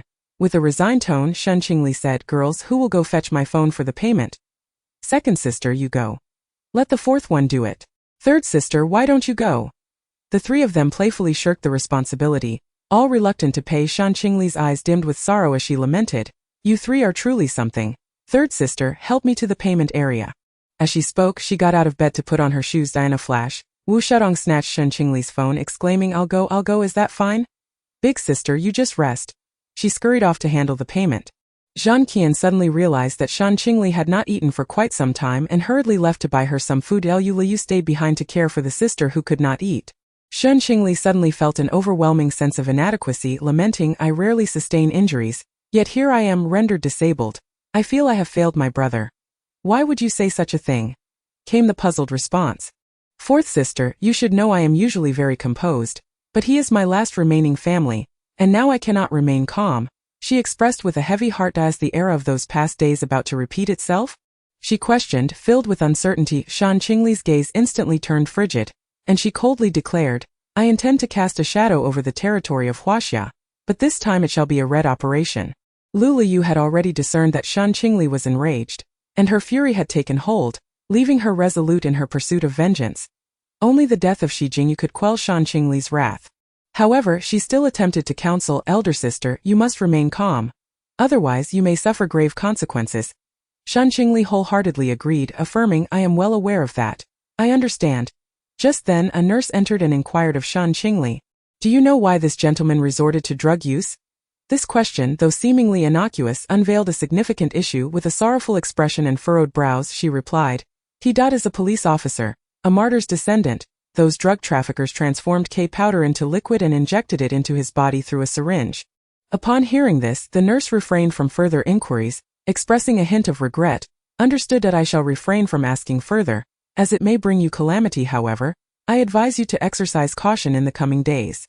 With her head bowed, she exited the ward. Lu Liu, realizing that Shi Jingyu dared to harm her elder brother, felt her blood boil, her complexion turning ashen. Just days prior, she, along with her two sisters, had pleaded with Shen Qingli to show mercy and spare Shi Jing, only to find that he had now left her elder sister with a severed arm. Her brother lay in a coma, still unconscious, and she regretted her previous actions. If her two sisters were to learn of this predicament, how would they react? Would they feel remorse, or would they be inclined to storm in recklessly? Neither course of action seemed wise. If her brother, in a fit of rage, were to charge in, it could very well lead to his demise. Regardless of the choice made, lives would be lost, and their elder sister might suffer setbacks. If madness were to ensue, it could very well spark chaos throughout Huaxia, akin to the turmoil that engulfed Europe. The example of Sakura country comes to mind, having killed 2 Huaxia soldiers and subsequently faced dire retribution, dragging the entirety of Europe into the fray, marking the era of the Black Rose. The only time she had managed to escape were at the ages of 6 and 16. The first was due to her lack of capability, forcing her to flee. The second was after offending Nathan, leading to a deathly shadow that compelled her to escape. With these thoughts in mind, Lu Liu resolved firmly, her gaze unwavering, as long as you give the word, we shall undoubtedly bloodily cleanse that manor. Shen Qingli shook her head, dismissing the notion. Let us first recuperate. Understood, elder sister, she replied softly. At that moment, Shen Qingchuan awoke, feeling parched. Weakly, he uttered, I. Thirst. Upon hearing his words, Lu Liu placed a cup on the table before assisting him to sit up and offering him water. After quenching his thirst with a glass of water, he began to regain his composure. Shen Qingli's face bore an expression of concern as she asked, brother, how do you feel? What have you gotten yourself involved with to rescue me? He inquired. Brother, let's not discuss that now, shall we? I long to personally end his life. Brother, heed the counsel of your younger sister. Allow me to handle this matter. I yearn to flay him alive with my own hands. I shall bind him before you, compelling you to deliver the fatal blow. I intend to capture him myself. Please, brother, trust my judgment. Would it not be more advantageous for me to bring him alive for you to slay? I would rather seize and kill him myself. However, that must wait until my wounds are healed. Very well, I shall follow your wishes. Shen Qingli was unable to dissuade Shen Qingchuan from his singular desire for vengeance. Yet, she could only hope for his safe return, even if it meant sacrificing her own life to rescue him. She would die without regret. Shen Qingli and Shen Qingchuan spent a month in the hospital. Their wounds had nearly healed, and during this time, Shen Qingli diligently engaged in rehabilitation exercises. Her arm, which had endured a barrage of bullets, was almost restored. The severely injured Shen Qingchuan had also recovered, and the two were discharged from the hospital. The following day, Shen Qingchuan ventured alone into the Bolt Manor, but was ultimately overpowered and captured once more. Ding! At that moment, Shen Qingli was engrossed in her phone when a message arrived. The sender was Shi Jing. Your brother has been captured again. This time he walked right into our trap. You can't blame me for this. If you wish to rescue him, you must come yourself. Exchange your life for his. It's a fair trade. You could also use the fourth master as leverage, but he must be the one to bind you. Otherwise, your brother shall perish at my hands. Below the message were images sent by Shi Jingyu, depicting Shen Qingchuan bound by iron chains to a cross. 2 burly men were mercilessly beating him, his once pristine white shirt now stained crimson with blood. His face and body marred by gory blotches, his clothing lay in tatters, and the sounds of their brutality revealed the extent of their savagery. As if this were insufficient, Shen Qingli was left on the brink of death. His face devoid of color, lips pale, and his eyes lacking luster. Yet, his gaze remained fiercely fixed on the camera, silently urging Shen Qingli not to approach. You have witnessed the torment your brother endures at my hands. I must see the fourth master unharmed. Otherwise, your brother's life shall be forfeit. Shen Qingli found herself cornered with no viable options. Even in her previous life, she had never encountered such dire circumstances. Why must the Shen family endure such calamity? Was it a consequence of her rebirth? In her last life, she saw Shen Qingli thriving until her dying breath. Why, despite her earnest desire to protect him this time, could she not succeed? He was her only remaining kin. Why would the puppet master target her beloved family? Despite her efforts to maintain composure, she found it impossible to remain calm in this moment. Ultimately, she had no choice but to call upon Luocha for assistance, pleading for her to cleanse Zhang Chuhua and send him forth. After all, it was for the sake of saving a life. No amount of inquiry would alter the situation. She cast aside her pride and gritted her teeth in resignation. Once Zhang Chuhua arrived, he learned that his subordinates had dared to threaten Mei Jie, the revered Rose, in their attempts to rescue him. This was no trivial matter. They even intended for him to bind Rose and take her to Bolt Manor. He stood no chance against them. Yet they expected him to comply. Shen Qingli tossed the rope to Zhang Chuhua, her voice cold as she declared, "If you dare to harm my brother, I will ensure that all of you accompany him to the grave." Her emotionless visage sent a chill down Zhang Chuhua's spine. The expression of panic gripped me as I confessed my lack of courage. Perhaps you could persuade him to release my brother. If he were to perish, your own life would be forfeit here. I threatened coldly. As we walked, we pondered our options. My face was a picture of shock. Shen Qingli merely cast a frigid glance at Zhang Chuhua before turning away, leaving him to follow closely behind, his heart heavy with trepidation. After walking for over 10 minutes, we finally arrived at the Bolt Manor. You had best release him, I bellowed, otherwise I shall raze the Bolt Manor to the ground. Anxiety coursed through me, fearing that Shi Jingyu might indeed take Shen Qing's life. While I was terrified, I also braced myself for the worst outcome. If the fish perished, the net could remain intact. Shi Jingyu led the way, flanked by 2 burly men who were escorting Shen Qingli. "You insolent little girl," he growled, "you certainly have a bold tongue. Release him. I command you." His voice thundered. "Do not forget that you still owe me an arm," he reminded me. Shen Qingli clenched her teeth resolutely and replied through gritted teeth, "Once you release him, my life shall belong to you. Why then concern yourself with a mere arm?" It was only now that Shen Qingli realized the sacrifice Shen Qingli had made to save him, an arm. He had pondered why she had suddenly become so maimed, yet she had evaded his inquiries, diverting the conversation to prevent further questioning. As he prepared to confront the manor alone, Shen Qingli had urged him not to come, an insistence that had struck him as suspicious. Little did he anticipate that the cost of her intervention would be her arm. Had he known, he would have refrained from coming, and she would not have risked so much to rescue him. Regret washed over him, lamenting that he had not heeded her warnings, his obstinacy resulting in their current predicament. "Hurry!"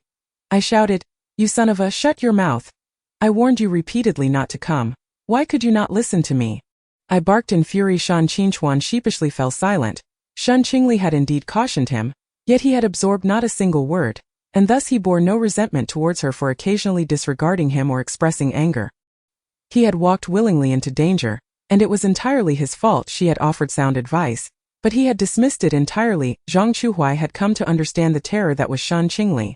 One mere announcement could compel the leader of M country to relinquish a nuclear bomb. In retrospect, the fact that he had survived an encounter with Shen Qingli was a stroke of immense fortune. Resigned, he murmured, "Let him go. She is not someone you can provoke." Shen Qingli was beyond words now. "I shall say this for the last time. Release him." Shi Jingyu had no intention of allowing his men to comply. Shen Qingli withdrew a handgun from her pocket, disengaging the safety with a click. One of the hulking men yanked open Shen Qing's jacket zipper, revealing 3-timed explosives strapped to his abdomen. Upon seeing the bombs, Shen Qingli's heart raced with dread. Was this Shi Jingyu's method of revenge against her? Why must he involve her only family in his vendetta? Why repeatedly harm her loved ones?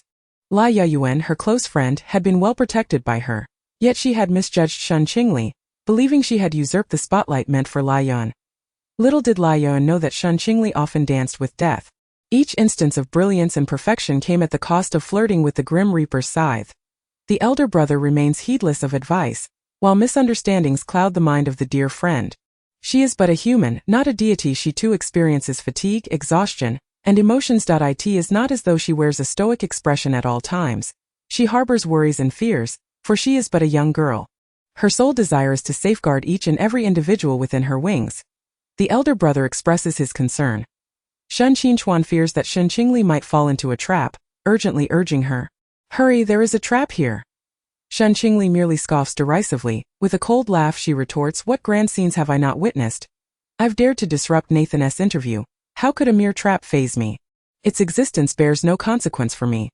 Resolutely, she strides toward Shen Qingli, undeterred even as the hidden bodyguards fire upon her. Unfazed, she moves forward to defuse the bomb. After dismantling two, the final seconds slip away. Leaving no time to disarm the last one with a forceful kick, Shen Qingli thrusts Shen Qingli aside at the last moment. An explosion reverberates, and Shen Qingli is left clinging to a thread of life. Shen Qingli rushes to embrace her fading brother, tears streaming down her face as she pleads, Brother. Hold on. I'll take you to the hospital. Her reason nearly dissipates.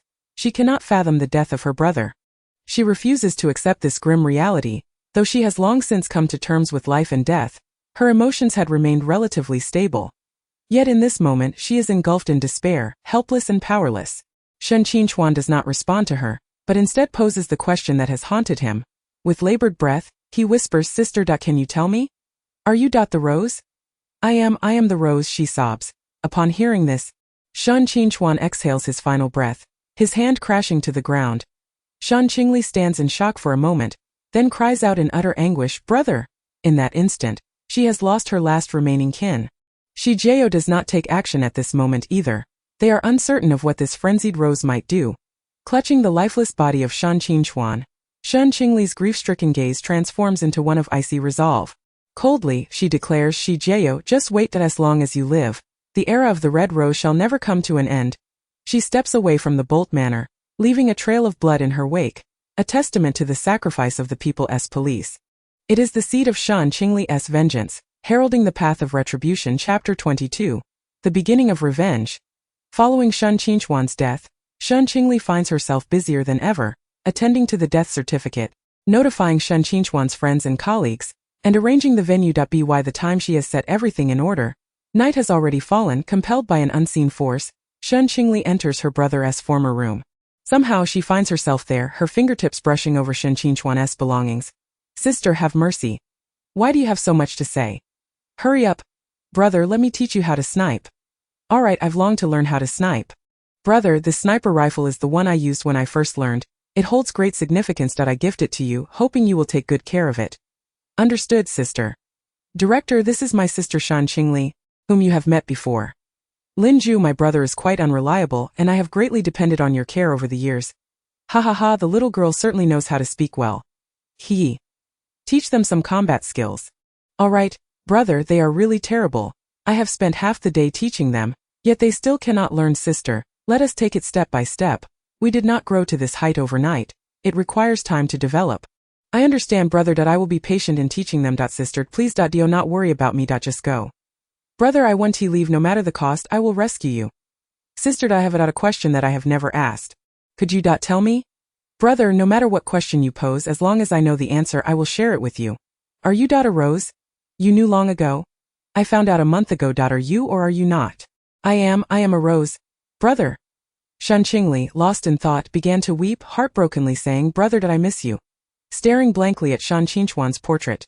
Vaguely, a figure appeared in the room. Upon closer inspection, it was none other than the deceased Shen Qingli.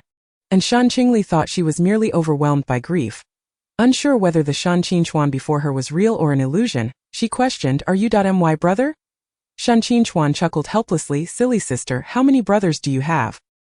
He had not anticipated Shen Qingli would be so suspicious. A poor start, indeed. Once Shen Qingli realized, tears began to flow profusely. With a choked voice she lamented, Brother, why didn't you heed my advice? I am a rose. But that does not mean I am a deity. She spoke the truth. She was not a deity as the last bomb remained. She was more anxious than anyone else. Her face flushed. Sister, listen to your brother.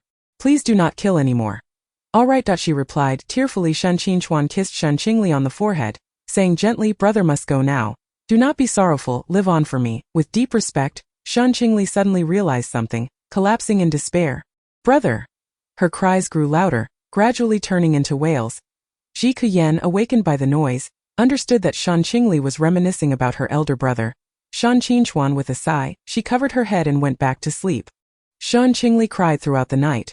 It was an apt description to say she washed her face with tears. Her eyes were swollen from weeping. Shen Qingli went to the bathroom, turned on the faucet, splashed water on her face and rested her hands on the basin's edge. After adjusting her state, she applied heavy makeup. She had no appetite for breakfast and left early to attend to guests. When facing them, she forced a smile. Only Lin Maoxuan noticed Shen Qingli's self-imposed numbness. Shen Qingli attempted to mask her sorrow with busyness, but Lin Maoxuan sighed softly and stopped her. He spoke gently. Qingli, do not emulate Qingchuan's stubbornness. It will lead to great trouble. That it was uncertain whether Shen Qingli could absorb his words at that moment. Regardless, Lin Maoxuan felt compelled to speak. Such a temperament will inevitably lead to grave troubles. Shen Qingchuan has already paid the price for his obstinacy. How could Shen Qingli be unaware of Lin Maoxuan's nefarious intentions? Stubbornness invites trouble, and she is not only resolute but possesses formidable strength as well. The United States has already paid the price of a nuclear bomb for this, yet she finds herself in a state of dismay. Shen Yongqing and Yan Lingshu perished due to their own inadequacy, falling victim to the cherry blossom nation. This time, her failure to dissuade Shen Qingchuan has resulted in his demise. The very thought of it further darkens her expression, rendering her visage as pale as death. The only hope that sustains her now is the prospect of vengeance. With lowered eyes, she remarked, I am aware of the matters you speak of. All of this has arisen because of me, and I shall resolve it myself without your interference. You need not blame yourself, for they have resorted to deceit. Just by sheer strength, Qingchuan, the most exceptional among us, could not prevail against you, let alone the rest of us. She consoled. Shen Qingli shook her head, countering, in warfare victory cannot be claimed without cunning. It is not merely a contest of individual ability but also of strategy and command. She continued, modern tactics hinge upon the extent of information one possesses and how well one understands the adversary. Su Baichuan, upon hearing Shen Qingli's words, was momentarily taken aback. Yu Yan jestingly teased Su Baichuan, saying, Look at you, chastised by a young lady. How do you feel about that? Shen Qingli found herself at a loss for words. Why were these older officers so out of touch? She sighed. You are all my seniors, yet you still expect me to worry for you. With a resigned glance at them, she busied herself elsewhere. The young women and the officers chattered animatedly about Shen Qingli. It's over. The elder sister has lost her mind with her brother's death. If she doesn't go mad, even the king of hell would be able to make her dance. The third subject. They lamented, you three seem to know her quite well. We have always been by her side, so we are most aware of her current state. They explained. Jiu Qingfeng nearly stumbled as he rushed over, breathlessly exclaiming, I hope I'm not too late. Get out of here. I informed you long ago to come, came the curt reply. Director, I have the best relationship with this kid. Why won't you let me in?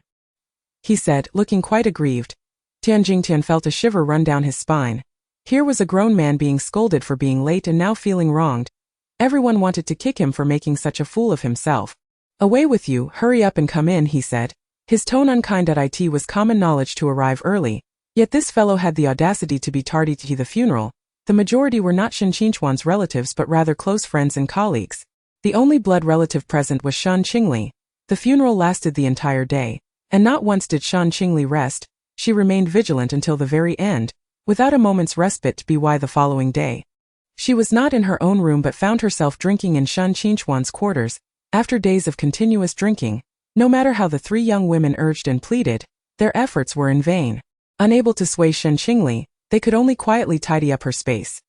Ever since Shen Qingchuan's death, Shen Qingli had descended into a state of despondency. It was uncertain whether she was merely feigning this despair while plotting how to eliminate Xi Jing, or if she had genuinely succumbed to sorrow. If the latter were true, then the era of a once mighty hero would indeed be drawing to a close. No one seems capable of restraining those underworld forces any longer.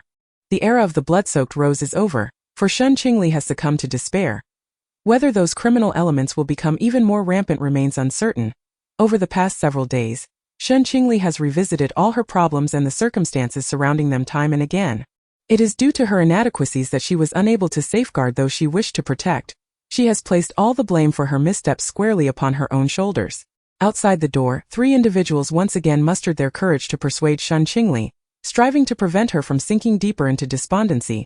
The young girl, barely in her teens, has already begun to sport white hair, a fact that would draw ridicule if spoken of. Lu Liu stood at Shen Qingli's right, plucking the white strands from her hair, while Wu Shudong squatted on the left, attending to her legs. Zhang Qian crouched in front, attempting to console Shen Qingli. Sister, I know the loss of our elder brother has hit you hard, but this path is not the solution, you understand, don't you? You cannot continue in this state of despair, for our elder brother would not wish for you to remain in such sorrow.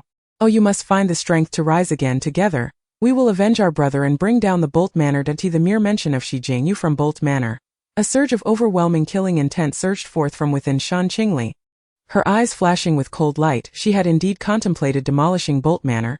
According to the information gathered over the past few days, it was revealed that Shi Jingyu had an elder brother studying abroad. As the feared blood-soaked Rose of Europe, she was a merciless executioner.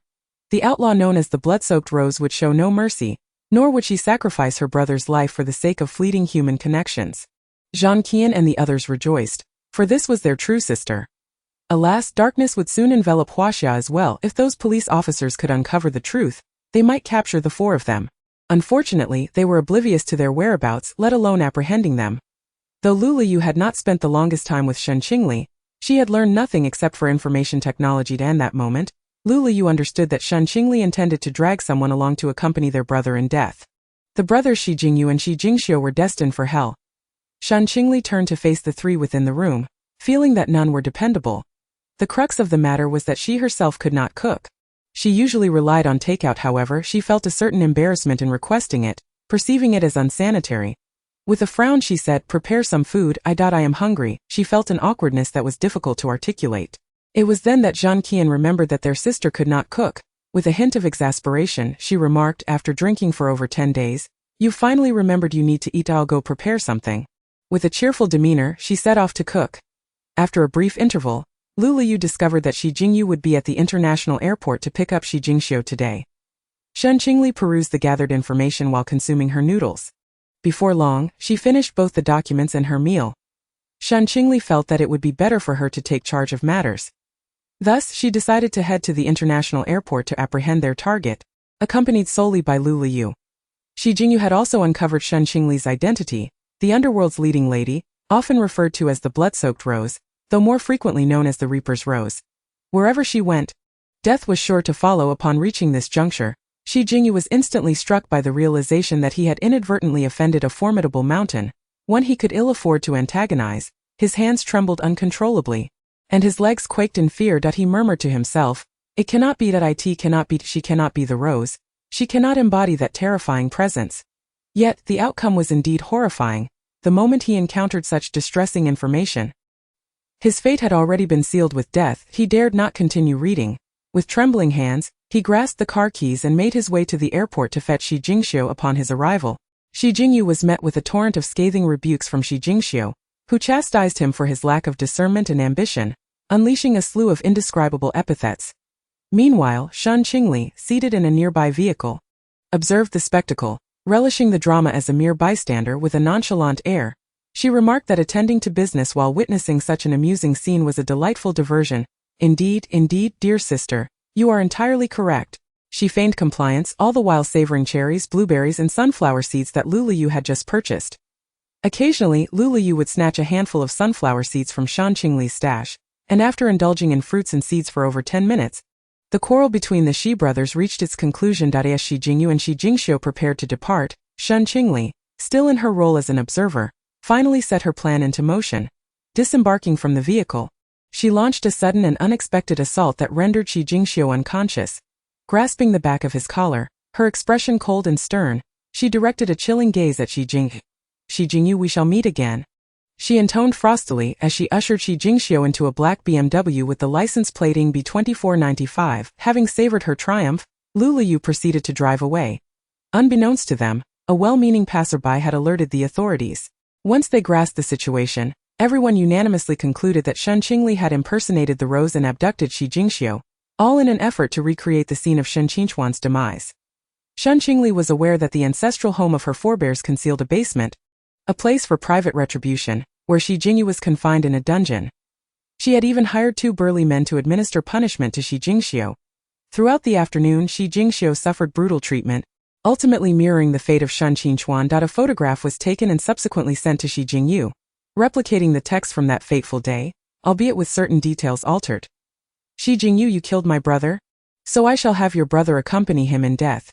Await your fate. I shall ensure your suffering, the message read. Xi Jing, you have caused me distress, and I too can make you suffer. Do you comprehend? Did you bring Zhang Chuhai here, or shall I seize him? You decide. Ding. Xi Jingyu sent a text pleading for mercy, imploring Shen Qingli to release his brother. Do not harm my brother. We can negotiate. There is no need for such hostility, don't you agree? Upon reading this message, Shen Qingli could not help but scoff. She had once requested that Xi Jingyu spare her only kin, yet what had he done? He had affixed explosives to Shen Qingchuan's abdomen, hastily disarming two but failing to dismantle the last in the final seconds. She had willingly placed herself in danger. Zhang Chuhai was a man she had begged the demon to release. Did she still have the audacity to maintain her dignity? Now, as he came to her seeking mercy, she found herself resolute in denying his request. Behold the woeful state of your brother. Send over the video of Xi Jingxiu being assaulted. In 3 days I shall demand the lives of both you and your brother. Do ensure you are prepared. Upon sending the message, Shen Qingli promptly blocked Xi Jingyu. During these 3 days, Shen Qingli devised an even more audacious plan. Meanwhile, Xi Jingyu was not idle either, being interrogated by the police, subjected to endless queries. On the 4th day, Xi Jingyu arrived as promised, accompanied by 2 burly men who ushered Xi Jingxiu forward. The most robust of the men abruptly unzipped Xi Jingxiu's jacket, revealing 6-timed explosives, causing Xi Jingyu to become increasingly frantic. Their identities and roles had irrevocably switched. With a cold smirk, he remarked, after you have slain my brother, you ought to have anticipated this consequence. Both of you shall serve as my brother's sacrifices. Not a single one of you shall escape. In his desperation, Xi Jingyu disregarded everything else and resolutely approached from the shadows. Wu Shudong and Lu Liu unleashed a barrage of gunfire towards Xi Jing. Bang, bang, bang, bang, you fool, run. They urged, urgency lacing their voices. Although he harbored disdain for this brother, it did not imply he wished for him to perish in his stead. Ignoring his gunshot wounds, Xi Jingyu focused solely on disarming the bombs. In a flurry of anxiety, he managed to dismantle 2 of the explosives. Cold sweat beaded upon his brow as he glanced at the remaining devices, for still awaited his attention. In the final second before detonation, Xi Jingxiu kicked Xi Jingyu away. Bang! Xi Jingxiu felt a sense of solace. His foolish younger brother had finally matured. Weakly, he uttered, "Foolish brother." His words trailed off as he succumbed to silence. Xi Jingyu dashed forward, enveloping Xi Jingxiu in his embrace. Unable to fathom the reality before him, he could not believe his brother would leave him. Was their separation in death merely a consequence of his transgressions against those he should never have offended? What right did Shen Qingli possess to indiscriminately slay the innocent, simply because she was dubbed the Crimson Rose of Death? In despair, he cried out, "Brother!" His voice tore through the air, heart-wrenching to those unaware, and reviled by those in the know. Bang! The women and the burly men worked to cleanse the scene of bodies and bloodstains. After a day of toil, they finally completed their grim task. Within the confines of the room, Shen Qingli began her incessant muttering. The 3 appeared accustomed to her tirades, instinctively aware that she was likely indulging in drink once more. In a supplementary tale of dreams during the new year. After avenging Shen Qingchuan, Shen Qingli embarked on her winter hibernation. According to the final announcement she issued, she declared her intent to hibernate as the weather grew colder. Thus, she resolved to refrain from venturing outdoors or engaging with bloodshed until the warmth returned. She would not set foot outside her abode, save for procuring groceries, as she intended to dine and celebrate the new year. On the afternoon of the 29th day of the 12th lunar month, Shen Qingli reclined in bed, engrossed in her phone. However, the chill of the floor prompted her to grumble impatiently. It's freezing enough to kill someone. Having forgotten to turn on the underfloor heating, Zhuoqian doused Shen Qingli with a cold splash of reality, exclaiming, "Sister, could you please settle down? It is I who is freezing." "Sister, you neglected to activate the heating. That is why I am lamenting to you," she reminded. "So I am the busiest person this winter, am I?" Shen Qingli responded, exuding a sense of disillusionment. "Do you truly wish for your elder sister to suffer in the cold?" She retorted, however, "Sister has grown accustomed to the winters of Europe. This northern chill is a first for her." She added with a hint of affection, "The warmth of winter is truly nostalgic." A middle-aged man clad in military attire entered. Carrying firecrackers, he did not exude an imposing presence. Rather, he emanated a gentle demeanor. His face adorned with a smile. "Li," he said kindly, "stop your grumbling and see what Uncle Li has brought you."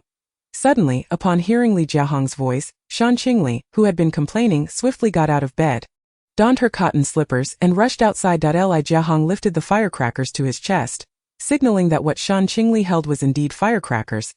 Shen Qingli gasped in astonishment at the sight of so many firecrackers, her surprise laced with joy. Regardless of the time or place, firecrackers have always been the favorite of children. Their most anticipated delights are invariably the red envelopes and the opportunity to set off firecrackers. They can play with abandon, and parents are not only unperturbed but rather filled with delight. Lai Jiahong placed the firecrackers on the coffee table, and Shen Qingli gestured for him to take a seat on the sofa. He reciprocated the gesture, indicating for her to sit as well. After they both settled down, Li Jiahong inquired, "How is your dance training coming along?" "I can't seem to grasp it," she replied helplessly, a flush of embarrassment creeping onto her cheeks. Unsure of how to counter Shen Qian's critique, Lai Jiahong also felt a sense of helplessness, unsure of how to address this troublesome girl. Day in and day out, she only seemed to create chaos. Recently, the military district devised a militarized game, but all she did was complain for an entire day, criticizing everything about it. She had even brought Lai Yayan, the person responsible for the game, to tears. "Ali," he said earnestly, "you must take your studies seriously. This year, it's your turn to showcase your talent. In the past, when I asked you to perform, you presented a bombing of Sakura country. This year, you need to be more earnest." Shen Qingli understood that she was expected to present a legitimate talent. However, she felt she had no noteworthy skill to display, except for her talent for destruction. The Bolt Manor was in dire straits, having caught the attention of the god of death. There was little chance for a favorable outcome, especially after having offended them. On the surface, she agreed to Li Jiahong's request to perform properly, but in reality she was spending her days playing games and her nights burying explosives. After a week of burying explosives, she looked considerably worn, but she cared not as long as her objective was achieved. As the most favored youngest daughter, Lulayu was naturally bolder than her two elder sisters. With a grin she said, "Uncle Li, my elder sister said last night that she plans to blow up the Bolt Manor, and the explosives are all buried." Slap! Shen Qingli smacked her own face in disbelief. She never imagined that her plans would be exposed so swiftly, and by her own kin no less. This slap was not only to her face but also to her own words. She should never have mentioned her plans. Now she had been betrayed by her own. She had been contemplating helping Lulayu count money, but she realized that she could trust no one, for fear of being sold out. Li Jiahong's face fell instantly upon hearing this. This girl had just promised him, and now she was back to her old ways. With a serious expression, he admonished, "Can't you just perform properly? Is it necessary to drive those old geezers to their wits' end for your amusement? I must find someone to keep you in check." Wait, Uncle Li, I was wrong. The thing is, I really don't know what to perform," she pleaded. Lai Jiahong remained uncertain whether Shen Qingli could cook. He gently inquired, "Do you know how to cook?" Shen Qingli shook her head vigorously, resembling a rattling drum, and denied, "Cooking is certainly beyond my abilities." The forthright Shen Qian, unable to remove her apron in time, rushed over to join the commotion. Shen Qingli gestured for her to leave promptly, yet Shen Qian remained oblivious to the hint. Feeling aggrieved, she squatted beside Li Jiahong and lamented, "The elder sister even asked me to cook for her." Lai Jiahong instantly shot a fierce glare at the silent Shen Qingli. She was acutely aware that her inability to cook was a significant shortcoming. However, she often resorted to takeout. Attempts to emulate various food bloggers had ended in failure. After more than 6 months of effort, she ultimately chose to abandon the endeavor. The dishes she concocted were inedible, scarcely fit for human consumption, and even her dog refused to eat them. One could only imagine their unpalatability. Pigs would be poisoned, dogs would take flight, and cats would scale utility poles. Henceforth, Shen Qingli resolutely declined to learn cooking, regardless of the time or place, unless one desired to meet a disastrous fate. Aware of this, she lowered her gaze and sighed. "Ah, Uncle Li, I know what you wish to say, but I truly cannot cook." Li Jiahong felt an inexplicable sense of helplessness arise within him. He was aware of Shen Qingli's connections to the underworld. After arriving in Huaxia, she had settled down, often investigating some of the most heinous criminals under the pretext of repaying a debt of gratitude. All criminal records had been meticulously forwarded to his computer, a fact known solely to the military officers familiar with Shen Qingli. Others could only access information about the late martyr Shen. At that moment he felt compelled to change the subject. With a sense of resignation he suggested, "Why don't you accompany me to the station to pick up your brother?" This statement struck Shen Qingli like a bolt from the blue. In her memories, Shen Qingchuan had perished in her arms. She had witnessed his last breath. Who then was this Shen Qingli? Could modern technology truly resurrect a person? Or was he merely a descendant of the Shen family? 10 minutes later, Shen Qingli donned a black puffer jacket, plaid slim-fit trousers and black knee-high boots, tying her hair into a high ponytail. Wu Shadong, accustomed to Shen Qingli's cool and chic attire, couldn't help but exclaim, "Sister, I'm so used to your style that anyone unfamiliar would think you are the CEO of a company. You and old Master Li can rest assured and go. We will tidy up the house," she assured them. Shen Qingli seized Lu Liyu's arm, exclaiming, "Oh, come along with me. You expect me to drive, don't you?" At the station, Shen Qingli approached, dressed in a sleek black suit, pulling a suitcase behind him. He smiled and said, "Sister, I thought you wouldn't come." Shen Qingli gazed at the man before her, her heart gripped by uncertainty. How could Shen Qingli be alive? Who had truly died in her arms that day? Confusion enveloped her, blurring the lines between reality and illusion. A wave of helplessness surged through her being as she stared in disbelief at the man before her. He was indeed alive, and thriving. This revelation left her disoriented. Unable to discern the truth, she now grappled with the question of whether Shen Qingli was aware of her misdeeds in Europe. Leaning weakly against the car, she nonchalantly remarked, "Even if you, a worthless fool, were to die, I would never meet the same fate. It's inauspicious to speak such words during the new year." Furrowing his brow, Shen Qingli could not comprehend the source of Shen Qingli's animosity towards him. Was it due to his abrupt departure? Or perhaps his feigned death that left her behind? Unbeknownst to him, Shen Qingli was entirely oblivious to his convoluted thoughts. By her instinct, she was certain that Shen Qingli was merely indulging in fanciful imaginings. With a decisive click, she settled into the passenger seat, urging him to hurry and buy groceries. "The elders are seated in the front. You, my dear, are utterly lacking in decorum," he chided, his tone discontented. Shen Qingli's expression instantly froze. After all, who was she? The formidable blood rose of the underworld, who had been reprimanded today by a mere incompetent officer. For 30 years, she had commanded respect, and in her rebirth, she had been revered by her lifelong ambition. The Rakshasa, even the forces of the country dared not act recklessly against her, for she embodied the very essence of rules. To be admonished by a worthless policeman was a veritable insult akin to a dung beetle paying homage to a rooster. Coldly, she threatened, "Be cautious. I might just send a volley of bullets your way at the witching hour." Shen Qingli was both amused and exasperated. In Europe, all the underworld factions yielded him a measure of respect. Yet here he was being threatened by his sister. Little did he know the shadow that Shen Qingli cast. After all, it seemed that anyone bearing the surname Shen in foreign lands merited special treatment, lest they face retribution or a far worse fate. Shen Qingli chose to disregard Shen Qingli. Such a person was unworthy of her attention. As she exerted herself, Li Jiahong placed Shen Qingli's luggage in the trunk, sighing, "This girl's temper is just like that. Let us go buy groceries." He took a seat in the back. Indeed, Shen Qingli had not taken the time to truly understand Shen Qingli, mistakenly believing her to be a child prone to tantrums. Yet, upon hearing Li Jiahong's explanation, he became increasingly convinced of her childish nature. Seated in the rear, they arrived at a nearby supermarket. Shen Qingli did not allow them to disembark, choosing instead to venture alone with a menu sent by Zhuo Qian. Lu Liyu and Li Jiahong understood her well. Recognizing that Shen Qingli seldom ventured out for groceries now being directed, they felt a tinge of annoyance. With New Year's Eve upon them, it was imperative to shop.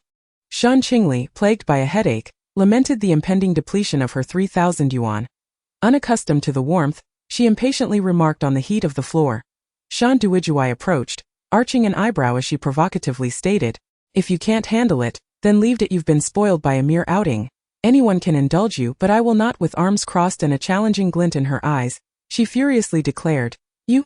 Shen Qingli was so incensed that he could scarcely form a complete sentence. Shen Qingli rolled her eyes, dismissively retorting, "What of it? I am your father. Now off to the kitchen to lend a hand."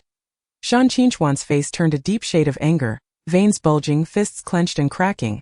Rarely had he been subjected to such insults. Even Lin Moshuan had never scolded him like this. He stormed into the kitchen, barking, "Stop right there." Shen Qingli continued to chop vegetables, unfazed. Shen Qingli raised his foot. Aiming a kick at her backside swiftly, she turned, deftly evading his foul foot with the cutting board in hand, setting the board down. She regarded him with bewilderment. It is perplexing why Shen Qingli persistently pressures her. She clearly does not wish to harm her only remaining kin. If someone is intent on courting death, why should one evade it? As long as lethal force is not employed, even if it is merely a dream. She would willingly embrace her descent. Spending time with her resurrected brother would be a blessing. She yearns for this not to be a mere illusion. If only this were not a dream. She could be eternally united with her brother, who has returned from the grasp of death. Alas, it is but a dream. Earlier, while slicing vegetables, she intentionally cut her own hand, feeling no pain. It is merely a figment of her imagination. Her disillusionment with this dream is profound. Even if they meet within it, he is ultimately not the one she longs for. With this thought, Shen Qingli couldn't help but break into a sinister smile. Disappointment laced her words. No one has ever dared to challenge me in combat. This predicament is of your own making. With a swift kick, she propelled Shen Qingli out of the kitchen. The sound of his fall echoed as darkness enveloped him, accompanied by the rhythmic thud of footsteps and his ears. Shen Qingli's voice rang cold and devoid of emotion. Brother, I have warned you countless times. You cannot defeat me. Why do you not heed my counsel? Her voice carried a hint of youthful innocence, revealing her still maturing tone. When Shen Qingli finally regained his sight, he found Shen Qingli before him. Her eyes ablaze with murderous intent and a trace of reproach, as if chastising him for his overestimation of his capabilities. Struggling to support himself with his left hand, he found it arduous to lift his right. With great difficulty, he raised his right hand to wipe the blood from the corner of his mouth. Acknowledging his inability to win, he resorted to psychological warfare. Truly, you are the blood-handed rose. Your strikes are undeniably ruthless. Upon hearing this, Shen Qingli momentarily faltered. Did he truly uncover that incident? If he wished to capture her, there was no need for him to endure such punishment. Was he testing her resolve? Given Shen Qinghuan's nature, it was entirely plausible. Perhaps he was investigating her. Could it be that he was engaging in a battle of wits with her? As he failed to extract any useful information, he abandoned his attempts at manipulation. The trio busied themselves throughout the afternoon, preparing the dishes for the following day. Shen Qingli stepped out for a brief moment, prompting Lu Wu and the others to whisper conjectures. As the eldest sister preparing us with New Year's money? It is possible. She always ventures out at this time of year. Eldest sister has been acting suspiciously this afternoon. She must be avoiding us to prevent the usual New Year's money. We should pretend to know nothing. Agreed. As usual, Zhang Qian grew increasingly convinced that Shen Qingli was indeed preparing New Year's money for them. For reasons unknown, Shen Qingli felt a peculiar sense of their unwarranted confidence. The trio's unwavering gaze upon her sent shivers down her spine. With a decisive bang, she slammed the door shut, and Zhang Qian sensed that Shen Qingli was becoming ever more suspect. Wu Shadong, standing nearby, reminded her to finish her meal and clear the table, for their eldest sister was uncharacteristically silent, likely plotting something significant. The following day, Shen Qingli arose early. Though she was not adept at cooking, she ensured she would not go hungry and prepared a simple meal. Sister, why are you up so early? Shen Qingli noticed Shen Qinghuan's swollen face, a result of her earlier infiltration into his room, where she had struck him. Feigning surprise, she exclaimed, "What happened to your face? Who did this to you?"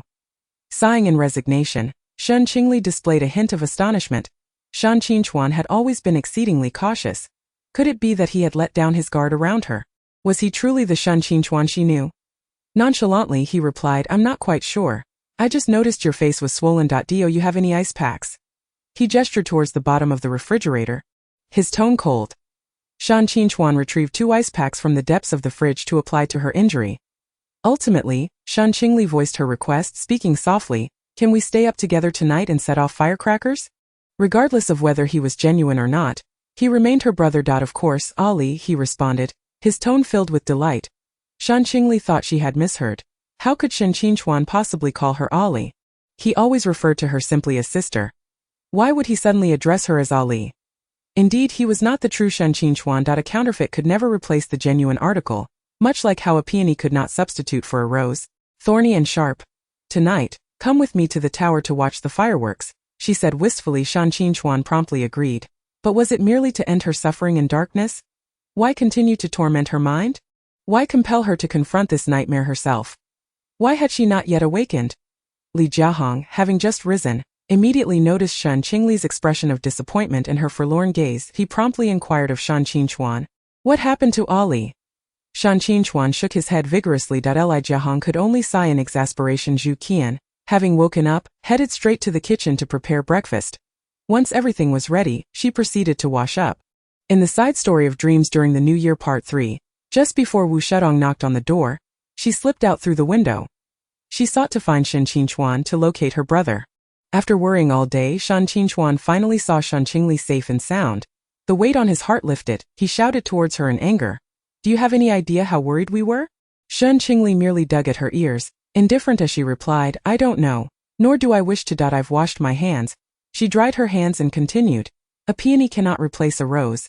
As she took her seat, Zhu Wu and Lu, unable to comprehend, were puzzled by Shen Qingli's words. Shen Qingli understood that Shen Qingli had discovered something and that they needed to clarify matters tonight. He sent the girls 3 red envelopes, gazing at them with ill intent. The girls trembled under his scrutiny. Shen Qingli suddenly remarked, the last one to finish eating must clear the dishes. The trio was utterly taken aback. Shen Qingli was blatantly refusing to wash the dishes, yet they dared not voice their thoughts. Shen Qingli felt compelled to swallow his frustration, unable to articulate his grievances. Shen Qingli quickly finished her meal. Her gaze icy as she fixed it upon Shen Qingli. I will be waiting for you at the tower, she said coldly, not waiting for his response before vanishing from his sight. Shen Qingli hastily finished his meal and rushed after her. The household was aglow with light, fireworks bursting in the sky, and the joyous laughter of children echoed from every home. The two atop the tower stood in stark contrast to their surroundings. From the tower, one could behold the most enchanting vistas.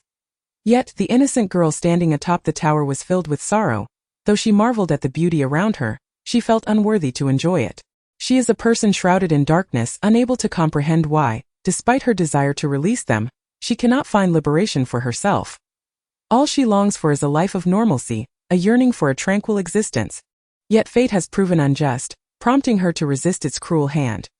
Shen Qingli and Shen Qingli find themselves in a stalemate, ignoring one another, perhaps because Shen Qingli has failed to notice Shen Qingli. A towering man at 1.8 meters, overlooked by an 18-year-old girl. It is a disheartening experience for anyone. Suddenly, Shen Qingli shouts at Shen Qingli, You are not him. You are not him. Shen Qingli awkwardly denies this assertion, bewildered as to how he could not be him.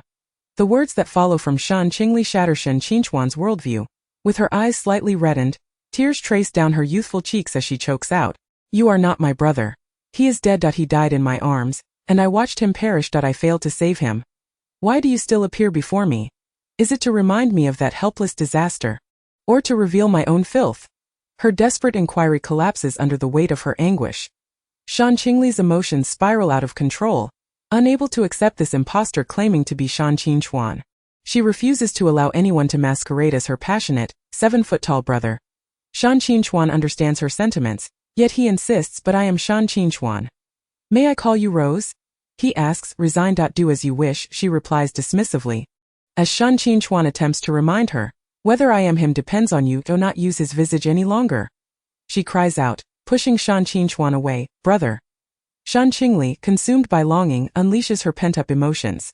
Suddenly, she jolts awake, wiping her eyes, only to find tears streaming down her face. Before she can ponder further, a sharp pain interrupts her, a sudden reminder of the injury she had carelessly overlooked. With a bitter smile, she scolds herself for her absent-mindedness and steps outside.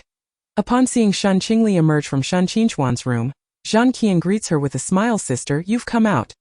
Let us eat. You all enjoy your meal. I must make a trip to the hospital and no need to accompany me. The police are keeping a close watch. She shakes her head and strides out. 3 months of a tranquil existence have dulled Shen Qingli's sense of vigilance. A burly man standing at 1.9 meters knocks her unconscious and drags her to an abandoned factory. Her eyes are blindfolded, and her hands and feet are bound to a chair. Lila coldly instructs her subordinates to awaken Shen Qingli. Li Si splashes a bucket of cold water over her head as she jolts awake. Shen Qingli can see nothing clearly. It suddenly dawns on her that she has been kidnapped. Who are you? What do you want? She demands, her voice sharp. Though her vision fails her, she can still discern the atmosphere around her. Lila, observing Shen Qingli's fierce spirit, feels a sense of reassurance and curiosity. Have you forgotten me so soon? Little one? She teases. Shen Qingli could never have imagined that Lila was still alive. Whether she would face retribution from Lila remains uncertain, but it is evident that a grim fate awaits her. The more she contemplates, the more fear constricts her body, causing her to tremble. Wait, you are still alive. Where have you been all these years? Lila, somewhat speechless, finds it amusing that a mere reminder could provoke such a reaction. Just a moment ago, you were quite formidable, yet now you seem so timid. Furrowing her brow, she inquired whether you had ever considered seeking me out. Shen Qingli felt an overwhelming sense of dread. This was a reminder of the events that transpired after Dark Knight was dismantled. In a state of panic, she exclaimed, "I do not possess your contact information. I have been drifting around Europe, eking out a living," she clarified. Lila approached Shen Qingli, crouching before her, and spoke softly, "You should be aware of the consequences of betraying the organization." Shen Qingli was paralyzed by fear, her mind blank in an instant. At that moment she ceased to think. The implications of Lila's words were laden with threats. Deception had become a commonplace affair. Shen Qingli instinctively replied, "I don't understand, but I have not betrayed you, nor have I betrayed Dark Knight." Lila, recognizing that individuals under extreme fear do not lie, pressed on, "Then why did you join the K organization while I was still alive?" Shen Qingli found herself at a loss for words. Lila was correct. She had indeed joined another organization while Lila still drew breath. Lila was not inclined to grant Shen Qingli time to respond. Coldly, she stated, "You must either face the consequences or withdraw from the K organization to prove your loyalty." "Understood, Chief, that I shall provide you with a response shortly," Shen Qingli replied, her heart still racing. "Rose, remember not to disclose that I am still alive," Lila warned icily. 2 burly men restrained Shen Qingli. Zhang Chuhui untied the ropes that bound her hands and feet. The men escorted Shen Qingli from the abandoned factory. Only Zhang Chuhui knew that Lila was Yasha, and Yasha was Lila. Shen Qingli was taken to the city, and she refrained from asking questions. Instead, heading toward the hospital in the shadows, Li Si relayed this information to Lila. Aware of Shen Qingli's intentions, Lila chose not to intervene. Shen Qingli attended to her wounds at the hospital before being discharged. Luo Cha was somewhat astonished. It was rare for Shen Qingli to initiate contact, however. Upon hearing the subsequent remarks, her expression darkened instantly. Nonchalantly, she declared, "I wish to withdraw. I am aware of the price of leaving the organization." She added that the consequences of betrayal were unbearable for anyone. Luo Cha realized whom Shen Qingli referred to, the ruthless creator of Dark Knight, Lila. The assassins of Dark Knight had been trained since the age of 3. Shen Qingli was indeed one of Dark Knight's members. Yet, had not Dark Knight been eradicated? As the sole survivor from that time, Shen Qingli could not possibly be oblivious to this fact. With solemnity, she stated, "I will assist you in submitting your withdrawal request, but you must bear the consequences." "Understood. Let us set the time for 3 days hence," Shen Qingli responded, feeling a sense of relief. Luo Cha ended the call, and Shen Qingli instructed the girls to indulge in some leisure at Mda Chapter 23. Lila is still alive. After sleeping for an entire day, Shen Qingli awoke, seemingly having dreamt of Shan Qingchuan, celebrating the new year with him. Lila was still alive. How could that monster not be dead? It was merely a dream after all. Once a person dies, they cannot return to life. It was impossible for her to still be alive. How could the deceased possibly live on? It was merely a dream, yet the dream had materialized. Lila was still alive. That demon had not perished. With a series of knocks, Shen Qingli, still disoriented from the system crash, sluggishly opened the door. Upon seeing Li Si, she inquired, "Who are you?" Before she could finish her sentence, Li Si rendered her unconscious. They transported Shen Qingli to an abandoned factory, where Zhang Chuhui bound her limbs with ropes, while Li Si placed a blindfold over her eyes. Lila coldly commanded Li Si to awaken her. Li Si splashed a bucket of cold water on Shen Qingli, rousing her from her stupor. Coughing twice, she regained her senses and demanded in a fierce tone, "Who are you? What do you want with me?" Despite her blindness, she was fully aware of her predicament. She had been kidnapped. Lila's interest was piqued. Even the dog he raised had begun to bite back at its master. He playfully remarked, "I am Lila, the founder of Dark Knight." Upon hearing the name Lila, a deep-seated dread awakened within Shen Qingli, causing her slender frame to tremble slightly. Fear was evident on her delicate face as she stammered, "Why, that you're still alive?" Shen Qingli never imagined that Lila had survived. The thought of this demon still breathing was unfathomable. Lila chuckled softly. Shen Qingli was perplexed by Lila's laughter, yet she was certain of one thing. He would not spare her, and he would make her life a living hell. He would go to any lengths to exact revenge on her and those around her. In a chilling tone, he stated, "If you are still alive, why should I not be?" I didn't mean that," she stammered, her heart still racing. Suddenly Lila's gaze turned icy, and he coldly warned, "Rose, have you forgotten the fate of those who betray the organization?" Shen Qingli shuddered. Lila spoke the truth. She had indeed joined the K organization while Lila was still alive, but it was not out of betrayal. She only joined another organization after Lila's death. He had been undermined. Desperately, she denied the accusation.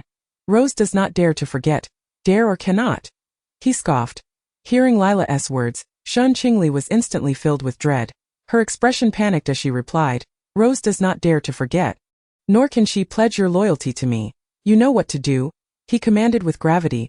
Shen Qingli understood Lila's intentions and skillfully untied the ropes binding her. Kneeling on one knee before him, unable to meet his gaze, Lic escorted her to the punishment room with a crack.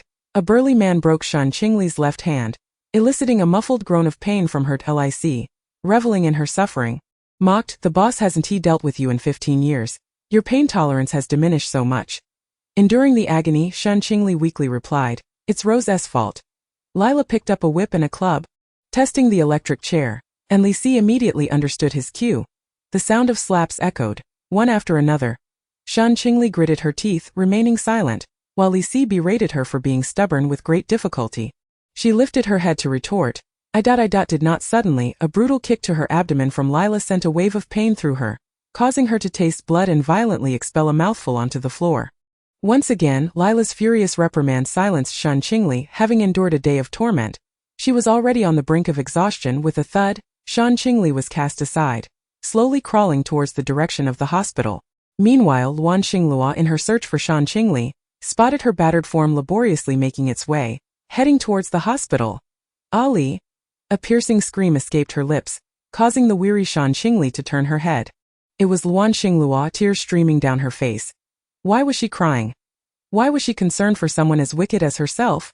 Shen Qingli felt unworthy of Luan Xinglua's devotion. Straining her already hoarse voice, she shouted, Luan girl, don't come over. Luan Xinglua, disregarding everything else, dialed 120 to summon an ambulance, urging Ali, you must hold on.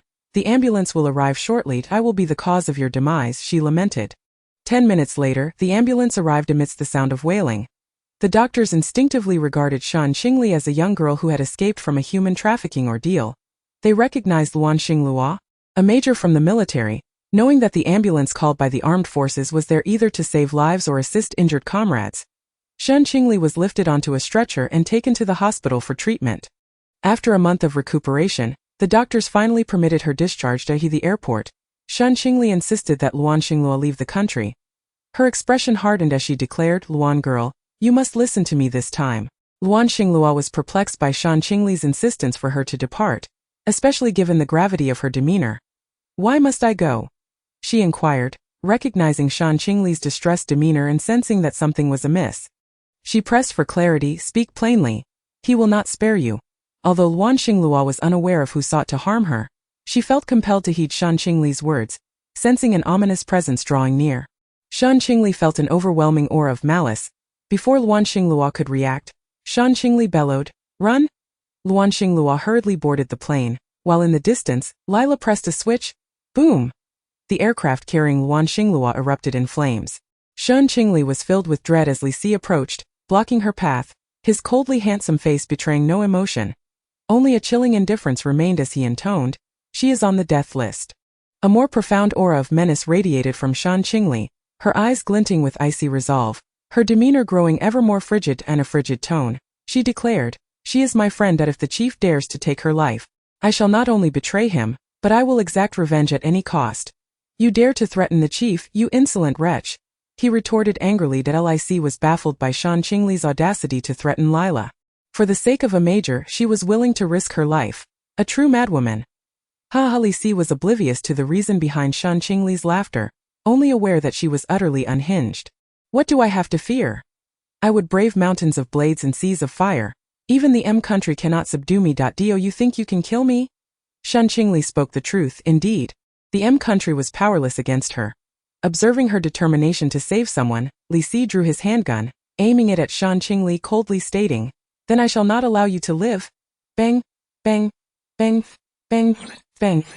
Shen Qingli deftly evaded the onslaught, disdainfully remarking that it was merely a trivial display of skill. Feeling her shoes constricting, she furrowed her brows and muttered about their tightness, resolving to purchase a new pair once the matter was settled. Lic felt a sting of humiliation. Here he was attempting to confront her, while her thoughts were preoccupied with her footwear. Truly disheartening for the brethren. A feeble voice shattered the tense atmosphere. Luan Xinglua shifted aside the debris of the aircraft above her, and upon hearing Luan Xinglua's voice, Shen Qingli rushed to her side. Seeing Luan Xinglua so gravely injured, A look of deep concern etched on her face. She tenderly urged, "Hang in there, Luan, that I shall take you to the hospital." A warmth enveloped Luan Xinglua's heart. It seemed Shen Qingli had finally learned to show care for others.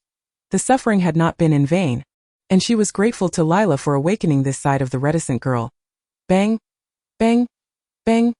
Bang! Bang! Before Luan Xinglua could even caution Shen Qingli, she had already seized the remnants of the aircraft to shield herself from the gunfire. Li Si retreated, but his mission had failed, promising him no favorable outcome. Shen Qingli remained oblivious to Lila's motives for targeting Luan Xinglua. Perhaps it was her own fault. Yet why did her heart ache so? What was this sensation so unbearable, as if her heart were being cleaved by a blade? Was it emotion? But she was a rose. A killer was not permitted to harbor feelings. Lila had repeatedly admonished her that a true assassin must be merciless. Emotions were not to waver, yet here she was, feeling that tumult and identified as a lily. How absurd! She was human, not divine, incapable of a heart of stone, nor could she overflow with compassion. Shen Qingli glanced at her message, her brow furrowing. Utilize Luan Xinglua to infiltrate the military. You have no power to refuse. Understood, Chief. Luan Xinglua, believing Shen Qingli was troubled over her predicament, smiled and reassured her, "It's all right, Ali, you have done remarkably well. Were it not for your timely rescue, I would likely be dead by now. Why did you not heed my warnings? Are you afraid I might end up like a month ago? I promise I shall be fine. Luan, do you trust me?"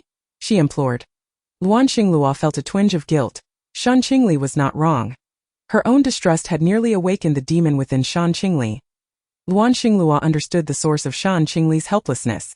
Continuing, Shen Qingli proclaimed, "I will ensure Lulayu and the others reach the United States, where Nathan will protect them. As for you, I shall personally watch over you." Luan Xinglua could scarcely believe her ears. Was this truly the same Shen Qingli, the stoic one? A miracle indeed. Had the iron tree finally blossomed, speaking sweet words? Preposterous. She would never believe that the perennial iron tree could bloom, let alone utter tender sentiments. "All right, but have you called for an ambulance?" "The ambulance has already arrived," came the awkward reply. "By the way, let me assist you over there." With genuine concern, Luan Xinglua brushed her fingers against Shen Qingli's forehead, murmuring, "No fever. Have you truly come around? What are you mumbling about? What do you mean by come around?" Shen Qingli inquired. "Nothing," Luan Xinglua deflected. Shen Qingli did not press further, but Luan Xinglua remained incredulous, unable to accept that the iron tree had indeed blossomed, fearing it might disrupt their budding emotions. Shen Qingli proceeded to contact Li Jiahong. "What are you saying? Lila is still alive, and she has already taken action against you. How did you manage to escape?" After his furious outburst, Li Jiahong became serious. However, she did not escape. She was thrown out by Lila, having been beaten to within an inch of her life. Whether she could have escaped at all was questionable. With a sense of shame, she admitted, "I was beaten to a pulp by Lila before being cast aside." Upon hearing Shen Qingli's words, Li Jiahong understood the situation in a solemn tone. He stated, "Tomorrow we will report to the military academy. Don't worry, Lua will be taken care of by your Aunt Li. She participated in World War II, so you can rest easy." "Uncle Li, did you also serve in World War II?" she inquired. Li Jiahong remained silent, merely smiling. Shen Qingli realized she had sullied the reputation of an undeserving person. Luan Xinglua's family was one of martyrs. Moreover, she was a retired veteran, and Luan Xinglua herself held a high position in the military. What right did Shen Qingli have to associate with her? Was she a crime lord, a class SSS wanted criminal in Huaxia, or merely a subordinate of Lila? Regardless of her identity, she felt unworthy and feared that she might drag herself into trouble. She had intended to surrender, but not until the true mastermind was dealt with. When everything came to an end, she would turn herself in. The era of a great hero would draw to a close, and that day was not too far off. She was weary and wished to lay down her arms. She longed to confess, yet Lila disagreed, insisting that she continue to fight. At present, she lacked the strength to resist Lila. Perhaps fear had paralyzed her, an ingrained terror that could not be surmounted in a short span of time. The mere sight of Lila would dominate her consciousness with dread. Nathan was responsible for their protection. She would provide the funds. At worst, she could undertake missions in M country without compensation, couldn't she? Shen Qingli was at a loss for how to communicate this matter to Luo Sha. After 10 minutes of contemplation, she resolved to call Luo Sha. "Rose, you are a rare visitor. What prompted you to call me? Have you encountered some trouble?" she asked with curiosity. "Boss, I know you're incredibly curious about why I'm calling you right now, but I have an urgent matter to discuss," she stated with seriousness. "What could be so urgent that it has you in such a rush?" Luosha responded with gravity. Shen Qingli exhaled deeply and slowly articulated, Lila is still alive. This statement struck Luosha like a bolt from the blue. The demon is still alive. Lila has not perished, which implies that Shen Qingli has encountered him. When could this have happened? Yacha had taken an extended leave, and the news of Lila's survival had emerged. It was all too suspicious. Shen Qingli's words broke through Luosha's thoughts, prompting her to caution, there may still be a mole within the K organization. Be careful, Yacha. With that, she ended the call. A mole? Shen Qingli seemed to possess an intimate understanding of the K organization, consistently defending her position as the leader. What was her true intention? Chapter 24. Rose enlists, or becomes an undercover agent. While packing her belongings, Shen Qingli unexpectedly discovered the identification documents of Shen Yangqing and Yan Lingshu. She wondered why there were so many individuals she had sullied, her parents, the fallen Shen Qingchuan, Uncle Li and Aunt Li who had participated in World War II, and Luan Xinglua. Does she deserve him? Merely a demon, she is unworthy of falling for Luan Xinglua, utterly unworthy. A demon that the world deems unfit to exist does not deserve to harbor feelings for the purest snow lotus on earth. In that moment, Shen Qingli was at a loss. While she was adept at brawling, love was an uncharted territory for her. She stowed her firearm in a suitcase and packed her change of clothes into a backpack. Following the address provided by Li Jiahong, she made her way to the military academy under the auspices of the Women's Special Operations Team. Having alerted them, Li Jiahong's influence allowed Shen Qingli entry as soon as she announced her name, and she recognized this as his handiwork. The new recruits here were the most innocent blossoms of the motherland, while she alone bore the heaviest aura of hostility. Shen Qingli, somewhat directionally challenged, observed the new female soldiers and decided to follow them to the barracks. Upon locating her assigned dormitory, she found Xiao Nianke and Yi Suiyun instructing the fresh recruits on maintaining their quarters. Shen Qingli had met Xiao Nianke before, but Yi Suiyun was unaware of Shen Qingli's affiliation with Class 1. With a fierce shout, Yi Suiyun demanded, "Which class are you from?" With a dismissive scoff, Shen Qingli retorted, "And who are you?" without even glancing her way, as she busied herself unpacking her belongings onto her bunk. Yi Suiyun, known for her fiery temperament, was incensed, and Shen Qingli silently retrieved her handgun from the suitcase. In a split second, Yi Suiyun lunged at Shen Qingli, aiming a punch at her forehead, causing a collective gasp among the onlookers as the strike approached. Just then, Shen Qingli extended her left leg, hooking Yi Suiyun's limb and yanking it forward, disrupting her balance. Hey! Hey! Hey! Support me! Yi Suiyun exclaimed wide-eyed. Shen Qingli swiftly brandished her firearm, coldly demanding, "Who are you? Are you sent by Lila?" Yi Suiyun, having never encountered such a scenario, was rendered speechless, shaking her head frantically. Noticing Yi Suiyun's palpable fear, Shen Qingli frowned and insisted, "Answer my questions. Who are you?" "My name is Yi Suiyun, I'm the vice captain of Class 1, she stammered, panic evident in her voice. The terrifying aura dissipated in an instant, replaced by the bright smile of a young girl, who sheepishly added, "I'm sorry." She then handed the suitcase from the bed to Yi Suiyun, explaining, "I understand that possessing a firearm without a permit is prohibited. My credentials are in the suitcase. You may hold on to this handgun for Chu Muron. I can no longer bear the shame of wielding it." "Why are you here?" Yi Suiyun inquired curiously. "He sent me here. I'm merely waiting for someone." "A tainted soul," Shen Qingli replied wearily, a self-deprecating smile gracing her lips as she noticed their lingering fear of her. "What is there to fear?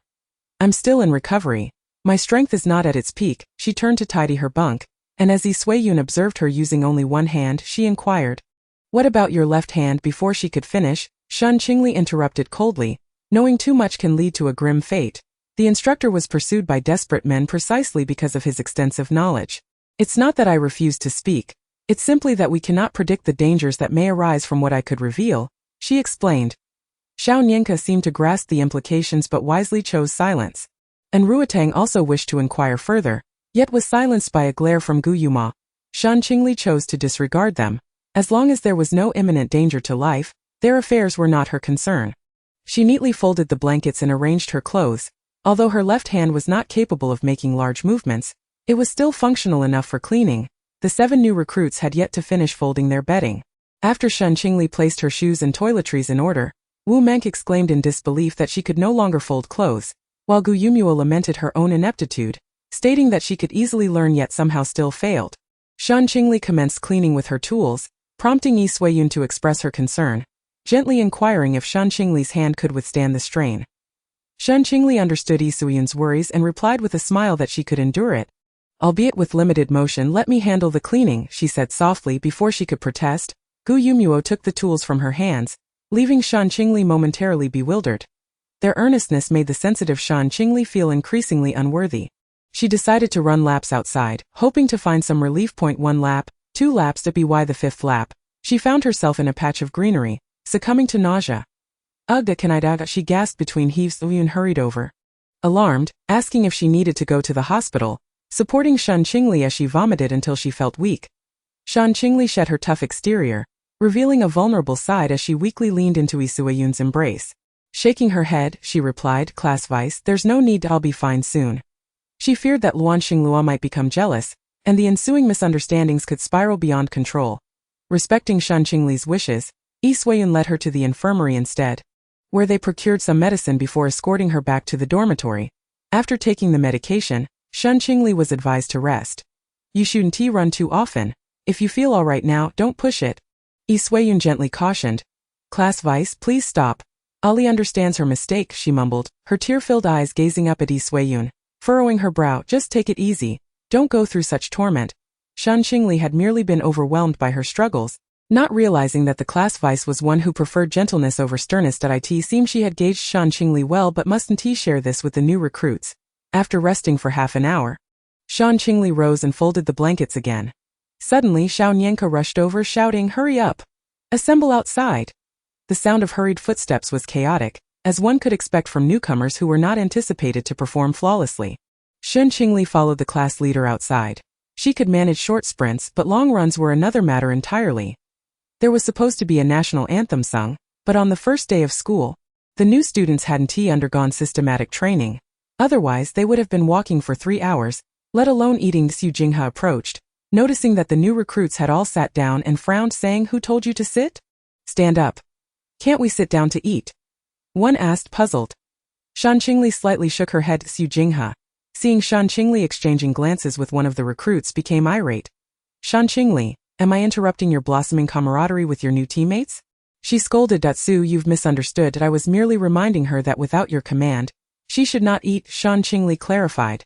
"Captain Su, it is as follows. I did not ask you." Shen Qingli, step forward. The command was issued. Shen Qingli quickly stepped out and stood at attention as Xu Jinghe glanced at the training ground, subtly indicating for Shen Qingli to run laps. Shen Qingli complied, while the new recruit anxiously watched her. Approaching Xu Jinghe, he pleaded, "Captain Su, please let me run instead." Shen Qingli might collapse. After completing a lap, Shen Qingli was visibly exhausted, her complexion pale. Nevertheless, she showed no signs of stopping. Yun was the most concerned for Shen Qingli. The mere fact that she was still in recovery was enough to cause great distress. Halfway through her second lap, Shen Qingli fainted. Shen Qingli. Yi Suyun was the first to rush over, scooping Shen Qingli into her arms and sprinting towards the infirmary. The doctor pointed at Xu Jinghe and Yi Suyun, chastising Xiao Nian, "I'm not blaming you, but how could you let a patient run laps? Her body is still in recovery. If anything happens to her, Old Li would surely have my head." "Do you really think Old Li would confront you? That's the child of one of his students, who died abroad." He retorted angrily. "Is she the martyr's daughter?" She exclaimed. "Yes, the one named Shen Qingchuan. Are you aware?" He inquired. "Snt that the brat who recently sacrificed himself." "What of it?" She responded defensively. "That is her brother," he replied, left speechless. "Then how did she manage to come out of it?" she asked, her heart aching, to which the doctor merely shook his head, indicating uncertainty. Was Old Li trying to send her to the new recruit company for protection? She pondered, suddenly enlightened, her expression clouded with sorrow. She had no idea how much hardship Shen Qingli had endured, but it was undoubtedly far from easy. That bitterness was not something an 18-year-old girl should possess. Yi Suyun understood what Shen Qingli was afraid of. Her agility and alertness were beyond what one would expect at that age. What had Shen Qingli experienced to render her thus? After lying in bed for over 10 minutes, Yi Suyun had also received a tongue lashing for an equal duration. "How could you be such a poor class vice leader?" A feeble voice interrupted the tirade. "Why is there so much noise? Captain Su, let us refrain from scolding. Shen Qingli has awakened," she exclaimed excitedly, tugging at Xu Jinghe's sleeve. Xu Jinghe glanced over, and indeed, the girl had awakened. "Is my body still unwell? I excel in every aspect. Yet why is my physical condition lacking?" she muttered softly. Xu Jinghe seemed to see a reflection of himself in Shen Qingli. Feeling someone's gaze upon her, Shen Qingli turned her head to find it was Su Jinghe. Smiling, "Captain Su, why are you staring at me?" "You remind me of myself," he consoled. Shen Qingli understood what Su Jinghe meant. They were both pitiable individuals with inadequate physical capabilities. That it was not merely a resemblance. They were practically identical, fainting after 6 laps, incapacitated after 5. Xiao Nian walked over, carrying a bowl of warm porridge and a few light vegetarian dishes.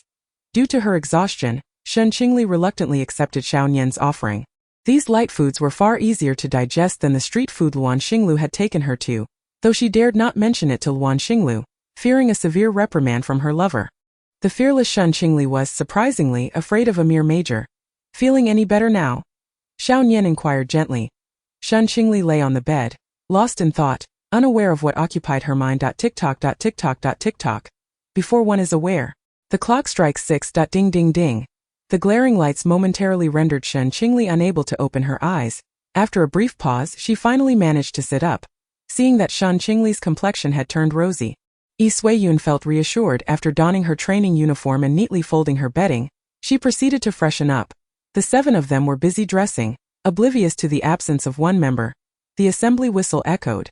Everyone rushed out to gather, and Shen Qingli had arranged a day of physical training for herself, completing 5 laps. Suddenly, 2 minutes in, she recalled that she had not submitted all her contraband items.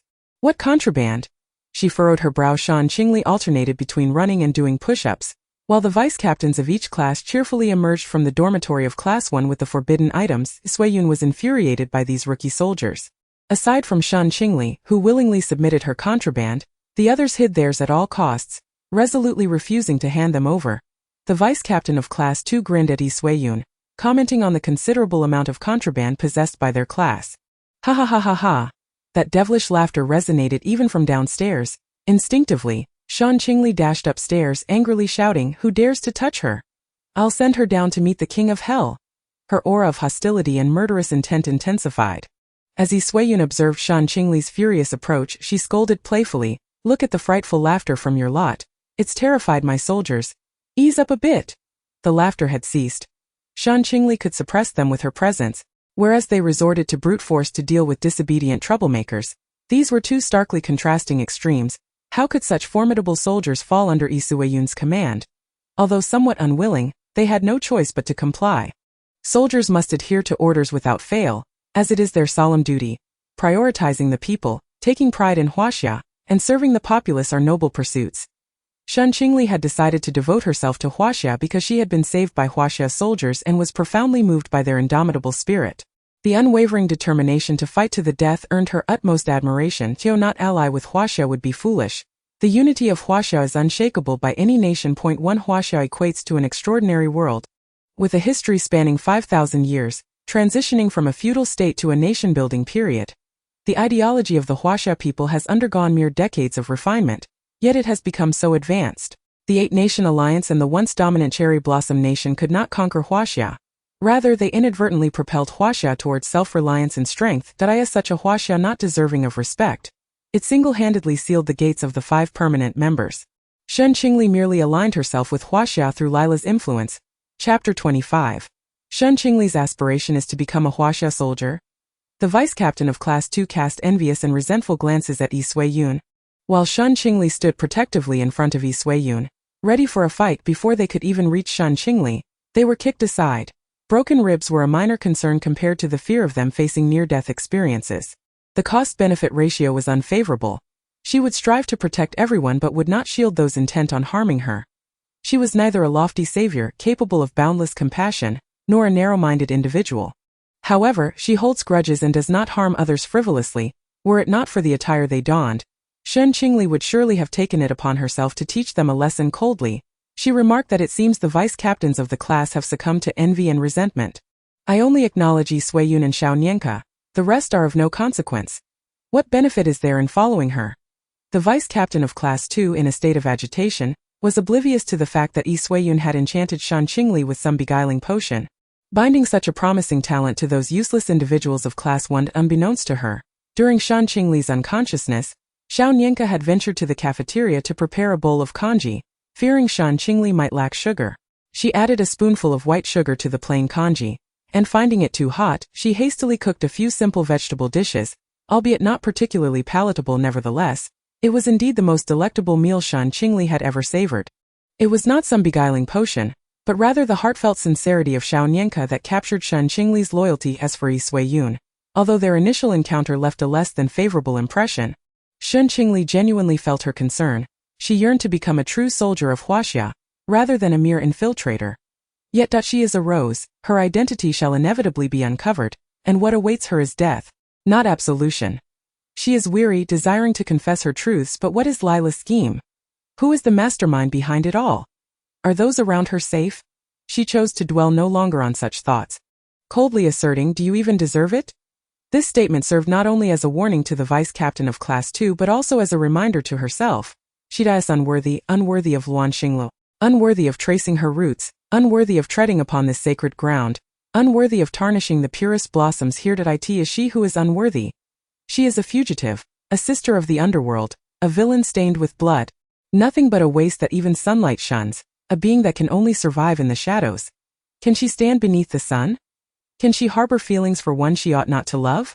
How she longs for that day to arrive. She has chosen to confront her heart, acknowledging herself as a lily, feeling no shame, for as long as there is sincere love, it suffices, yet she remains unworthy. If given the chance, she would bestow upon Luan Xinglua the grandest of weddings, but will such an opportunity ever arise? Will she ever have the chance to marry Luan Xinglua, the girl who occupies her thoughts? She yearns to convey to her that she is not made of wood, yet now is not a time of peace. She waits, anticipating the moment that opportunity presents itself, waiting for the days that follow Lila's downfall. A glimmer of cold light flickered in her eyes as the vice captain of Class 2, now frantic, dashed out to contact Colonel Kakairue, claiming that illegal elements had infiltrated. Shen Qingli heard it all. The notion of destruction when one cannot possess has long ceased to astonish her. She has grown numb to it. After acquiring Yi Sui-yun's phone, she dialed Li Jiahong to enlist his support. The school was arranged by Li Jiahong. Who else could she turn to? At that moment, Li Jiahong was in close proximity to the military academy, and upon seeing Yi Sui-yun's call, he answered, curious to hear what matter required his intervention. Shen Qingli, in a state of urgency, declared, "Uncle Li, the vice captain of the women's new recruits in District 1, Class 2, is seeking to apprehend your niece. Where are you? If you do not come, we shall only meet at the execution ground. Is there such a thing as a master who abandons his disciples?" With that, she erupted into a furious outburst. Li Jiahong furrowed his brow, resolute in his belief that anyone who dared to harm Shen Qingli would face his wrath. Those who sought to take her life would be uprooted entirely. Failing to protect her would be an affront to both Shen Yongqing and Yan Lingshu, and if they could not safeguard the smaller matters, he would not have the face to see them again. Nodding with determination, he assured, "Do not worry, I am here, my dear. You can go with peace of mind." Aware that classes were still in session, he understood the students would be at school. He drove towards the military academy where Shen Qingli was stationed, and within 10 minutes, both parties arrived at the scene. A thunderous voice rang out. "Cousin, where are the lawbreakers you mentioned?" The vice captain of Class 2 pointed menacingly at Shen Qingli, his expression twisted with malice. "Cousin, just eliminate her, and a first-class merit will be yours." Shen Qingli found their arrogance laughable. Who could possibly provoke the old man Li? Upon spotting Li Jiahong, her heart soared with joy. "Li, uncle," she stammered, incredulously touching the bloodstains on her shoulder, realizing the colonel's weapon had been silenced. With a sudden clarity, she swiftly drew the handgun from Li Jiahong's waist, her gaze icy as she confronted her cousins. "Vice captain, what are you waiting for? Come protect the commander." Shen Qingli retreated towards the alarm system, pressing the button without hesitation. "Wail, wail, wail. Urgent assembly." She shouted into the microphone, "Report to Dormitory 316, there is an attack on a World War II veteran targeting the commander." Kakairue was taken aback. That old man was a World War II veteran? A commander? What had he done? Shen Qingli's frantic cries echoed, urging, "Hurry! Someone is defaming the last descendant of the martyrs. An attack has already commenced." The absurdity of her words escalated. Her exclamation had drawn all the National Defense students, eager to witness the spectacle. How audacious to assault a World War II veteran and the last scion of the Shen family.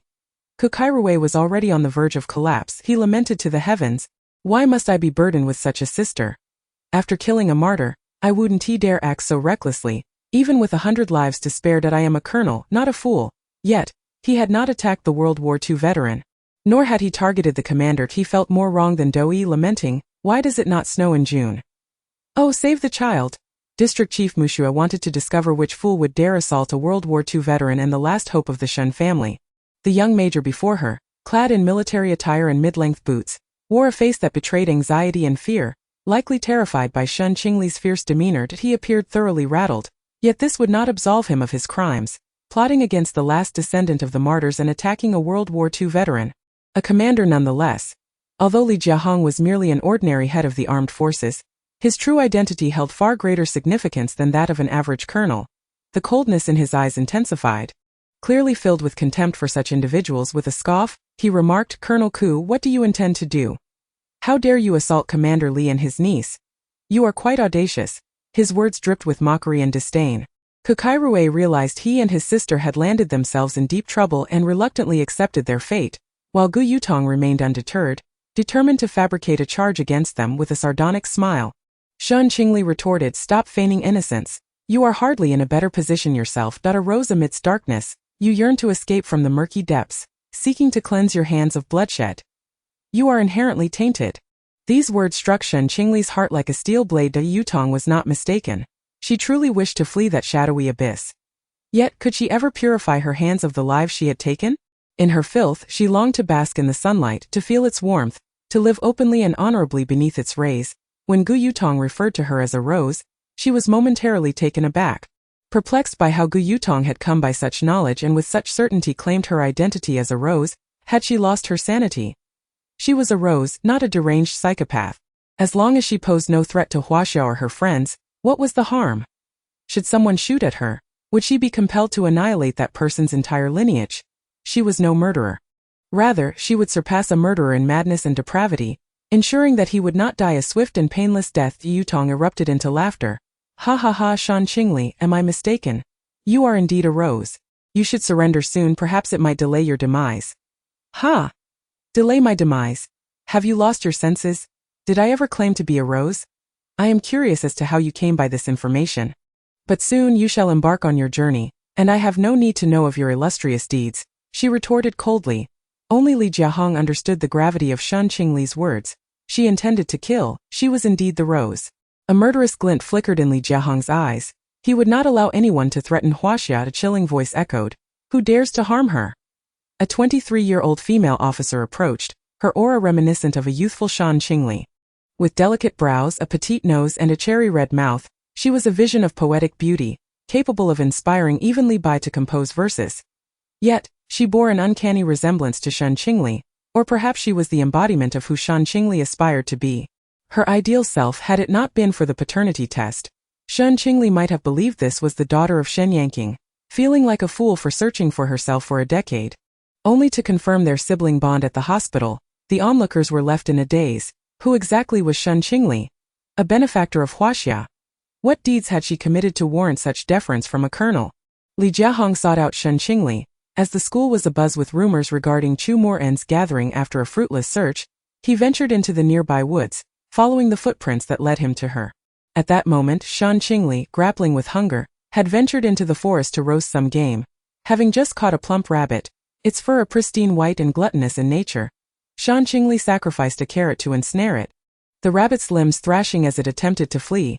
Just as she drew the dagger from her waist, another set of footsteps reached her ears. Mistaking it for Lila's approach, an overwhelming sense of helplessness surged through her. Clutching the rabbit, she climbed a tree. Li Jiahong arrived, surveying the area with a furrowed brow. "Where is she? She was just here a moment ago. How could she simply vanish?" Upon hearing Li Jiahong's voice, Shen Qingli felt a wave of relief. "Who goes there?" she exclaimed. The sudden, thunderous shout startled Shen Qingli. Just as Li Jiahong was about to draw his firearm, Shen Qingli hastily intervened, her eyes betraying an unmistakable panic. "Uncle Li, please refrain from firing. It's me, Shen Qingli." Upon recognizing her, he lowered his weapon, yet the chill in his gaze remained unyielding. Shen Qingli understood the thoughts plaguing Li Jiahong's mind. He was undoubtedly contemplating how to eliminate her. Taking a deep breath, she ultimately resolved to be forthright, her heart heavy as she implored, "Speak of your last wishes." It pained her deeply. From a family of 4, 2 were soldiers and 1 a police officer. Why must there arise a villain among them? Shen Qingli was acutely aware of Li Jiahong's emotions at that moment. Uncle Li, she began softly, I recognize your disappointment in me. I have always aspired to be like you. I understand my background is lacking, yet I could still be of assistance, could I not? I am acquainted with the underworld and possess valuable information. Please accept me. Her words resonated with truth. After much contemplation, Li Jiahong concluded that a mutually beneficial alliance was worth pursuing. Thus he consented to Shen Qingli's enlistment, stipulating that her military identity would remain undisclosed upon her graduation, and she would navigate the shadows henceforth. Shen Qingli assented, and proceeded to slaughter the wild hare she had captured. Its fur stained crimson with blood as it oozed from its neck, tainting the grass beneath in an effort to amuse Li Jiahong. She jested. This blood could almost coagulate. Li Jiahong felt a pang of sorrow for the bloodshed on the ground. Casting a reproachful glance at Shen Qingli, chiding her lack of sensibility with a swift motion, Shen Qingli extracted the heart, intestines, and other gruesome innards, and Li Jiahong realized that she harbored no compassion for such innocent creatures. Nor did he anticipate her ruthlessness. With a swift rip, Shen Qingli separated the rabbit's skin, and with a decisive chop, she severed its head. Gathering several dry twigs, she ignited one bundle, slicing the most succulent portions of the rabbit meat, skewering them with 2 branches, and roasting them over the flames that crackled and popped. Li Jiahong remained perplexed as to why Shen Qingli did not prepare food for herself. Was she not hungry? The rich rabbit meat sizzled enticingly, and after a quarter of an hour, she offered it to Li Jiahong. Chapter 26. The fear from Lila. Once Li Jiahong finished the roasted rabbit, Shen Qingli prepared to depart.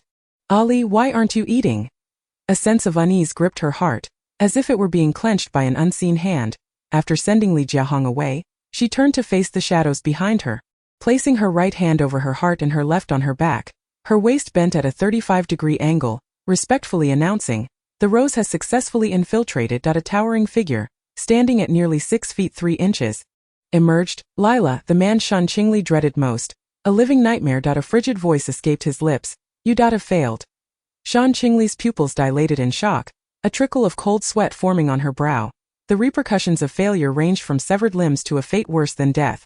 Lila had dealt with countless assassins who had faltered before her, their grim fates forever etched into Shen Qingli's very bones. With a sharp crack, she braced herself. In agonizing pain, Shen Qingli let out a muffled groan, suffering so intensely that it felt unbearable, compounded by the injury to her already wounded arm.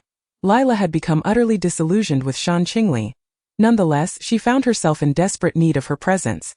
With connections in the military, Shen Qingli could gain entry if she managed to persuade Li Jiahong, and she had numerous friends within the military, making her the ideal candidate for an undercover operation.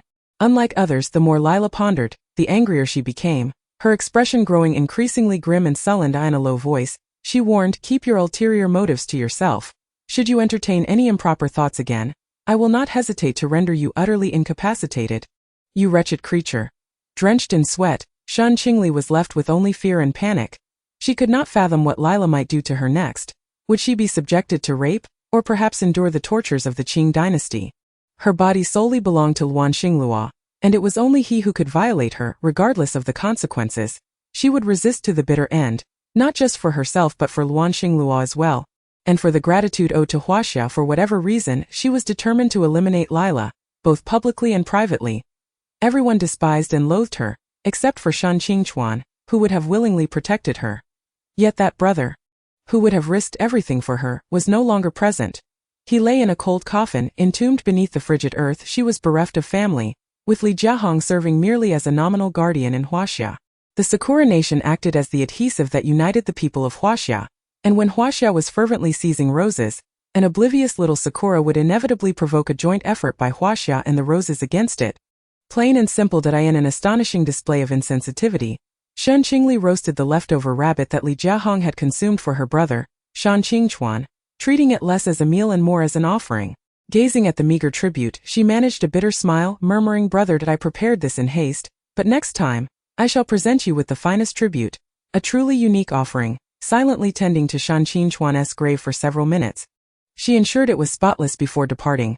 Chu Muran and Kukairue had caused a ruckus at the military district head's office, leaving Shi Haojuan with a headache. It was manageable when things were calm, but once trouble erupted, it became an unbearable nuisance. News arrived that Shen Qingli had yet to be found and that Lila was still alive. Just as one wave of trouble subsided, another arose. It was all Shen Qingli's doing. After all, Shi Haojuan merely frowned, saying little. But his meaning was unmistakable. It dawned on Shen Qingli that they were embroiled in a legal battle. She suppressed the sorrow in her eyes, allowing indifference to take its place, deliberately aggravating the gunshot wound on Kukairue's left shoulder. In pain, Shen Qingli grimaced as she pressed on her bleeding shoulder and walked over, her face a mask of terror as she looked at Kukairue and stammered, How is he here?" In a state of shock, she gazed at them, and Shi Haojuan, witnessing Shen Qingli's palpable fear, felt a mix of anger and compassion.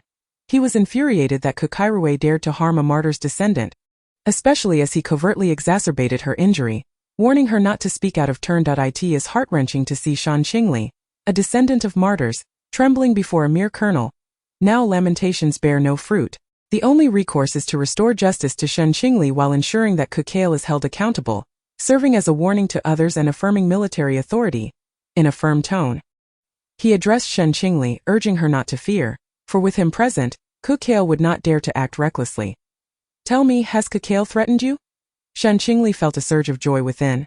Astonished that this district chief would prove so supportive, she cast a glance at Kukale, then at Shi Haojuan, and with a panicked shake of her head, she denied, He hasn't threatened me." Shi Haojuan shot a fierce glare at Kukale, his disappointment palpable. "If Kukale dares to lay a finger on you, that would be my dereliction of duty. Speak freely. Do not fear, for I am here." Shen Qingli had no intention of framing Kukale. Yet it seemed Shi Haojuan had misunderstood the situation. Reluctantly, she decided to implicate Kukale. Her fearful gaze remained undiminished as she stammered, He shot me in the left shoulder, and he died in the woods. He rendered one of my hands useless." This single statement took 2 minutes to articulate, yet it was clear that Kukale had not attacked the former leader, leaving Shen Qingli flabbergasted. Chapter 27. On the verge of a breakdown, Shi Haojuan was infuriated, his temper flaring at Kukale, realizing he was dealing with scum. Had he known, he would never have allowed him to pass the political examination. He was nothing short of a monster. The families of martyrs, including Shen's parents who had perished in a foreign land, had already suffered immensely. Shen Qingchuan had even met his end at the hands of Shi Jingyu, making Shen Qingli the last of her line. Yet now, Kukale had injured her with a gun and threatened her into silence. Uncertain of what Kukale had said to instill such fear in Shen Qingli, Shi Haojuan resolved to return to her the dignity she deserved. Coldly, he demanded, "Kukale, what further explanation do you have? I wish to hear your account." Rather than seeking an explanation, it felt more like listening to a deathbed confession. Kukale remained silent. Shen Qingli glanced at Shi Haojuan's phone. It was a call from Li Jiahong. She was unaware of the conversation between them, but she feared her identity had been compromised. That shadowy truth was now at risk of exposure, leaving her at a loss for how to explain. Shi Haojuan's voice broke through her spiraling thoughts. "Detain Kukale and conduct a thorough investigation into his ancestry for 3 generations. Chu Murian, you two shall step aside. I wish to speak with Shen Qingli privately." Shen Qingli's mind went blank. The revelation of her circumstances to an outsider felt catastrophic. The spacious office was left with only a man and a woman, enveloped in silence for several minutes. Shen Qingli could no longer endure it. Shi Haojuan was toying with her mind. Coldly, she inquired, "Commander, are you aware of this? Such knowledge is ill-fated. It is a grave taboo. Assassins discovered by their targets are executed in secrecy." Shen Qingli yearned for survival, for only by living could she eliminate Lila, marry her beloved, and repay her debts. She could not afford to perish. The once colorless depths of her eyes regained a glimmer of light, igniting a desire for life. No longer was she a heartless, murderous specter, but a woman with aspirations of her own. From the moment Shi Haojuan received the phone call from Li Jiahong, he was aware of everything. He never anticipated that the notorious Bloodrose, feared by many, would have a day of vulnerability. It was truly unexpected. Shi Haojuan remained silent, merely smiling without uttering a word. Shen Qingli's countenance was grim. As the secret she had endeavored to conceal had inevitably been revealed, how had he discovered this? She had always approached her tasks with utmost caution, and logically, outsiders should not have been privy to such information. How could he possibly know? Shi Haojuan could empathize with Shen Qingli's feelings.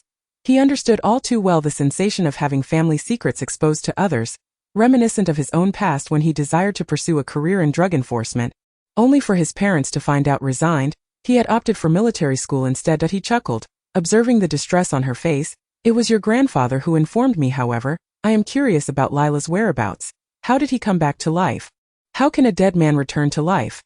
This was also a source of anxiety for Shen Qingli.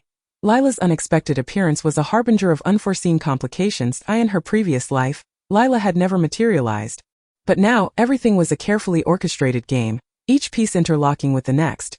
This entire situation was perilous for Luan Xinglua. She might not even be able to protect him. Steadying herself, she stated, I am uncertain at this moment. The only course of action is to remain close to him and ascertain his plans. Shi Haojuan was immediately elated that he continued. But that approach might not work. Shi Haojuan grew anxious, questioning how such a promising strategy could fail. Then what should we do?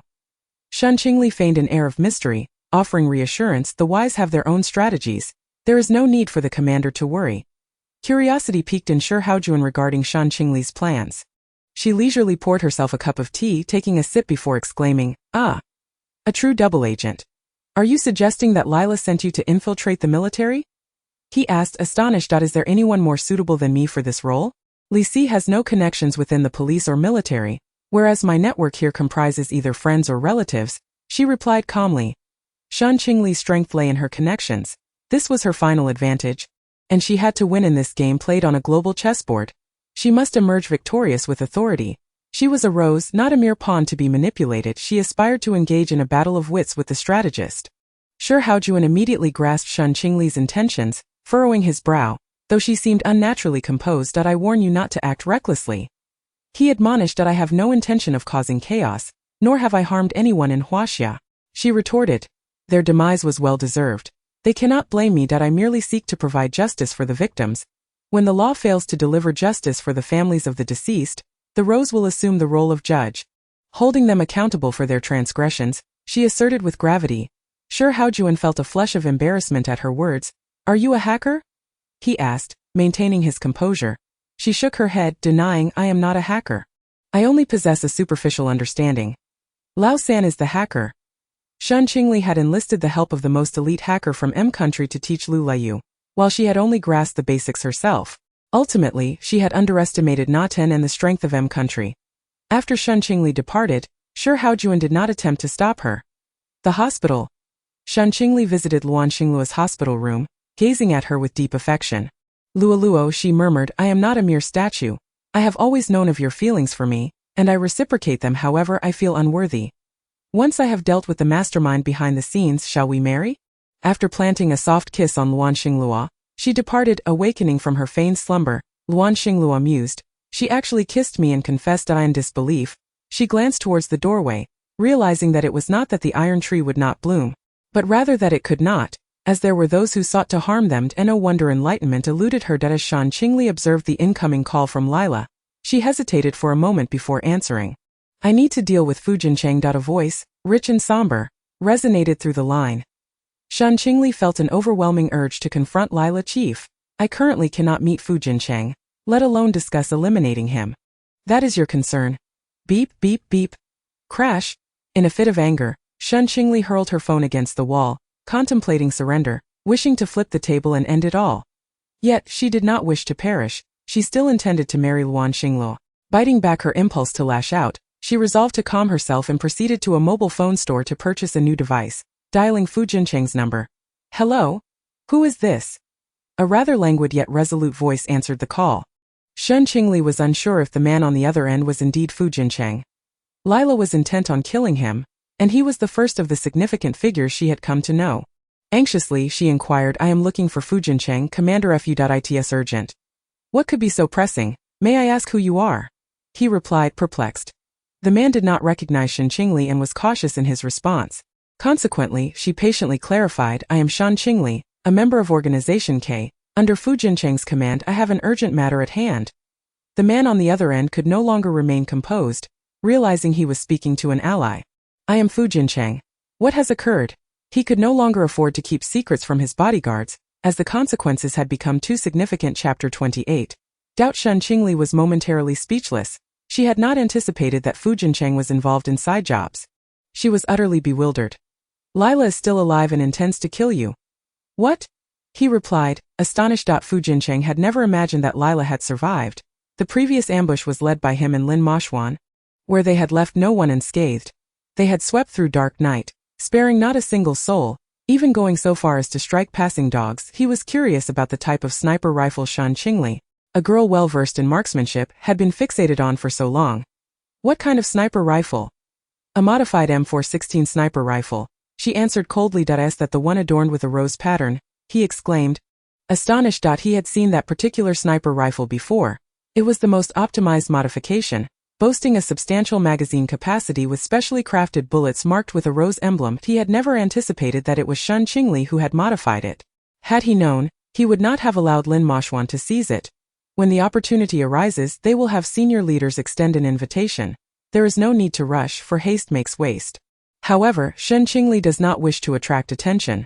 She longs to be an ordinary person, and an ordinary existence would suffice, allowing her to pursue Luan Xinglua openly and without reservation. They could be together in all propriety, free from excessive concerns. The sniper rifle was delivered that very evening. Upon hearing from Yi Sui-yun that a female officer had specifically requested to see her, Shen Qingli surmised that someone from headquarters had arrived. Though she remained uncertain of the individual's identity, upon reaching the entrance, she encountered a familiar face and could not help but smirk inwardly. Was this not the very person she had extorted? The fearsome Luo Sha? What an awkward predicament! Had she known, she would have refrained from her earlier actions, for now they were in a situation where they could neither look up nor down at one another. She had yet to inform Luo Sha about Lila's visit, which only compounded her irritation. Unperturbed by the awkward atmosphere, Luo Sha cheerfully greeted Shen Qingli. Shen Qingli, the plan you devised has yet to be deciphered by the old guard at the military factory, and here you are, ruffling their feathers quite a bit. What? My sniper rifle has been taken for research. Shen Qingli exclaimed, her surprise transcending mere astonishment. The fact that her sniper rifle was under scrutiny implied that other higher-ups were now aware of her identity, which was far from advantageous. While it seemed unlikely they would capture her, it could still adversely affect Fu Jincheng. In that moment, the thought of fleeing crossed her mind, but she soon realized that escape was not a viable solution. After much contemplation, she found solace in the idea that running away would not resolve her predicament. The initial shock had subsided, and she remarked, should I address you as Luo Sha or boss? What do you mean? Luo Sha inquired, her expression rife with suspicion. The danger to Fu Jincheng weighed heavily on Luo Sha's mind, and she dared not dwell on it further, anxiety mounting as she grasped Shen Qingli's arms in desperation. You were once his subordinate. Did he ever command you to kill anyone? At this moment, the only lead she had was Shen Qingli. The sole individual privy to Lila's whereabouts. It was Shen Qingli's first time witnessing Luo Sha in such a state of distress. She almost failed to react, avoiding eye contact out of fear that Luo Sha might be overwhelmed, yet not wishing to cause her further sorrow. With a heavy heart, she confessed, I do not know how to convey this to you. Even if he had commanded me to eliminate those from years past, I lacked the capability. Nevertheless, he has sought me out. Though my intentions may now be divided, 12 years have passed, and during this time, who has not undergone transformation? The world has long since changed. Throughout these tumultuous years, Shen Qingli had endured countless trials. She yearned to abandon the shadows for the light, yet the difficulty was palpable. Without unwavering conviction, one could achieve nothing. If she wished to marry Luan Xinglua, she would have to pay a steep price. At times, she genuinely contemplated giving up. Her beloved awaited her, and she could not afford to falter. What delightful treasures have you brought? Came a voice from behind, filled with curiosity.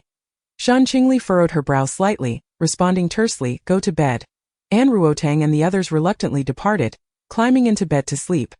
Shen Qingli opened her suitcase to reveal a beautifully designed M416 sniper rifle adorned with rose patterns, accompanied by specially crafted ammunition that was 3 to 4 times more potent than standard rounds, each bullet's base also embellished with a rose design. The displeasure on her face had significantly softened, yet it remained uncertain whether the internal situation was akin to her own. Should it be similar, it would imply that her secrets had been compromised. If Lila were to discover this, it would spell utter disaster. She was already under suspicion, and if this matter were to come to light, she would truly become a pawn in a perilous game. Facing death was no small matter. Everyone naturally yearns to survive. And who among the foolish would willingly embrace demise? Even the gray figures in drug enforcement sought to preserve their lives, some of whom had elderly mothers and families, while others were already settled down, whether in matrimony or still seeking companionship. Shen Qingli harbored a profound admiration for such individuals. They were heroes among the few she could genuinely respect. However, she ceased her futile musings, closed the box, and stowed it beneath her bed, in the innermost corner. Once she lay down, sleep eluded her. In the dead of night, Shen Qingli received word of internal developments. They intended to engage in armed off-road activities after tidying up, She took along a specially designed sniper rifle. This could not be blamed on Shen Qingli. It was but her subconscious at play, not her fault. Moreover, someone else had even brought along a rifle. Xiao Nian had no inclination to inquire further. She was disinclined to meddle, especially given the formidable backing of Shen Qingli. To compare their support systems was tantamount to courting disaster. Shen Qingli assisted in transporting supplies, while instructor Shi Luoqing and team leader Su Jinghe wore expressions of exasperation. Is this how she usually is? Indeed. The two exchanged a bittersweet smile. What good could come from someone favored by the Rakshasa? Each individual they could name was deeply entrenched in the underworld. Thriving amidst its shadows, with blood on their hands, they were formidable figures, and it was inconceivable to imagine they bore no lingering malice. It was a harrowing reality that they were desperate fugitives. The notion of sparing their lives was a stroke of fortune. Now these individuals were willing to serve them, pleading for mercy for themselves and their families. Even if they proclaimed their innocence to the public, no one would believe them. Remaining silent would only prompt the populace to alert the authorities, and their subsequent explanations would only complicate matters further. Chapter 29. The ultimate zipper. After Shen Qingli delivered the provisions, she distributed them fairly among the group, retaining a mere pittance for herself. Once aboard the vehicle, Xiao Nian observed the scant amount of food in Shen Qingli's possession, and Yi Suiyun, concerned for Shen Qingli's health, anxiously inquired, "Can you manage?" Shen Qingli wished to alleviate Yi Suiyun's worries. She had her pride. She was Shen Qingli, the blood-soaked rose, not a mere nobody to be trampled upon. Although fainting had been somewhat humiliating, she had already suffered that indignity once.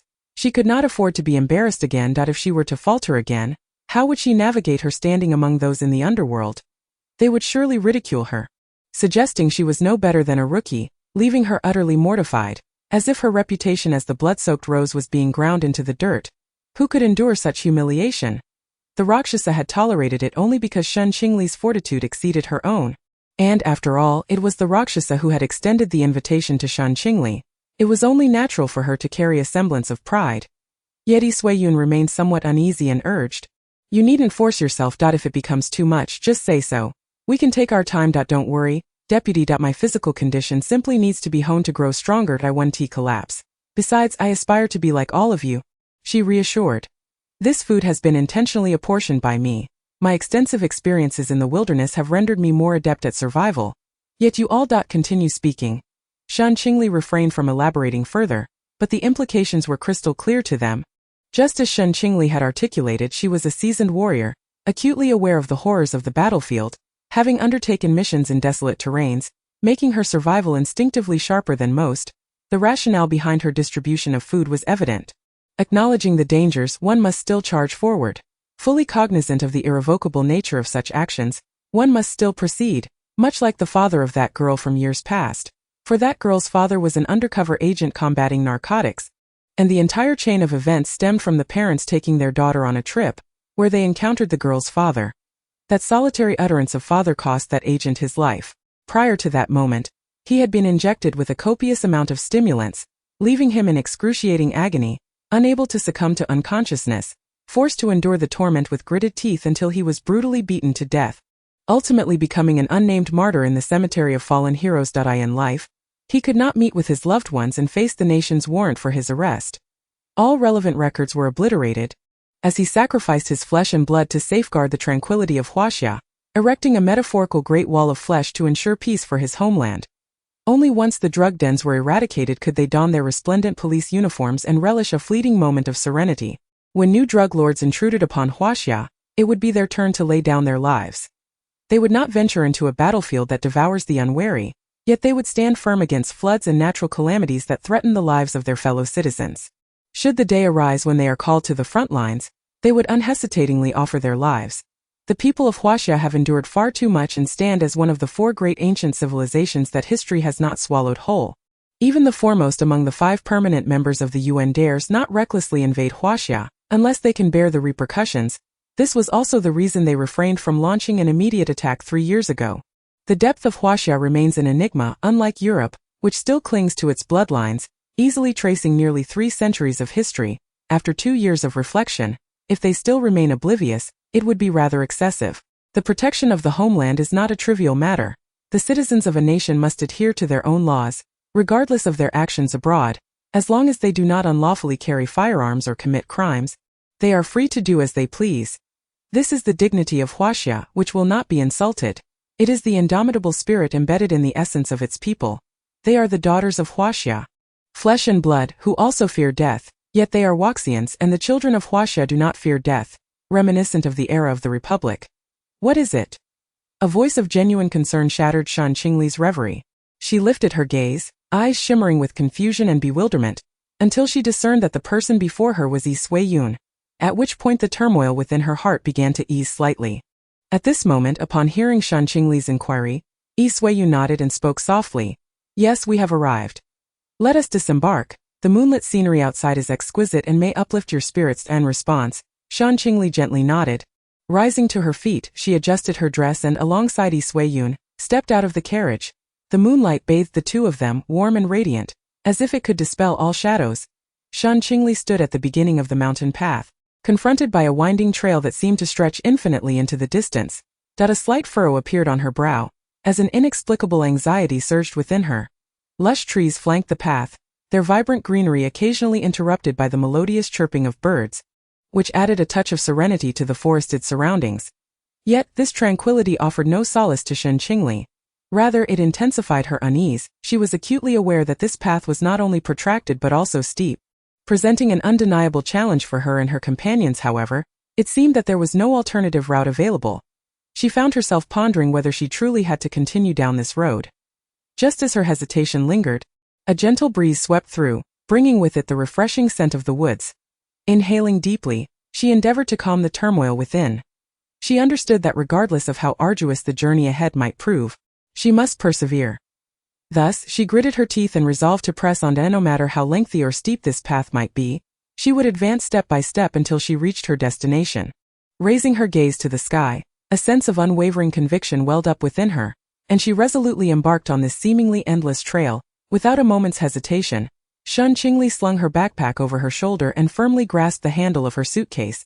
Swiftly falling in step with the group, her strides were resolute and vigorous, as if challenging the unknown that lay ahead. The weight of the backpack felt negligible, seamlessly merging with her being. The suitcase remained steady in her grasp, swaying gently with her movements, producing a faint sound that seemed to cheer her on. The others in the group were also running with fervor, each face etched with determination and resolve side by side with them. Shen Qingli felt the camaraderie and unity among them. The wind howled past her ears, tousling her hair while whisking away her fatigue and apprehension. She concentrated on each step, invigorating every cell in her body with strength and vitality. She knew the road ahead was still long, yet she believed that with collective effort alongside her companions, they would surely reach their destination. Consequently, she gritted her teeth and quickened her pace, dashing toward the unknown.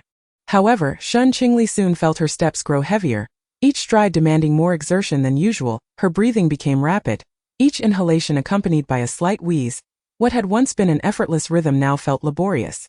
Beads of perspiration began to form on her forehead, trickling down her cheeks and landing on her tightly clasped hands. Determined, she bit down on her resolve, striving to maintain her pace.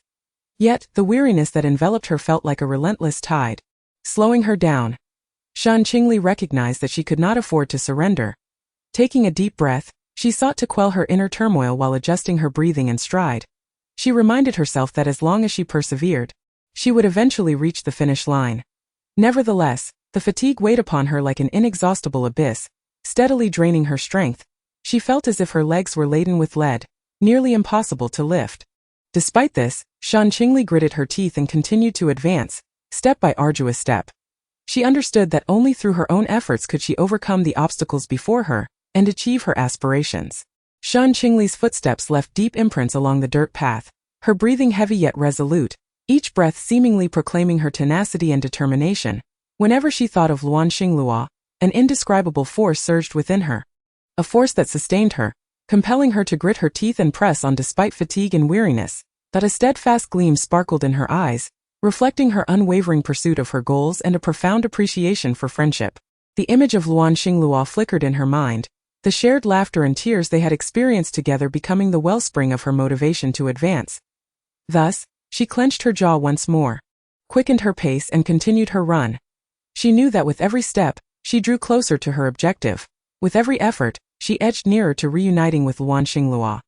She was determined to prove through her actions that no matter the difficulties and challenges she faced, She would not easily surrender. Chapter 30. A solemn dedication. Shen Qingli's face was ashen, beads of sweat mingling with cold perspiration on her forehead as she stumbled into the first rest point. Panting and retching, her steps were unsteady, each movement seeming to drain her of all remaining strength. The scenery around her blurred, with the distant rest area emerging as her sole pillar of support. Her chest heaved violently, each breath accompanied by waves of nausea and the urge to vomit. Summoning all her strength, she swallowed her discomfort, striving to maintain her pace. She understood that only upon reaching the rest area could she find some relief from her physical agony. At last, she stumbled into the vicinity of the rest point. Leaning against a nearby tree trunk, she bent over, gasping for air. Sweat trickled down her cheeks, mingling with the dirt to form mottled streaks.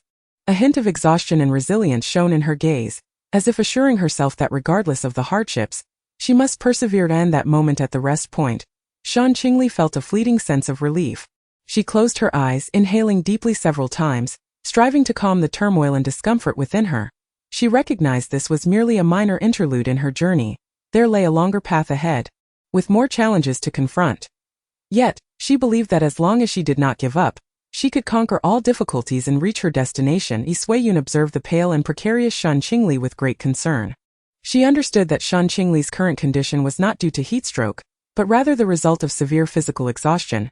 She hurried to Su Jinghe's side, urgency lacing her voice. Captain Su, Shen Qingli's condition is alarming. She is not suffering from heatstroke but rather from extreme fatigue. I fear she may not withstand it. Upon hearing this, Su Jinghe's brow furrowed deeply. He raised his gaze to Shen Qingli and saw her ashen face, glistening with sweat, clearly a sign of overexertion. A wave of anxiety washed over him. For Shen Qingli, knowing immediate action was required, quickly assist her to a shaded area to rest. I will prepare some restorative potions and food at once. With that, Su Jinghe rose and swiftly set about his tasks. Suiyun nodded, her heart filled with gratitude for Su Jinghe's swift response, fully aware that she could not remain a passive observer. She promptly stepped forward, carefully assisting Shen Qingli to a shaded area nearby, allowing her to lie down and rest. Under Yi Suiyun's attentive care, Shen Qingli's complexion gradually regained a hint of rosy vitality. Standing before Su Jinghe, Shen Qingli wore a resolute smile. Taking a deep breath, her voice brimming with appreciation and determination, she said, Captain Su, thank you that I can endure. Su Jinghe regarded her with a glimmer of approval in her eyes and nodded gently. Her tone soothing, Qingli, I believe in you. But do take care of your health. Do not overexert yourself. However, Yi Suiyun, standing nearby, subtly shook her head, unconvinced by Shen Qingli's bravado to heal her. Although Shen Qingli appeared strong, the pressure and burden she bore were unmistakable. Quietly concerned, she chose not to confront her directly, merely observing and preparing to extend assistance when necessary. Shen Qingli, acutely aware of her physical condition, felt a swell of reluctance and regret but ultimately decided to depart. She gently bit her lip, a flicker of resolve crossing her eyes, before turning towards the exit. What are you doing, Yi Suiyun? Shen Qingli asked in surprise. Yi Suiyun blinked, a mischievous smile curving her lips. You left your backpack here. Allow me to carry it for you. Shen Qingli paused, quickly realizing that Yi Suiyun was concerned about her health and wished to alleviate some of her burdens. A wave of warmth surged within her, and she gratefully glanced at Yi Suiyun, nodding softly. Thank you, Yi Suiyun. Fully cognizant of her physical state, though feeling somewhat feeble, Shen Qingli understood the importance of not being a burden to her unit. She gently grasped the handle of her suitcase, as if lifting a heavy responsibility. Her gaze was steadfast and bright, radiating unwavering courage and determination. She turned and strode confidently away from the military base, her silhouette standing tall against the fading light of the setting sun, reminiscent of a fearless warrior embarking on a new journey. As she ventured toward her next destination, Shen Qingli did not falter. She traversed the woodland path, crossing streams, and relentlessly moved forward. She knew that only by forging ahead could she unearth her own answers and pathways. Gripping the suitcase handle tightly, she felt as though she were clutching the hope of the future. Her heart brimmed with anticipation and resolve. She understood that regardless of how arduous the road ahead might be, she would march onward, unwavering until she reached her destination. When the main force finally arrived at the dense forest, dawn was approaching. Soft morning light filtered through the treetops, dappling the serene ground below. Shen Qingli lay peacefully beneath a tree, as if embracing Mother Earth, already deep in slumber. Suiyun and Xiaonian witnessed this scene, unable to suppress their laughter, and began to jest. Look at our beautiful Shen. She can sleep even better than we can. Yi Suiyun teased, shaking her head lightly, a hint of exasperation and fondness in her eyes. Indeed, after all this travel and fatigue, She simply found a patch of shade and fell into a deep sleep. As if the dawn was not approaching, Shen Qingli smiled in agreement, her eyes revealing a mix of envy and playful teasing towards Shen Qingli. The two stood beside Shen Qingli, whispering and sharing light-hearted jests, all the while making an effort not to disturb her slumber. They were acutely aware that Shen Qingli's exhaustion stemmed from her unwavering dedication to the team. At this moment, all she needed was a tranquil corner to rejuvenate. As the dawn broke with a soft glow, the members of the larger group gradually stirred awake. Upon noticing Shen Qingli still in deep sleep, they instinctively softened their footsteps, fearful of interrupting her rest. Meanwhile, Lai Yayan and Xiao Nianku ceased their banter, silently keeping vigil over Shen Qingli, patiently awaiting her awakening. Moments later, Shen Qingli slowly opened her eyes, rubbing the remnants of sleep from them as she sat up and surveyed her companions. A hint of confusion crossed her face as she softly inquired, "When did you arrive? Why didn't you wake me?" Upon hearing this, Lai Yayan and Xiao Nianku exchanged warm smiles. Xiao Nianku stepped closer, gently patting Shen Qingli's shoulder and replied, "We just arrived not long ago. Seeing you in such a deep sleep, we couldn't bring ourselves to disturb you." Upon hearing this, an apologetic smile spread across Shen Qingli's face as she continued, "Are you all hungry? I just caught some fish. I can prepare a fish soup for everyone." As she spoke, she gestured towards the fresh fish laid nearby, her eyes sparkling with anticipation. Xiao Nianku felt a wave of warmth swell within her at this remark. She understood that Shen Qingli had always selflessly contributed to the team, and even upon waking, her thoughts were already on providing sustenance for others. Emotionally, she grasped Shen Qingli's hand and said, "Qingli, you are truly thoughtful. We are indeed a bit hungry, and to enjoy the fish soup you make is a wonderful blessing." Shen Qingli's face lit up with a satisfied smile upon hearing this. She rose to her feet, busily preparing the fish soup for everyone. The surrounding companions gathered to lend a hand, collectively relishing this heartwarming moment. As Yu Jing, he noticed that Shen Qingli was not indulging in her meal as she usually would. A thread of concern tugging at her heart, she glanced at Shen Qingli, observing a serious expression etched on her face, suggesting she bore some heavy thoughts. Just then, Shen Qingli abruptly stood, softly telling Su Jinghe, "I'll take the watch with that." She turned and made her way towards the edge of the camp. Su Jinghe watched her retreating figure, feeling a mix of confusion yet a greater sense of trust and concern for Shen Qingli. She understood that Shen Qingli must have sensed something amiss to act so cautiously. Upon reaching the camp's perimeter, Shen Qingli began to meticulously survey her surroundings. Her gaze was sharp and vigilant, scrutinizing every suspicious detail. Only after confirming that all was well did she feel reassured enough to turn back. As Su Jinghe observed Shen Qingli's silhouette gradually fade from view, a sigh of relief escaped her lips. She knew that with Shen Qingli present, their safety was assured. Watching Shen Qingli's industrious form, a glimmer of admiration flashed in Su Jinghe's eyes. Unable to restrain herself, she exclaimed, "Shen Qingli is truly capable. With her around, we all feel significantly safer." Yisuya nodded in deep agreement, a smile gracing her lips as she remarked, "Indeed, whenever Shen Qingli is present, I feel an unparalleled sense of reassurance. She consistently dedicates herself quietly for the benefit of everyone, enveloping us in warmth." Their conversation brimmed with admiration and gratitude towards Shen Qingli in their hearts. She was not merely a trustworthy companion but also a beacon of comfort and solace.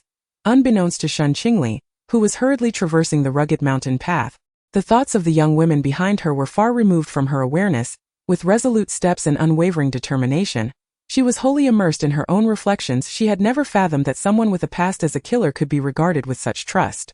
Had she been privy to the girl's sentiments, she would likely have been taken aback.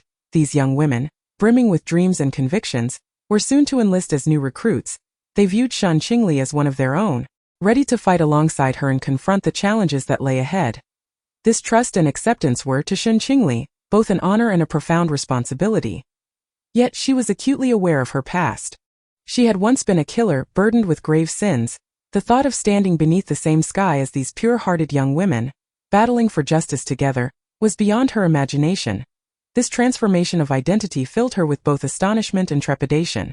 Nevertheless, Shen Qingli resolved to cherish this trust and demonstrate her worth through action, and no longer was she a killer. She was a warrior, a reliable ally. She would harness her strength to protect these young women and safeguard the dreams and convictions they held dear. Chapter 31. The acceptance of the unknowing. Before Shen Qingli lay an expanse of darkness. Her body felt as though it were sinking, as if trapped in an endless abyss. She struggled to open her eyes, but her eyelids felt weighted beyond her capacity to lift. Her consciousness began to fade.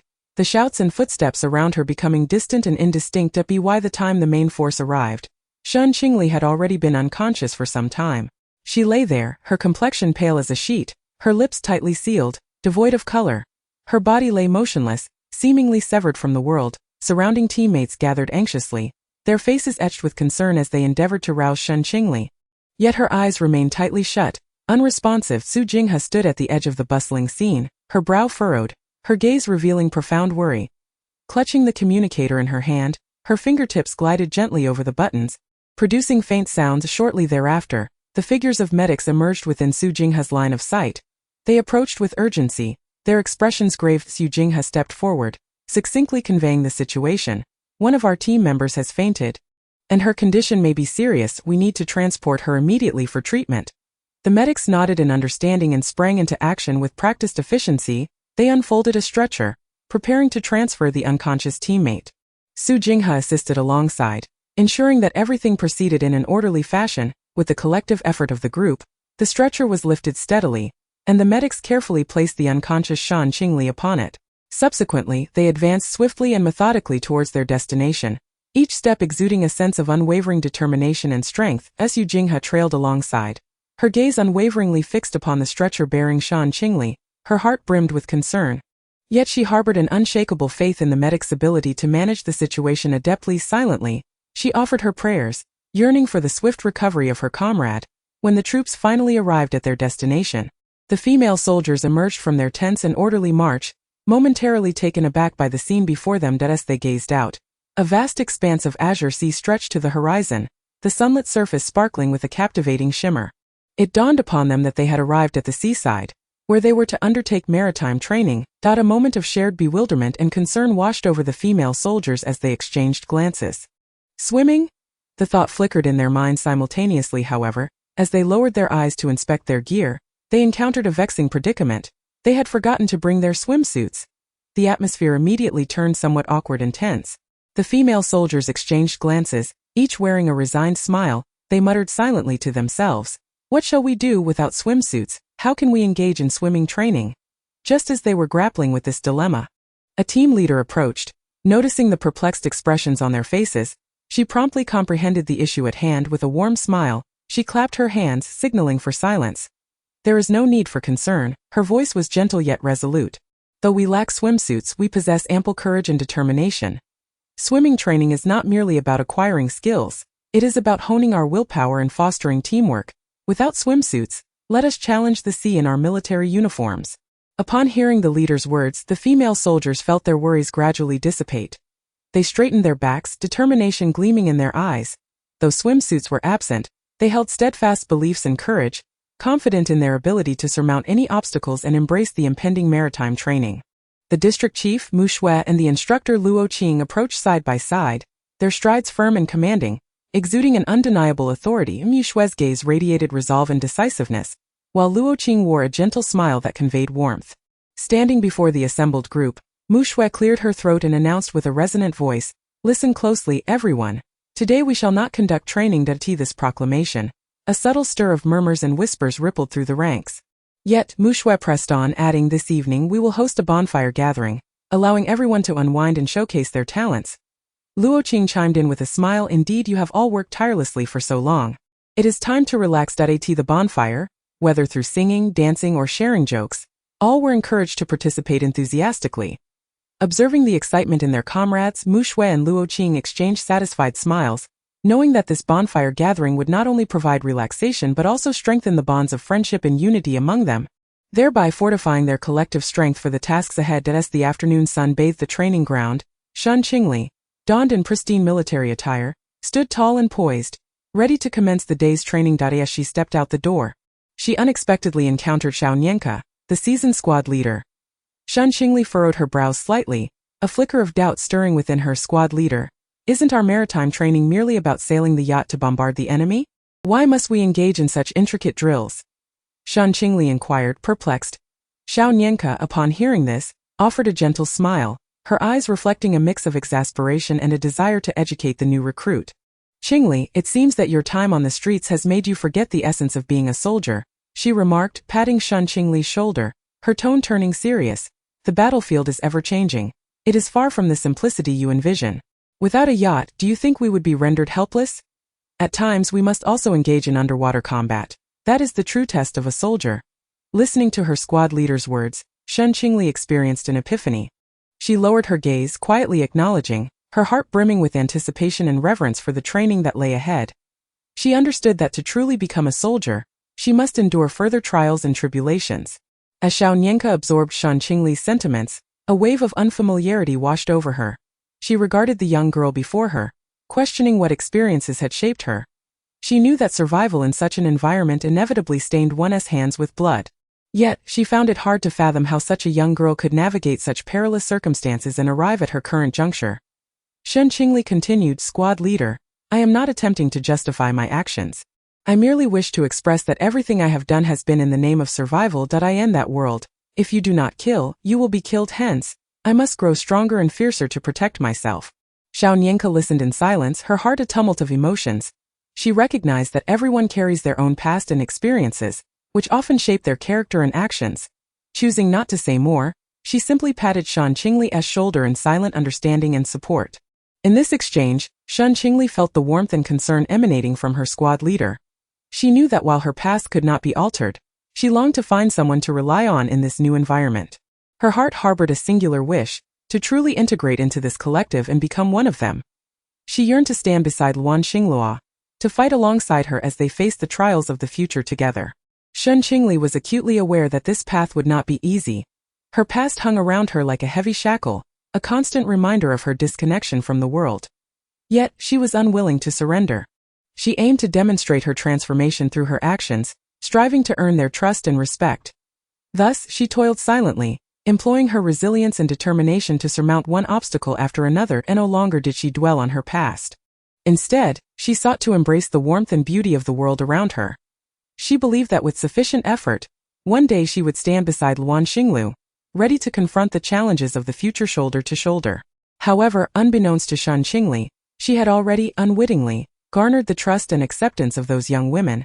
They regarded her as an indispensable member of the team, sharing both laughter and tears with her. Her past, marked by experiences on the fringes of society that many would scorn, did not create a chasm in their eyes. Instead, it evoked profound concern and care to them. Shen Qingli was a resilient and kind-hearted girl, whose tumultuous history was overshadowed by a heart brimming with light and hope. They were eager to stand shoulder to shoulder with her, facing the challenges and hardships of the future together. In their trust and affection, Shen Qingli found a sense of belonging and reliance. Chapter 32. The bonfire party. Shen Qingli sat alone on the periphery of the campsite, surrounded by the lively discussions of her comrades. As if she existed in an entirely different realm, the preparations for the bonfire party were in full swing, yet she felt like an outsider, bewildered and uncertain. Though she had dabbled in combat training, it was merely superficial. While it might serve her on the actual battlefield, the rugged movements and fierce energy were evidently not the captivating performances suited for the bonfire stage. Within her, an endless ambition surged. She yearned to pilot a speedboat, pursuing the silhouettes of pirates across the vast international waters. In her imagination, armed with a sniper rifle, she envisioned launching precise missiles to vanquish the pirates one by one. Such was the life she aspired to. A glimmer of determination flashed in Shen Qingli's eyes. She resolved to perform that song. Rising to her feet, she quickly sought out Mu Shui and excitedly shared her decision. Mu Shui looked at her, surprise flickering in her gaze, soon replaced by admiration and anticipation. She understood that although Shen Qingli was not one to express herself freely, her heart was filled with passion and talent. Taking a deep breath, Shen Qingli acknowledged the challenge ahead. Yet she believed that if she sang with sincerity, she could touch the hearts of everyone present. On the golden beach, a group of students gathered, laughing and chatting as they formed a large circle. Barefoot, they felt the soft grains of sand beneath them, basking in the gentle caress of the sea breeze, each face radiating youthful exuberance. In the center of the circle lay a small patch of open space. Seemingly designated as a stage for performances, sunlight danced upon this area, shimmering brilliantly as if eagerly awaiting a splendid display of talent. Shi Luoqing stood nearby, her voice warm like the spring breeze as she called out names softly. Her words brimmed with anticipation and encouragement, stirring the hearts of each student called upon. Following this was a demonstration of huaxia martial arts. Several students shed their outer garments, revealing their athletic physiques. Their movements were powerful and dynamic. Each turn and leap exuded strength and grace. The exhibition of boxing and sanda left the audience in awe, their agility and skill earning rounds of applause from their peers. As the performance concluded, Shi Luoqing's gaze shifted to Shen Qingli. Shen Qingli felt a flutter of nervousness, but it was eclipsed by excitement. She recognized this as her moment to shine, an opportunity to bring glory to her team. Taking a deep breath, she stepped into the center of the open space and began her performance. Standing there, her heart raced like a drum, for this was her inaugural performance before an audience. She felt a slight tremor in her hands, yet her gaze remained resolute and bright, as if determined to transform all her tension into strength. Taking a deep breath, she closed her eyes, allowing her thoughts to settle. Then she slowly parted her lips and began to sing. Her voice flowed like a crystal-clear stream, cascading into the hearts of all present, akin to a gentle breeze caressing each face. She sang the song The Rose of the No Man's Land. Her melody was imbued with tenderness and resilience, as though narrating the tale of a solitary and tenacious life, blooming the most resplendent rose in a desolate expanse. Each note sparkled like dewdrops, radiating the brilliance of life. As the music ebbed and flowed, Shen Qingli's body swayed in harmony, her eyes reflecting a profound passion and dedication to the art. Gradually, her enchanting voice captivated everyone in attendance, enveloping them in this exquisite musical realm, where they envisioned the solitary rose flourishing amidst the wilderness. When the final note lingered in the air, a momentary silence enveloped the venue. Then, a fervent applause and cheers erupted. A serene smile graced Shen Qingli's face. She realized she had triumphed. This performance not only helped her conquer her anxiety but also allowed her to discover her rightful stage. The fine sand on the beach flowed gently beneath her feet. As if nocturnal spirits were dancing, the waves softly lapped at the shore, producing a tender sound, as if accompanying their joy in a melodic symphony. Time seemed to slow at that moment, with everyone immersed in this rare sense of ease and relaxation. Reluctant to depart until the late hours of the night. Chapter 33. The unexpected training at sea. The morning sun streamed through the sparse clouds, illuminating the tents of the new recruits. At 8 a.m., when the sunlight had fully brightened the world, these rookies were jolted from their slumber. They hurriedly rolled out of bed, clumsily donning their uniforms, fearful of missing some crucial assembly. However, amidst this flurry of chaos, Shen Qingli stood apart. She sauntered out of her tent as though the entire world was of no concern to her. Casting a glance at the bustling Mushiwa, a hint of disdain curled at the corners of her mouth as she said dismissively, "Learn to swim? That is simply impossible." Upon hearing this, the surrounding recruits were taken aback. They all knew that Shen Qingli was a born landlubber, harboring an innate fear of water. Upon hearing her words, Xiaoyan couldn't help but burst into laughter. She patted Shen Qingli on the shoulder and teased, "Qingli, how amusing it is that you, a rookie, are making demands by the sea. Wait until you learn to swim before complaining to the principal. Until then, you should focus on mastering the art of swimming." Shen Qingli's complexion shifted dramatically in response to Xiaoyan's remarks, transitioning from pale to purple, and then to white, resembling a vivid color palette. Her heart brimmed with displeasure and anger, yet she restrained herself from erupting. "I know," she replied coldly, her voice tinged with impatience. A resolute glimmer flickered in her eyes, as if to convey to all present that she, Shen Qingli, was not someone to be trifled with. In the realm of the streets, few dared to provoke her lightly, for they knew her name. The tale of the Blood Rose has long since circulated through the realms of the martial world, its whispers echoing far and wide. Wherever she treads, two elements invariably accompany her. One is the crimson blood rose, a symbol of her beauty and peril. The other is the lifeless body of a victim, a testament to her chilling ruthlessness. At this moment, Shen Qingli, though situated within the confines of the new recruits' camp, exhibits an aura that remains undiminished. Her eyes glimmer with a sharp intensity, as if issuing a warning to those who might dare provoke her. Tread carefully, for you may awaken the wrath of this thorny rose before long. The ranks of the first section of the new recruits were starkly delineated in the morning light. On one side were the adept swimmers, moving with the grace of fish in water. On the other stood the landlubbers, including Shen Qingli, lingering at the water's edge. A cloud of displeasure shadowed Shen Qingli's countenance, her brow furrowed in irritation. Never before had she been coerced into any endeavor, yet today, she found herself compelled to learn a skill she had never envisioned.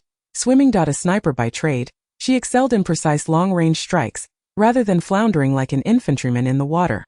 Though she could grit her teeth and endure the rigorous training, the notion of learning to swim seemed utterly devoid of purpose. A sniper requires agility and keen observation, not the struggle and helplessness of aquatic maneuvering. A tide of inexplicable agitation surged within her. Why must she learn to swim? Was the absurdity of it truly to arm her with a sniper rifle while submerged? surfacing sporadically to take aim at her foes? The very thought struck her as preposterous. Stealing a glance at her companion Shi Luoqing, she noticed her intently observing their comrades in the water, seemingly oblivious to Shen Qingli's gaze. A wave of anxiety washed over her. Was she genuinely expected to undertake such a ludicrous task? Her rifle, her precious sniper rifle, would surely lose its accuracy if submerged. Clenching her fists, Shen Qingli was filled with reluctance and confusion. She resolved to seek a rational explanation for why a sniper like herself was compelled to learn the art of swimming. At the command of Su Jinghe, the squad leader sprang into action, swiftly arranging rows of benches. The recruits settled down, yet Shen Qingli remained standing, her expression as dark as the bottom of a pot. Biting her lip, her eyes sparkled with dissatisfaction and uncertainty. I concede that in terms of physical prowess, I may not match your capabilities, she declared with a hint of defiance. But am I truly to wield a sniper rifle while hiding in the water? You can order me onto a plane, I'll accept it. Extreme training, I'll endure. Endless physical drills, I'll comply. But I really see no necessity to learn swimming. No sooner had her words fallen than they were met with a scathing rebuke from Yi Suiyun. With a furrowed brow and a stern tone, Yi Suiyun chastised, "How dare you even bring this up? Of all in the district, your physical condition is the weakest, making you the most challenging to train. However, as a soldier, you must learn to swim just as the infantry does. Who knows when you may be required to operate alongside the Navy or even the Air Force? Regardless of the training, you must learn and accept it. This is the duty of a soldier, and a task you must fulfill." Shen Qingli let out a resigned sigh, fully aware that Yi Suiyun spoke the truth. As a soldier, she was obliged to obey orders and undergo various training regimens. Yet, the prospect of learning to swim filled her with dismay. The sensation of struggling in the water left her feeling intensely uncomfortable and disoriented. She would rather confront the rigors of more arduous physical training than endure the prospect of learning to swim here. Yet, a command is a command, and she must comply. Shen Qingli took a deep breath. Forcing herself to regain her composure, she understood that, no matter how challenging it may be, she had to persevere. Once again, she gazed at the benches, her face reflecting a profound sense of despair. Suddenly, a scene flashed through her mind. The commander of the KR-31 mercenary group training new recruits. Adhering to her principle of tearing apart others' umbrellas even in the rain, she, with her extraordinary background, unexpectedly proposed a suggestion. "I once joined a mercenary group abroad," she stated nonchalantly, her voice imbued with a hint of confidence. "The old commander taught me a method that should prove useful for you. The only prerequisite is whether you dare to let me teach a few of you. Within a day, I can ensure they swim at least 300 meters. If they fall short, let them deal with military justice. I will accept any punishment." Shi Luoqing, listening to Shen Qingli's military vow, exhibited a flicker of interest in her eyes. She promptly summoned 4 individuals to stand before Shen Qingli. "How do you intend to train them?" Shi Luoqing inquired with curiosity. Shen Qingli dismissively waved her hand, a sly smile gracing her lips. "There's no special method. Just let them join me in the sea for a few sips of seawater. I'll be on the speedboat while they drink seawater below. For safety's sake, let us use 4 life buoys. I fear they might cramp up and sink to the bottom. However, I have my own methods of self-rescue. The key lies in whether they can withstand it, which remains uncertain." Upon hearing this, Shi Luoqing's eyes glimmered with appreciation. She immediately issued orders for a speedboat to be brought. Standing on the speedboat and gazing at the sea, Shen Qingli had already formulated her plan. With her piercing gaze sweeping across the water, she assessed the distance and signaled for everyone to halt. Then, a malicious smile crept across her face as her eyes fixed intently on the 4 recruits. "You 4, get down." Her tone was resolute as she kicked each of them into the water. The sea wind howled, and the waves surged as the 4 new recruits were caught off guard and plunged into the water. "Shen Qingli, I curse your ancestors," the leading female soldier shouted angrily. With the others joining in her outburst, however, Shen Qingli remained unfazed, merely cleaning her ears, a cold smirk playing on her lips. "Stop cursing. I've made a military vow. If you don't train properly today, I'll have plenty of ways to make you suffer later." Her voice was calm yet resolute, exuding an undeniable determination. Faced with Shen Qingli's threat, the 4 recruits, though unwilling, could only submit to their fate. They wiped the seawater from their faces and began to earnestly learn how to swim. Yet, less than 100 meters in, they each took a mouthful of seawater, the briny taste causing them to grimace. Shen Qingli stood on the speedboat, holding a megaphone, closely monitoring their movements. Under her rigorous guidance, the 4 recruits gradually grasped the fundamentals of swimming. By the end of the day, they had astonishingly swum a full 400 meters, their movements fluid and unencumbered. Though the journey was arduous, They all felt a profound sense of accomplishment, and their admiration and gratitude towards Shen Qingli deepened. As time passed, Shi Luoqing's approach to Shen Qingli's training shifted from stringent oversight to a more hands-off attitude. Shen Qingli understood that it was impossible for her to train such a large group all at once and had to proceed in batches. After half a month, through her unique training methods and unwavering determination, she successfully enabled over 100 individuals to master swimming skills. However, in a twist of irony, Shen Qingli herself remained a complete novice in the water. Observing Shen Qingli's somewhat awkward demeanor, Shi Luoqing couldn't help but feel a surge of playful mockery. She resolved to personally intervene and provide one-on-one instruction to this exceptional student. Thus, she took Shen Qingli to the boundless expanse of the sea. The sea breeze caressed them, and the waves lapped against the boat, seemingly preparing for the impending lesson. Standing at the edge of the vessel, Shen Qingli gazed out at the vast ocean, her heart wavering with trepidation. With a grimace, she implored Shi Luoqing, "Instructor, please let me off the hook. I truly can't do this." Yet Shi Luoqing was unwilling to entertain her objections. Raising an eyebrow, she kicked Shen Qingli overboard. "You said it yourself. You can't swim, so just drink a few mouthfuls of seawater," she quipped as her words fell. Shen Qingli plunged into the water with a splash. Struggling to the surface, she managed a wry smile, exclaiming, "Instructor, this feels like personal vengeance." Unfazed, Shi Luoqing chuckled, "Enough with the excuses, start learning to swim." Reluctantly, Shen Qingli braced herself and began to swim. She floundered in the sea, occasionally sinking beneath the surface and then resurfacing. Despite the challenges, she was making continuous progress. The sea breeze tousled their hair, and the waves rhythmically struck the hull, providing a backdrop for this unique lesson. Though Shen Qingli endured much hardship, her heart brimmed with resolve and determination as she struggled through the water. Each breath was mingled with the briny taste of the ocean. After half a day, she had, through sheer tenacity, managed to swim a distance of 100 meters, though she had swallowed considerable seawater. Leaving her stomach feeling heavy, a defiant spark shone in her eyes as the sun began its descent. Shen Qingli's swimming skills gradually improved, though her body was utterly fatigued. The sense of achievement within her brought immense satisfaction.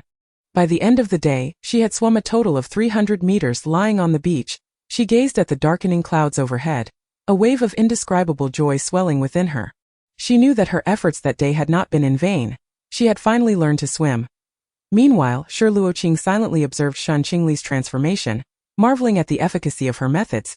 She recognized that while having Shen Qingli drink seawater was somewhat harsh, it proved remarkably effective. Of course, she had no intention of sharing this unconventional training technique with the recruits. She wished to maintain an air of mystery, ensuring that they would undergo training unawares, catching them off guard. After all, on the battlefield, who could anticipate what might transpire in the next moment? Chapter 34. The grand finale. Shen Qingli sat alone upon the shore, the gentle waves caressing her ankles, her thoughts ebbing and flowing with the tides, intricate and tumultuous. She had never anticipated that the harsh methods once employed to train others would ultimately befall her.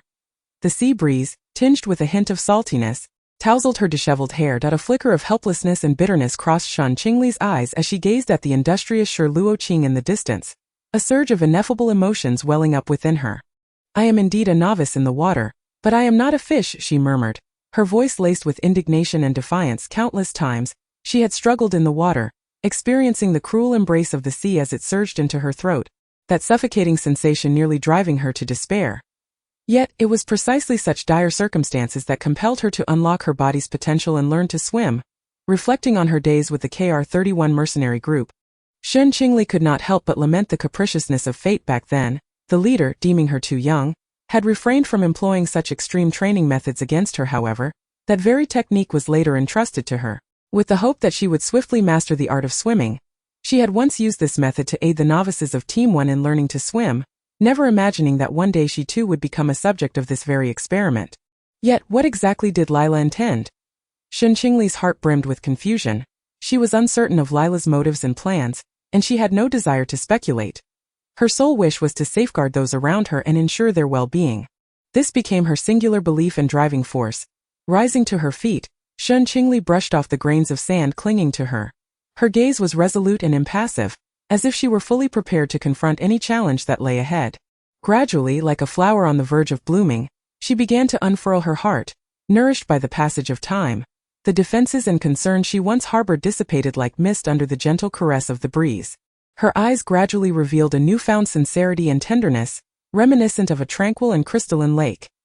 Each smile and every shared moment bore witness to her opening heart.